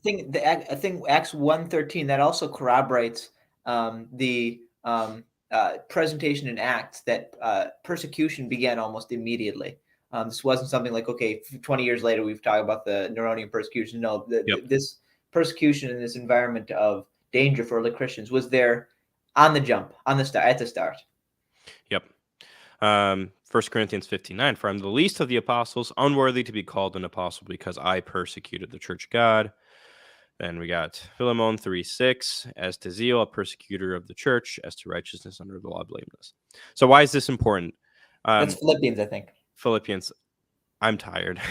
As soon as I said Philemon, yeah, because it's only one chapter. Philemon. I know.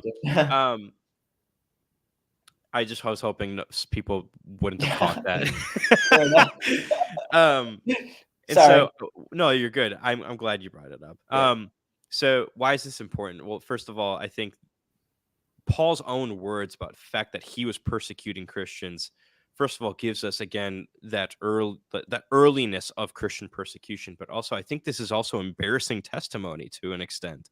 I mean, you have somebody going from harsh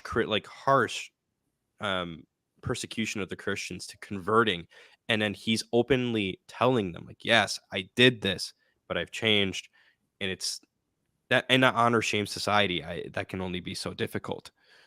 Anything you guys want to add? It's really hard to talk with a really stuffy nose like this. I think all those points are good. Okay. Yeah. Then there's more I can go on here. This is where he goes on and confesses about being persecuted after his conversion. So in 1 Corinthians 4:11-13, to the present hour we hunger and thirst, we are poorly dressed and buffeted and homeless, and we labor, working with our own hands. When reviled, we bless. When persecuted, we endure. When slandered, we entreat.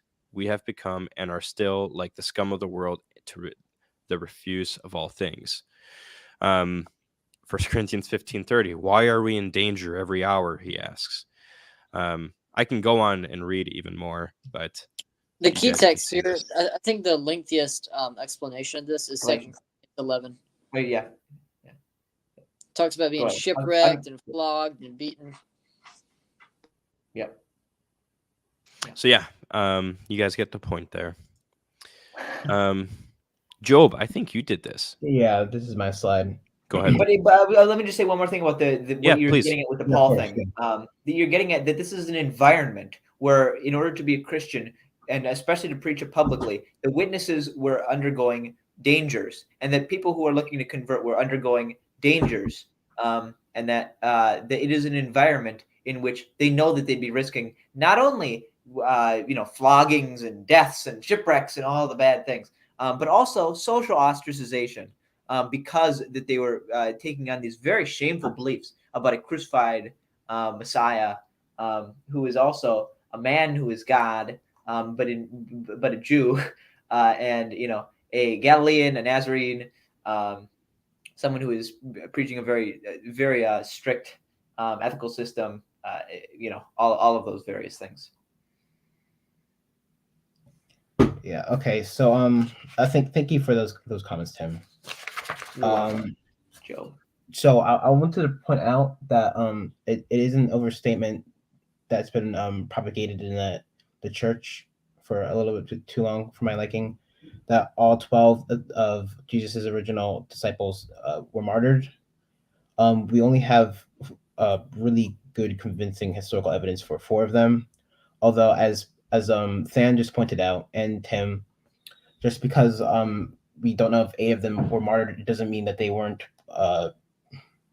risking their lives every day, because they also were suffering, even if they weren't like actually murdered. So yeah. So let me first get to Peter. So church tradition says that Peter was crucified in Rome during the reign of Nero. I think the first evidence we have of this is it's implied in 2 Peter chapter 1, 12-15, where he says, so I will always remind you of these things even though you know them and are firmly established in the truth you now have. I think it is right to refresh your memory as long as I live in the tent of this body, because I know that I will soon put aside as our Lord Jesus Christ has made it clear to me. And I will make every effort to see that after my departure, you will always be able to remember these things. So first of all, he mentions the departure. So he is certainly anticipating his execution. And second of all, he mentions he refers to his body as a tent. You can see this metaphor in Isaiah 38 and 2 Corinthians chapter 5 verse 1, I think, if I wrote the notes properly. So the image of a tent always spoke of what was passing and transitory, looking forward to what was stable and permanent. I think I wrote that wrong. But anyways, but the point of mentioning a tent is to say that your time on earth is short and you're expecting to die soon. So Peter knows that his time on earth is limited. And second of all, there's a pseudographical work called Apocalypse of Peter. Obviously, it's not a really historically reliable source, but I mean, I think the writer is it's a post-eventum prophecy of Peter's death. Although Richard Bauckham does postulate that it's possible that it is relying on earlier sources, but for now, let's just assume it's a post-eventum prophecy. So Bauckham says that the passage it follows a passage which seems dependent on 2 Peter 1 3 through 11, and precedes a passage which is dependent on the accounts of the Transfiguration, including 2 Peter chapter 1 verse 16 through 18. It is probable that the prophecy is inspired by 2 Peter 1 through 14, and this is in his commentary, Jude and 2 Peter. So the prophecy that Bauckham is talking about, Jesus basically Jesus tells Peter, I think he tells Peter to go out and like preach, and that he will be expecting suffering. So I do think that's a allusion to Peter's martyrdom. There's another passage of First Clement, chapter 5, 1 through 4. This is very early evidence because First Clement was written around circa 95, 96. And Clement says, there is Peter who, because of unjust jealousy, bore up under hardships, not just once or twice, but many times. And having thus borne his witness, he went to the place of glory that he deserved. So notice how he says witness, and I believe, correct me if I'm wrong, but martyr means witness, right? Yep.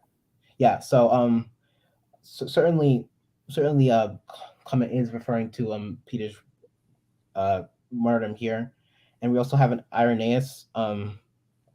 Peter and Paul were preaching at Rome, and after their departure, was something wrong? No. I could have mentioned something way earlier. I just remembered like something way along. Do you want to mention it? Keep going. I'm sorry. Okay, so Irenaeus mentions their departure, and I think this is it's a metaphorical term for their death, because there's a good tradition that Peter and Paul were both executed in Rome. There's also Tertullian, who says the apostles poured forth all their doctrine along with their blood, where Peter endures a passion like his Lord's. And he also says, at Rome, Nero was the first who stained with blood the rising faith. Then is Peter girt by another when he is made fast to the cross. And then also want to so yeah, we have pretty convincing evidence that Peter was martyred. So let's move on to Paul. Let's first look at 2 Timothy chapter 4, 6 through 8. I mean, I know some scholars think that the book is pseudographical, but that's for a different day. So it's implied because Paul, he's during this the letter, Paul's in Roman prison and he's been preaching, and he says, I fought the good fight, I have finished the race, I've kept the faith, the Lord will award me on that day. So obviously he's anticipating his execution. And I also want to point out that his execution, his martyrdom, is also alluded to in Acts chapter 19, verse 21 through to the end, because acts, it just ends really suddenly, and we don't get the we don't really find out if what happens to Paul, and so I think we can conclude that he was executed, and we also have I'm just gonna make this quicker, and we also have First Comment 5-7, Ignatius's Ephesians letter to Ephesians. Tertullian says that Paul is beheaded has been written in their own blood. So there's no competing tradition for that. And for James, son of Zebedee, I mean, Acts 12:2 is literally a sentence. It's brief. There's no embellishments or motifs. So I don't think there's any reason to doubt James being executed. Wait, Brian, you muted. Did you want to say something? I would also just briefly mention that in that same chapter, with Herod's death, Herod Agrippa, Josephus reports a very similar story about Herod Agrippa, and so that's an indirect confirmation of that that portion of Luke's writing right there. Oh, thank you. I didn't know that. Well, sorry, it's a direct confirmation of that part of Luke's writing, but yeah. So that's all. Thank you. And indirectly applies to the martyrdom. So yeah, that's what I meant. Yeah. So then we come to James, the brother of Jesus. In Antiquities chapter 20, 197 to 203. I'm not going to read the whole thing because it's like way too long. But basically, Ananus, the high priest, they basically just like jump him. They stone him at the temple. So and we also have two sources from Hegesippus and Clement of Alexandria. I think they both claim that James was thrown off the temple roof, the roof of the temple, and he's clubbed to death. I do think that's legendary embellishment. I don't think that actually happened, but there is still a historical core to both of these Christian accounts. So there's a common objection that James, the brother of Jesus, was executed on political reasons. But I want to point out that Lacona, he says, however, in the New Testament, Christians were often regarded as lawbreakers by Jewish authorities because they were perceived as promoting ideas that were contrary to the Jewish law. So it does say that he was a lawbreaker in the passage, but I think James being just, apparently he didn't drink or eat meat. He didn't drink wine. He didn't eat meat. He didn't shave his head. He didn't anoint his oil, his head with oil. So James, he was there. There's a long-standing tradition in the church that James was very just. So I don't think any other laws. I don't think James would break any other laws that would offend the Pharisees, or apart from proclaiming the Christian faith, which is seen as law breaking, as you can see in right Acts. beyond his allegiances to Christ and his particular beliefs about Christ, which are based in his belief that Jesus was God, which would have been based on the resurrection. So yeah. So Sean McDowell, he wrote a book, Fate of the Apostles, based on his doctoral dissertation, and it's an excellent resource, very thorough. So he concludes the study saying, we have convincing evidence Peter, Paul, James, the son of Zebedee, and James, the brother of the Lord, died as martyrs. The evidence shows that some really died as martyrs and that none recanted. The consistent testimony of the New Testament and the earliest sources shows that the apostles were witnesses of the risen Jesus and willingly suffered for the proclamation of the gospel. Yep. And then, except he also thinks that the martyrdoms of Andrew and Thomas are probable. Okay. Though not as certain as the, he's not as confident as the other four, because the evidence for the four are really good. Okay. But then you've got Thomas and Andrew. And Andrew, I think the argument he makes for Andrew is that the Acts of Andrew and Hippolytus on the 12 have like independent corroboration. And for Thomas, it's that the oral and written traditions both agree on like the way Thomas died. And then like he draws from the Acts of Thomas and tries to find some historical core there. And I think that I'm more convinced of the Thomas one than the Andrew one. But I think that there's decent evidence that Thomas also Okay, thank you. Yeah. was martyred. I was a little skeptical, but yeah, that seems pretty plausible. Doubting Thomas, Yeah. martyred. Good stuff. Yeah. Sorry if I was like ranting. Sure, No, you're good, dude. You did a great job. Did awesome. You're doing. I'm starting to get tired, but we're doing good. We're gonna be fine. We're doing great. Yeah. Okay.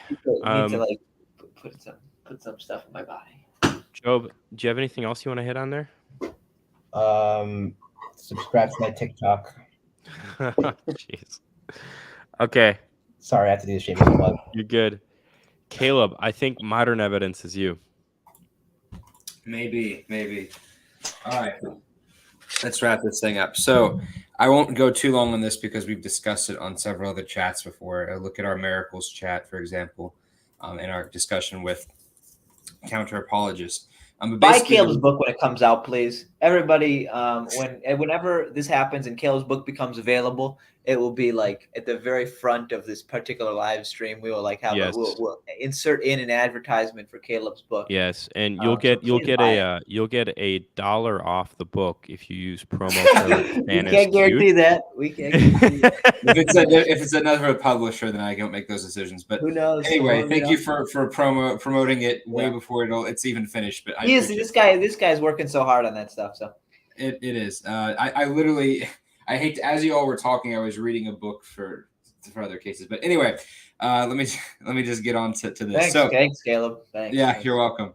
So the recruitus argument for the resurrection. Recruitus is a term often used in medical literature, which means to come back again, if like cancer returns or something. And so it's kind of a play on words referring to, the recruitus of the resurrection, that the resurrection, although Jesus rose from the dead and went to heaven, shouldn't be seen as an isolated one-time event. We should expect Jesus to still be alive. And if the resurrection hypothesis is true, he's not just he didn't just rise as that. He still should be active in the world, which you see in the book of Acts and their places even after he's ascended into heaven. And so this is based off the idea that Jesus is still active by appearing to people in visions and healing people through his name and so forth. And so Christian supernaturals and Christian supernatural activity should be seen as evidence for Jesus still being active in the world. Whereas if Jesus was not God incarnate and was not alive, it would be very weird that people would still be able to be healed in Jesus' name, or that people would be able to have miraculous visions of Jesus. And what I thought was really interesting that I don't think I've seen anyone else discuss is that, from my understanding, this goes all the way back to Origen, not this argument, but even Origen mentions this to Celsus. In that passage I have up there, Celsus mentions how, like Paul, many other people who were opponents of Christianity converted after seeing Jesus appear to them in a vision and having that convince them. And he says, you don't have to believe me. I know that sounds ridiculous to anyone else watching, but we know it's true, and we know a lot of these people personally. And you see a lot of that even in today's world. So to see these parallels, it's one thing to read about it from a document thousands of years old, but to hear it today as well with evidence, I think is really compelling. And so when we talk about these, we're not just talking about people, Christians who pray really hard and see Jesus appear to them. I have no way of proving whether or not Jesus does appear to them in that sense, but I'm looking for more veridical details. So we're primarily focusing on people who either gain information from these appearances they didn't already know. This includes people who weren't Christians, who sometimes didn't even know anything about Christianity, who suddenly see Jesus and don't necessarily know who he is and then end up converting. Or people who are miraculously inexplicably healed by these things, which in a way that can't be just considered a hallucination because of the physical effects it leaves behind. And so I have two examples on the next slide, if Finn wants to go to that. There we go. So the lady on the right is Gulshan Esther. She was a Muslim woman in Pakistan, and she, I believe, had polio from a pretty young age, and it's treatable today, but this was I think like in the 60s or 70s, and this was a third world country, so they didn't have the medical technology. So she was paralyzed and crippled. Her family actually flew her to London to see a specialist there, but by that point it was already too late, and since she hadn't been treated for it when she was younger, she was permanently paralyzed. And so she was a devout Muslim, and so she was really distraught, and she would pray to Allah to heal her for years on end. And she would read in the Quran about Isa, Jesus performing these miracles. And so she prayed that, I don't think this is traditional Islam, but she would pray that Allah would allow Isa to heal her, and because she'd read about that in the Quran, but she'd never really read a Bible at that point. One night she sees, as she's praying, she sees Jesus appear to her in white, and she sees 12 other men surrounding him as well, who she would later identify as the apostles. and he tells her that he's the way, the truth, and the life. And she had never heard that passage before, and he told her to get up.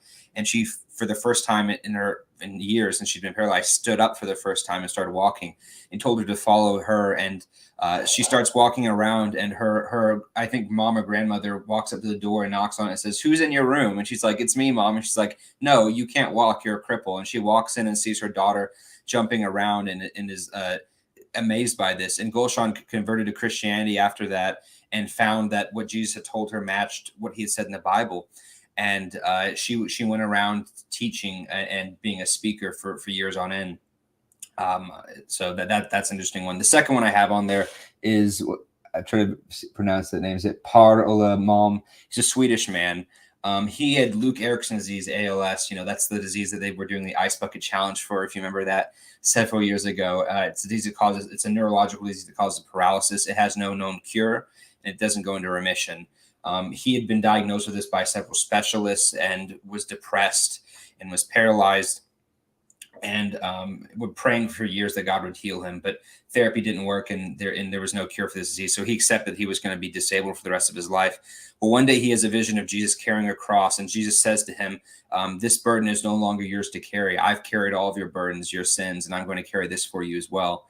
And when he wakes up, he begins to move, and he realizes he can move again.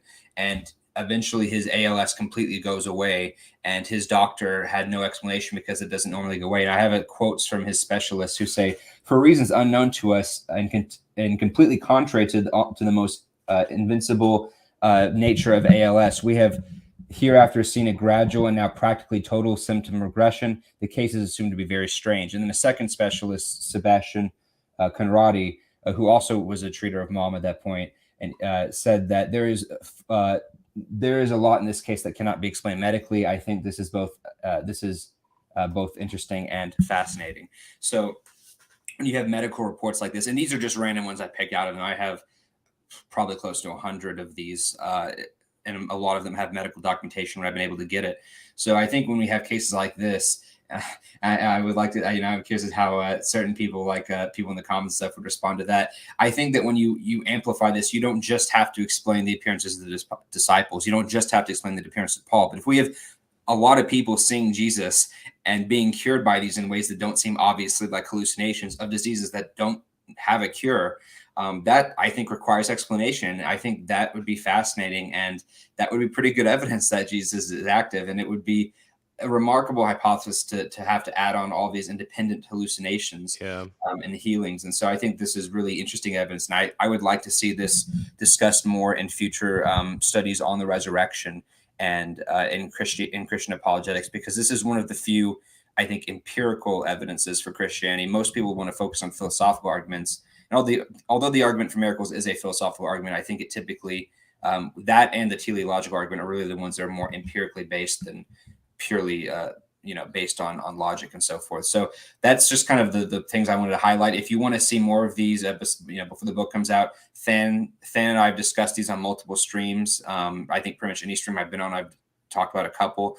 And I think on some of those I showed x-rays and doctor's reports and stuff like that. So yeah, I think that this is an interesting argument, and we'll see how the reception is when it comes out. But I remember bringing stuff like this up to James Fedor in our resurrection debate, and he didn't really have much of a response to it. I mean, granted, I can't blame him because he didn't prepare for that, and you can't expect someone to know the details of a case when you bring it up in a debate. But regardless, I think it is something that I've seen. I don't know. I think Lucas and other people have said that they've seen people see this and they don't have a immediate response to it, and it concerns them. I mean, they're used to the standard resurrection apologetics, and this kind of, I think, throws them for a curve sometimes. So yeah, I kind of just wanted to end it on that. Yeah, the only thing I'll add in is make sure you buy Caleb's book.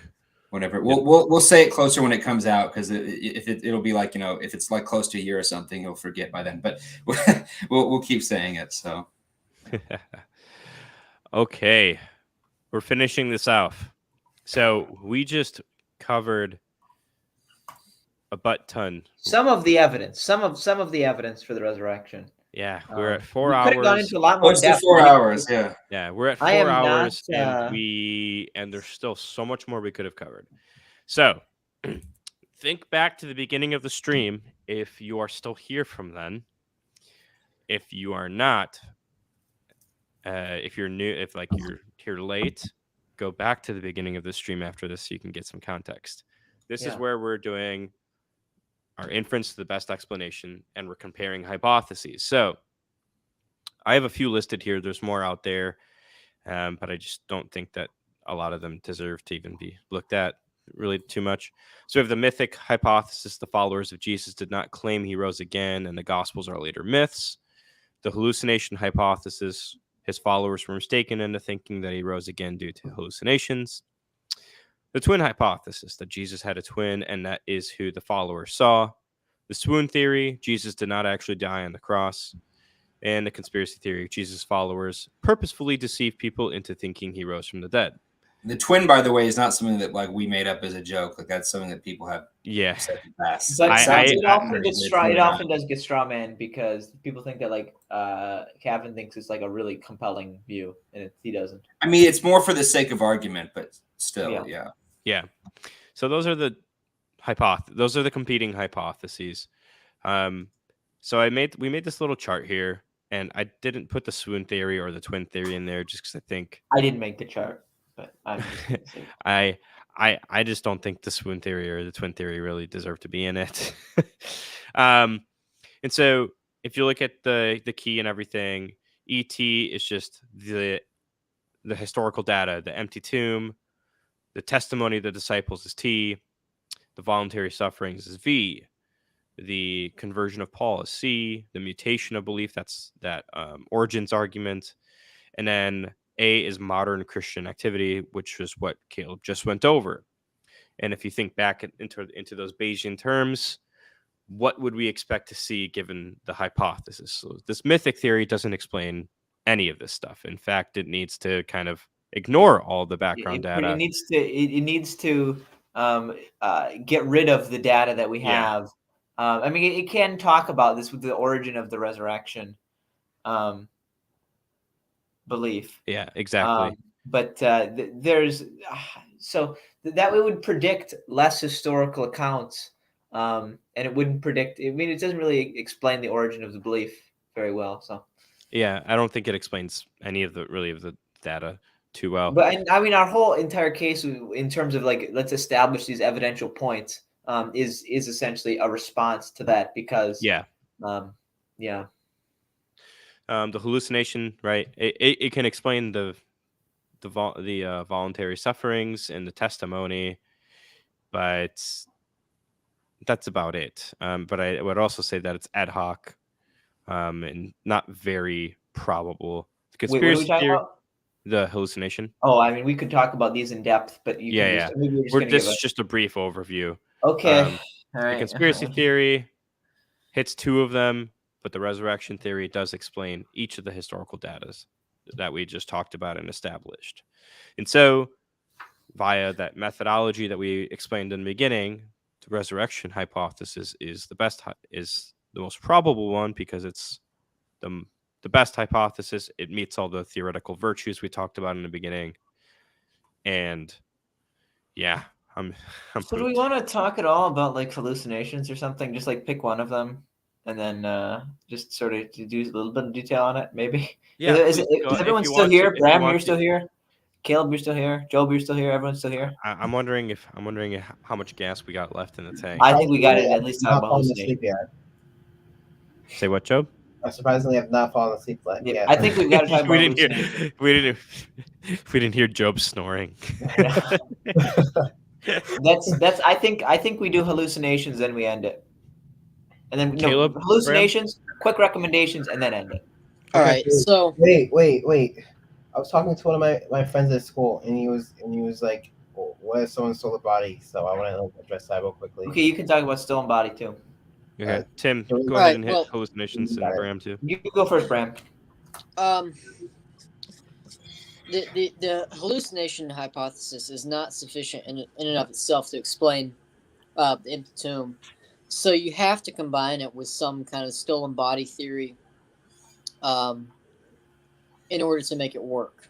You know, given the empty tomb, provided that you give prior evidence for that and you make your case. And at that point, once you start adding on other hypotheses, your theory just becomes too complicated. So that's the first problem I see.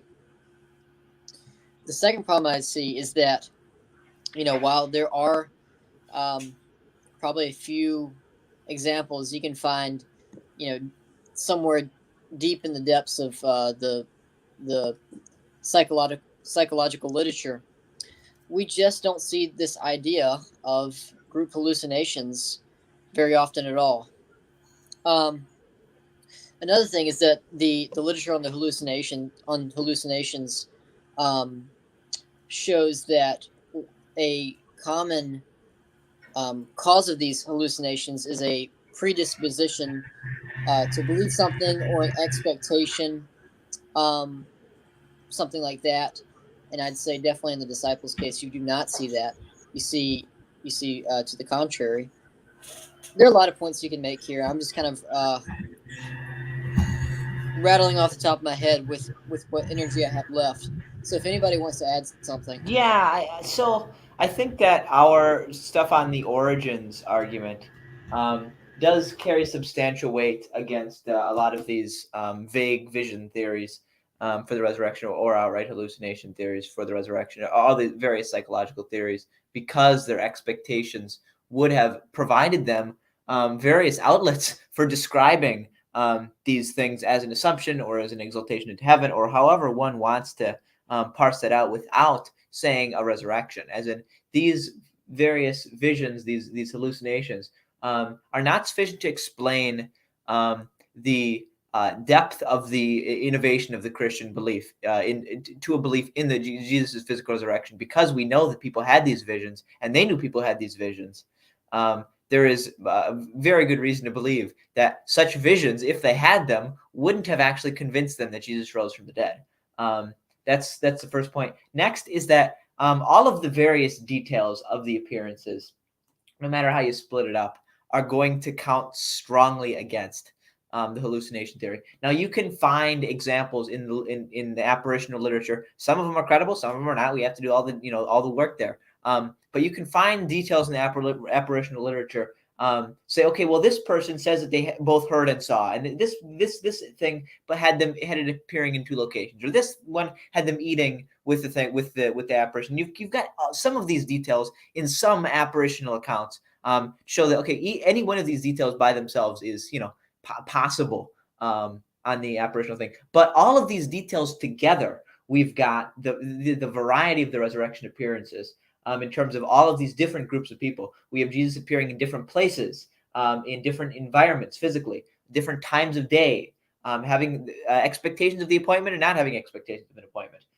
These were close appearances, distant appearances, long conversations, short conversations, men, women, sitting, standing, walking, eating, talking. All of these different details, I think, give us strong evidence against those. And I think that the fact that these appearances were collective and recurrent is very important. Then you've got the physical details surrounding Jesus's appearances, the length of the appearances. Then you've got the various other details in the Gospels surrounding the earthquake, the angelic encounters, all of which sort of corroborate the realism of this whole thing, especially the earthquake. And then Jesus saying that he is raised from the dead. We don't have any cases of people having these apparitional encounters and believing that that person is actually physically resurrected from the dead. And that is a very, very important point, that Jesus says he is raised from the dead. He is alive again. And they understand that as a resurrection and not as an assumption, for all those various reasons that we mentioned.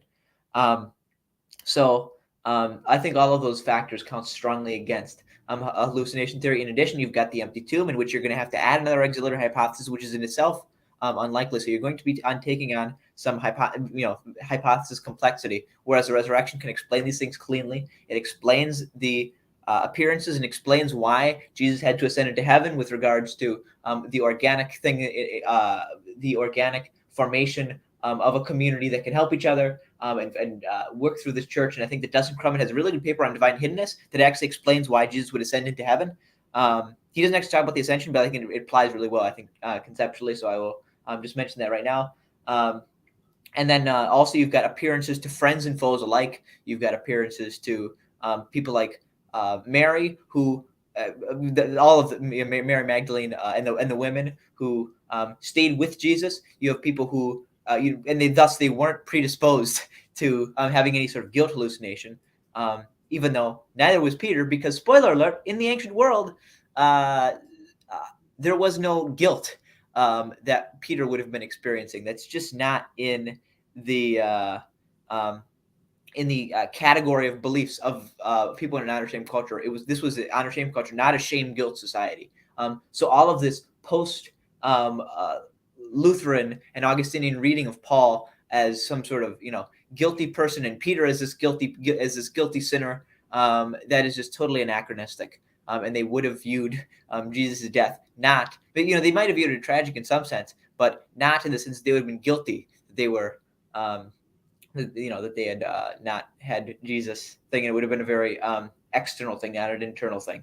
So that's very, very important to note as well, that appealing to that isn't going to work. So then it's very, very hard to explain Paul's experience, especially given that we know Paul's intellectual character and his moral character is very strong. He's a sane individual who has this very robust experience and is utterly convinced by it, despite having every predisposition not to have this experience. So you've got that as well. So you've got all of these different confluence of factors, I think, that count strongly against the hallucination theory. And one could go into all kinds of other ones as well. But yeah, that's what I'd say. And Caleb might have more to add. I don't know. You said everything I was going to. I think you said the main point of even though there's parallels with apparitions, you have to. What people do is they'll pick one or two details to draw parallels, but you have to find it with all. And granted, you will grant that this requires a reliability approach, right? So you do have to take the details as written, but of course you have arguments. Some of it's not for all of them, but for if I'm appealing to a specific detail in those accounts, then I need that. But that's not for every single point. I think that even a minimalist can give some evidence against hallucinations. Or I don't think it's can one. Although I don't want to. I don't know. Who else do we have here? Thomas, do you have anything to say? I don't know if he's even still here. He's. Oh yeah, I've been listening the entire time. Thomas, do you want to make a comment? Thomas is here. That's so funny. Thomas, do you want to make a comment real fast just to have you in here? When people appeal to apparitions and stuff, since you've done Phil and Mine, do you think? I know we've talked about this on calls. Do you think that's begging the question? Do you think we can say that we shouldn't necessarily assume that all these apparitions are hallucinations? That some of these could be legitimate?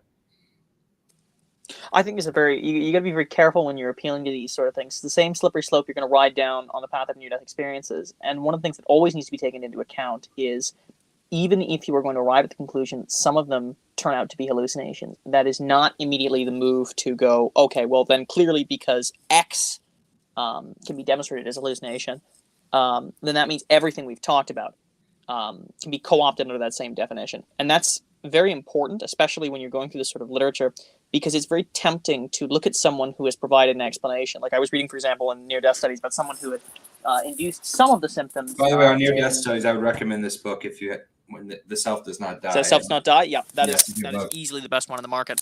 Yep. When you talk about these sort of things, like they can be induced by gravity or they can be induced by lack of oxygen. It's like, okay, I can grant that, and that's not particularly an issue to anyone.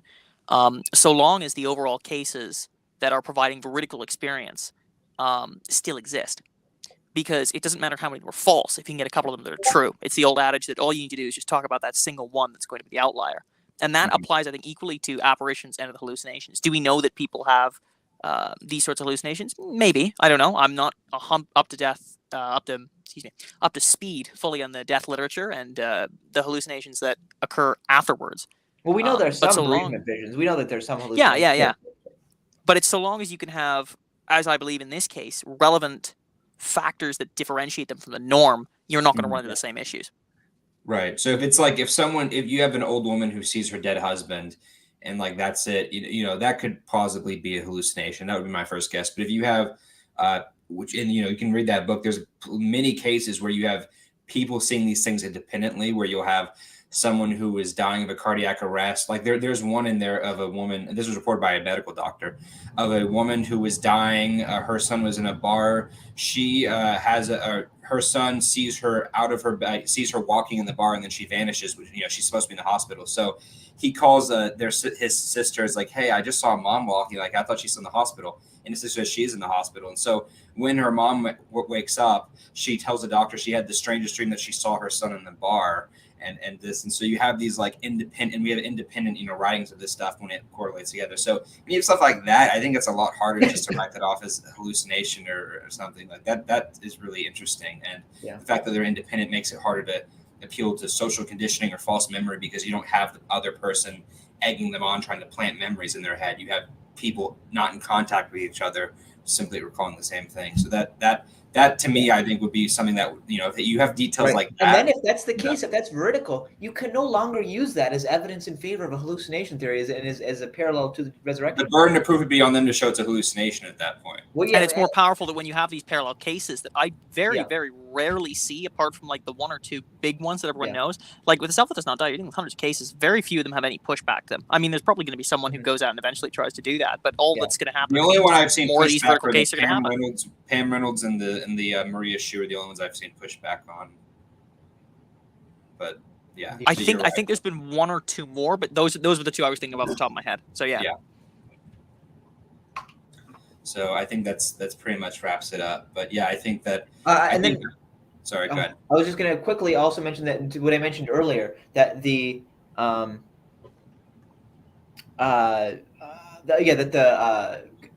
evidence against the conspiracy theory, the evidence against the conspiracy hypothesis, is also evidence against the hallucination theory, though maybe not quite as strong, because if they're being subjected to significant pressure in this hostile environment, both socially and physically, for their danger, and familially, like in terms of their families. Think of the women, for example. The husbands weren't necessarily Christians. Like there are a lot of societal pressures that would have been on these people, and very wide groups of individuals here who claim to see the risen Jesus, in which they would have an incentive to be like, wait a second, did I really experience that? Like, are we sure about this? Like, there would have been good reason to think that they would have been, in that particular scenario.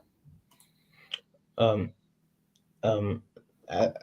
are some really good points. So as for the stolen body theory, so if the disciples stole the body, I'm going to give a couple of reasons why it doesn't make any sense. Number one, we just proved in earlier slides that there was voluntary suffering, multiple attestation of that, and we can confirm 4 out of the 12 apostles being martyred, and possibly Thomas and Andrew. So it makes no sense for them to fabricate this story and then die brutal deaths. It doesn't explain Paul and James's conversion. If you were to make a theory that includes all of these, it start adding assumptions and it becomes more and more ad hoc. And why would they fabricate a story when with a woman finding the tomb? Because earlier we mentioned the criterion of embarrassment, how women were not seen in the best light as eyewitnesses. So if they did the body, you'd expect something maybe like the Gospel of Peter, probably with not a lot of the embellishment, but something similar to that. And if someone else stole the body, again, it doesn't explain Paul or James. And in the Gospel accounts originally, the empty tomb didn't convince the disciples. Like in John 20, verse 2 and 13 through 15. Mary Magdalene, she doubts that Jesus raises even after seeing the tomb was empty. Peter in John chapter 20 verse 3 through 9, he also doubts it. And Luke describes in Luke 24 verses 10 through 12 that the disciples initially rejected the woman's story. So if someone else stole the body, it does not explain adequately all the other important aspects of why they received experiences they took to be the risen Jesus, if that made any sense.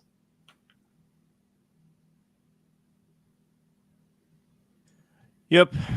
And then with respect to the stolen body thesis, I think that the overall number of purported bodies being stolen by like either thieves, necromancers, or whatever theory you want to go with, if it's not the disciples, has been overestimated because of the number of the number of warnings against it. It's like if you have someone at a sports stadium, you have like a lot of signs that say, no doing this, no doing that. That doesn't mean that there's like a large number of people doing all of those things. That just means that the deterrence factor is very, very high.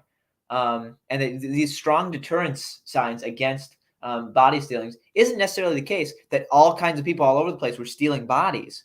But it's just that the in that unlikely chance, they wanted that deterrence to be high if someone started to go looking for that. So that's one thing. And secondly, the people were after body parts, not necessarily whole bodies. So they wouldn't really take the whole body of Jesus.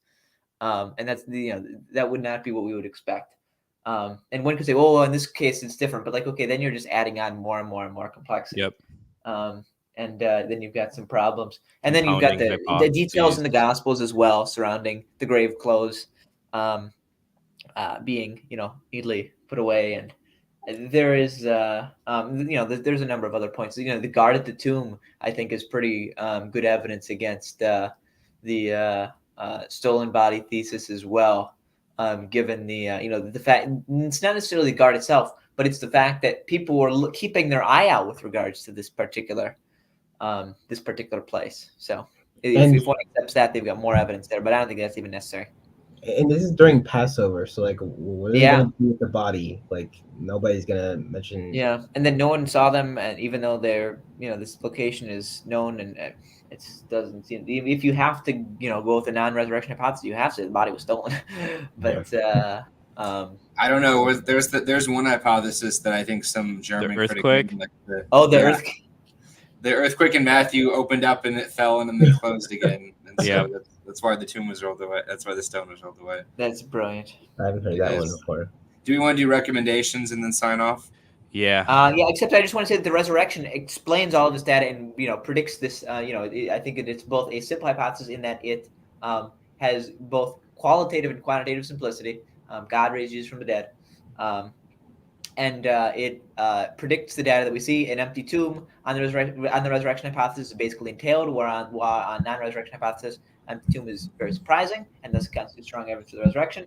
And on the resurrection hypothesis, these appearances and then the various nature, the details of the appearances, or however one wants to parse it out, they can do the base factor in terms of the details of the appearances. They can do by appearance, or they can do by person. There's all kinds of ways you can sort of play around with the numbers there. But I just brought up the virtues of the hypotheses again, just for. Mm-hmm.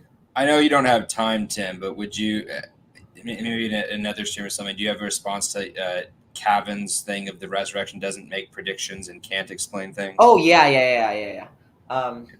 But we'll have to talk about that. That wouldn't be we won't be able to do that. There's a lot more. That's kind of complicated, so it'd be hard to. I mean, and I don't think there's much there beyond. I think that it's critiquing a specific version of the resurrection hypothesis that one doesn't need to go with, and I think that PC can change some things as well. So, also, are you wearing gloves indoors?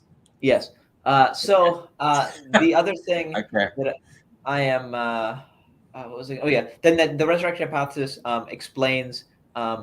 It predicts that Jesus would appear to his followers after his death because God raised Jesus from the dead. Is for the purposes of this vindication, and for the purposes of him becoming incarnate and doing these various things, which would result in a vindication. So appearances to his friends is thus not surprising on the resurrection hypothesis. Appearances to skeptics such as Paul isn't necessarily 100% predicted, but it's not surprising on the hypothesis, not unlikely. But on the contrary, if without the resurrection hypothesis, the probability that we would have all of these individuals claiming as friends and foes alike, in all of these details sincerely is just very, very, very surprising. And that's, I think, you can generate a rather high base factor for the resurrection appearances, for the resurrection. in addition to the fact that we have raised the prior significantly earlier in the stream. So, All right. Well, if that's all we have, I think we can do our book Yeah. recommendations. All right, I'm guys. too tired to say anything else. So Yeah, I think we're all pretty exhausted. well, we got to give the book recommendations. Okay, Tim, Oh, give yeah. your book recommendations. Okay. Well, you guys can start because I got to also pull up this quote from Go, Blomberg if you guys are tired, you can sign off. You're So, not yeah. here against your own will. I will say, okay. read Dale Allison's book, read Undead, which I wrote. It's on Amazon. Richard Swinburne's book is good. The Mhm. Resurrection of God Incarnate, Resurrection of Son of God by N.T. Wright. William Lane Craig's Assessing the New Testament Evidence for the Resurrection of Jesus. That's a mouthful. You're not going to be able to afford that one, though. Ram Sorry. left. And yeah. You can probably find a PDF online or something. Oh, And and Evidence of the Resurrection by Sean McDowell. Yeah, no. I'm joking, obviously. We will have a list in the description as well. We can put this in there because I think I've written a lot of this down. But in terms of more recommendations that I'd give, I've been, actually trying to build my Resurrection library and complete it. I've read so many books on it, and I want to just have all of them in physical copies so I can just here's this one, here's this one, here's this one. Tim's favorite Resurrection book is Risen on the Third Day, by the way. Raised on the Third Day. That's not at the top of my recommendations. All due respect to some of the scholars in there, but it's not nothing good there. So the Resurrection. What would I recommend? So I would recommend Allison's. Did we say Jesus. Was Jesus God by Swinburne? Yeah, that's like the pop level version of the Resurrection of God Incarnate and the Christian God put together. So I would recommend Is Jesus God by Richard Swinburne, the Christian God by Richard Swinburne, the Resurrection of God Incarnate by Richard Swinburne. Those three are approaching the a priori question, and some of the detailed historical evidence that he gets into in the Resurrection of God Incarnate. Interestingly enough, it's sort of independent of a lot of the other historical work that's been done. I recommend The Sunrise. This is a good intro from William Lane Craig. If you wanted something more minimalist, The Bedrock of Christianity by Justin Bass actually ties together a lot of this stuff from Minimal Facts that you hear over and over again, but is like all put into a nice, concise volume. And a wide variety of scholars are quoted, and it's not just Ludeman and Crossan all over again. So I think that there's something very valuable about Justin Bass's book, and he also talks about the success of Christianity in a particular way that is a really good final chapter of that particular book. Gary Habermas's The Risen Jesus and the Future Hope is probably his best work, where he goes into a lot of the historical details and then gives some theological stuff later. I would recommend The Resurrection of the Messiah by Christopher Bryan. He goes into all of the gospel accounts in detail and comes to some fairly conservative conclusions. I recommended both of Dale Allison's books as good skeptical books on the resurrection, though he does believe in the resurrection. He's just very skeptical, especially in the last in his latest book on the resurrection of Jesus, Apologetics, History, Polemics, or whatever it's called. Then I would recommend the Resurrection of Jesus, an interdisciplinary symposium, which compiles a lot of interesting theological essays on the resurrection, and in addition to some really good work from Paul Eddy, William Lane Craig, and William Alston on the historical stuff. From Grave to Glory by Murray J. Harris is a really good survey of the resurrection in the New Testament. Jesus' Resurrection and Apparitions we talked about from Jake O'Connell is a really good response to a lot of the apparitional stuff, but he gives a positive case for veridical apparitions, which is really interesting. And he does really, really good with respect to 1 Corinthians 15 Creed and then arguing for the reliability of the gospel narratives of the resurrection. Investigating the Resurrection of Jesus Christ by Andrew Loke, New Transdisciplinary Approach, has some really good material and a good bare bones sort of understanding of a lot of these concepts. Let's see where we go. The Doubt of the Apostles and the Resurrection Faith of the Early Church by J.D. Atkins talks about the things surrounding the doubt motif and the anti-docetic stuff. I thought that's really good. This Joyful Easter Tide is a critical review of the Empty Tomb book by Cavan and Lauder, and edited by Lauder and Price. And Steve Hayes takes to task that book in a really, really good this joyful Eastertide, and basically shows that Carrier's spiritual body thesis is very, very unlikely. I think that's fine for now. Okay, you're especially just 'cause- you're gonna just have to take me away kicking and screaming. Then Oh, okay. I know. Well, I'm just saying because we're also gonna write this down in the description. Yeah. We'll have a list for people. Yep, that's good. That's good, guys. And we will happily provide any resources. And if anyone wants to talk about this further, we'd all be happy to talk with you. Yep. If you got questions or objections, all kinds of stuff, Yep. we'd be happy to have a conversation with any of you. Cool. Okay. We're at 4.5 hours. I think Job is exhausted. I think I'm the only one still awake here, honestly. Hey! I could go for another 4 hours. There we go. Oh, There we yeah? go, Job. There we go, Job. You're a young Well, one. you commandeer- 4 hour stream refuting the swoon theory. I'm up for it. Let's do it now. Okay, Job. I'm gonna Oh, go to shoot, we bed. didn't I'll even let get you into guys responding to the commandeer my swoon. YouTube channel. Oh, okay. We're screwed. They're gonna call us out. All right. Thank you, everybody. If any of you watched the whole entire way through live, I don't know how We don't you believe did you. that. You are amazing. If you're watching this after the fact, if you go through the whole entire video, you are amazing. Please reach out to any of us. We are more than, like Tim said, we are more than happy to talk to any of you. We do group VC chats or voice channel chats with everybody. Whatever you want, feel free to reach out to us, whether it's through Facebook, on the comment sections, emails, whatever it might be. Probably not the comment section, but other than that. Well, if it's a comment, like if they don't know how else to contact Yeah, us. I guess that's true. That's true. Yeah. That's true. Thank you so much, everybody. Wait, can I say something? Yes. Go ahead, Joe. Subscribe to my TikTok. Subscribe. Oh, yes, please. Subscribe to Job Apologetics on TikTok. Smash that subscribe button. Or follow Thomas, button. you got any closing remarks before I end the broadcast? Is he even still here? Thomas? I'm here, yeah.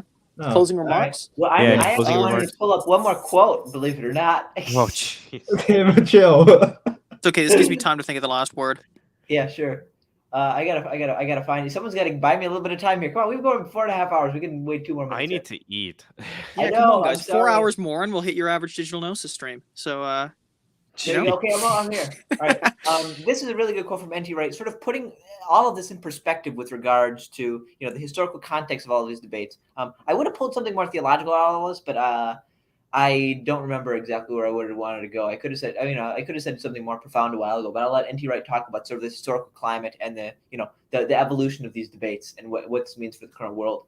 He says, finally, on a wider note, I have become convinced that the climate of skepticism, which has for the last 200 years made it unfashionable and even embarrassing to suggest that Jesus' resurrection really happened, was never and is not now itself a neutral position sociologically or politically.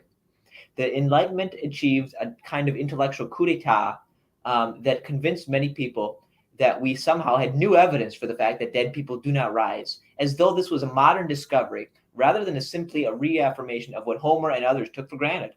That proposal, that coup d'etat, goes hand in hand with other things the Enlightenment asserted, not least the proposal that we have now come of age, that we do not need God anymore, that God can be kicked upstairs into a kind of deistic heaven, that religion and spirituality consist of the flight of our aloneness to God's aloneness, so that we can get on to running the world down here and carving it up to our own advantage without interference from beyond. This was the proposal of the Enlightenment. The denial of the bodily resurrection of Jesus went with that cultural, social, and political agenda. To that extent, the totalitarianisms of the last century were simply among the varied manifestations of a larger totalitarianism of thought and culture against which postmodernity has now decisively rebelled. Who after all was it? Who did not want the dead to be raised? It was not simply the intellectually timid or the rationalists. It was and is those in power, the social and intellectual tyrants and bullies, the Caesars who would be threatened by a lord of the world who had defeated death, the tyrant's last weapon, the Herods who would be horrified at the post-mortem validation of the King of the Jews. It brings to mind Oscar Wilde's wonderful scene in his play Salome, the play that Richard Strauss used as the basis for his opera of the same theme.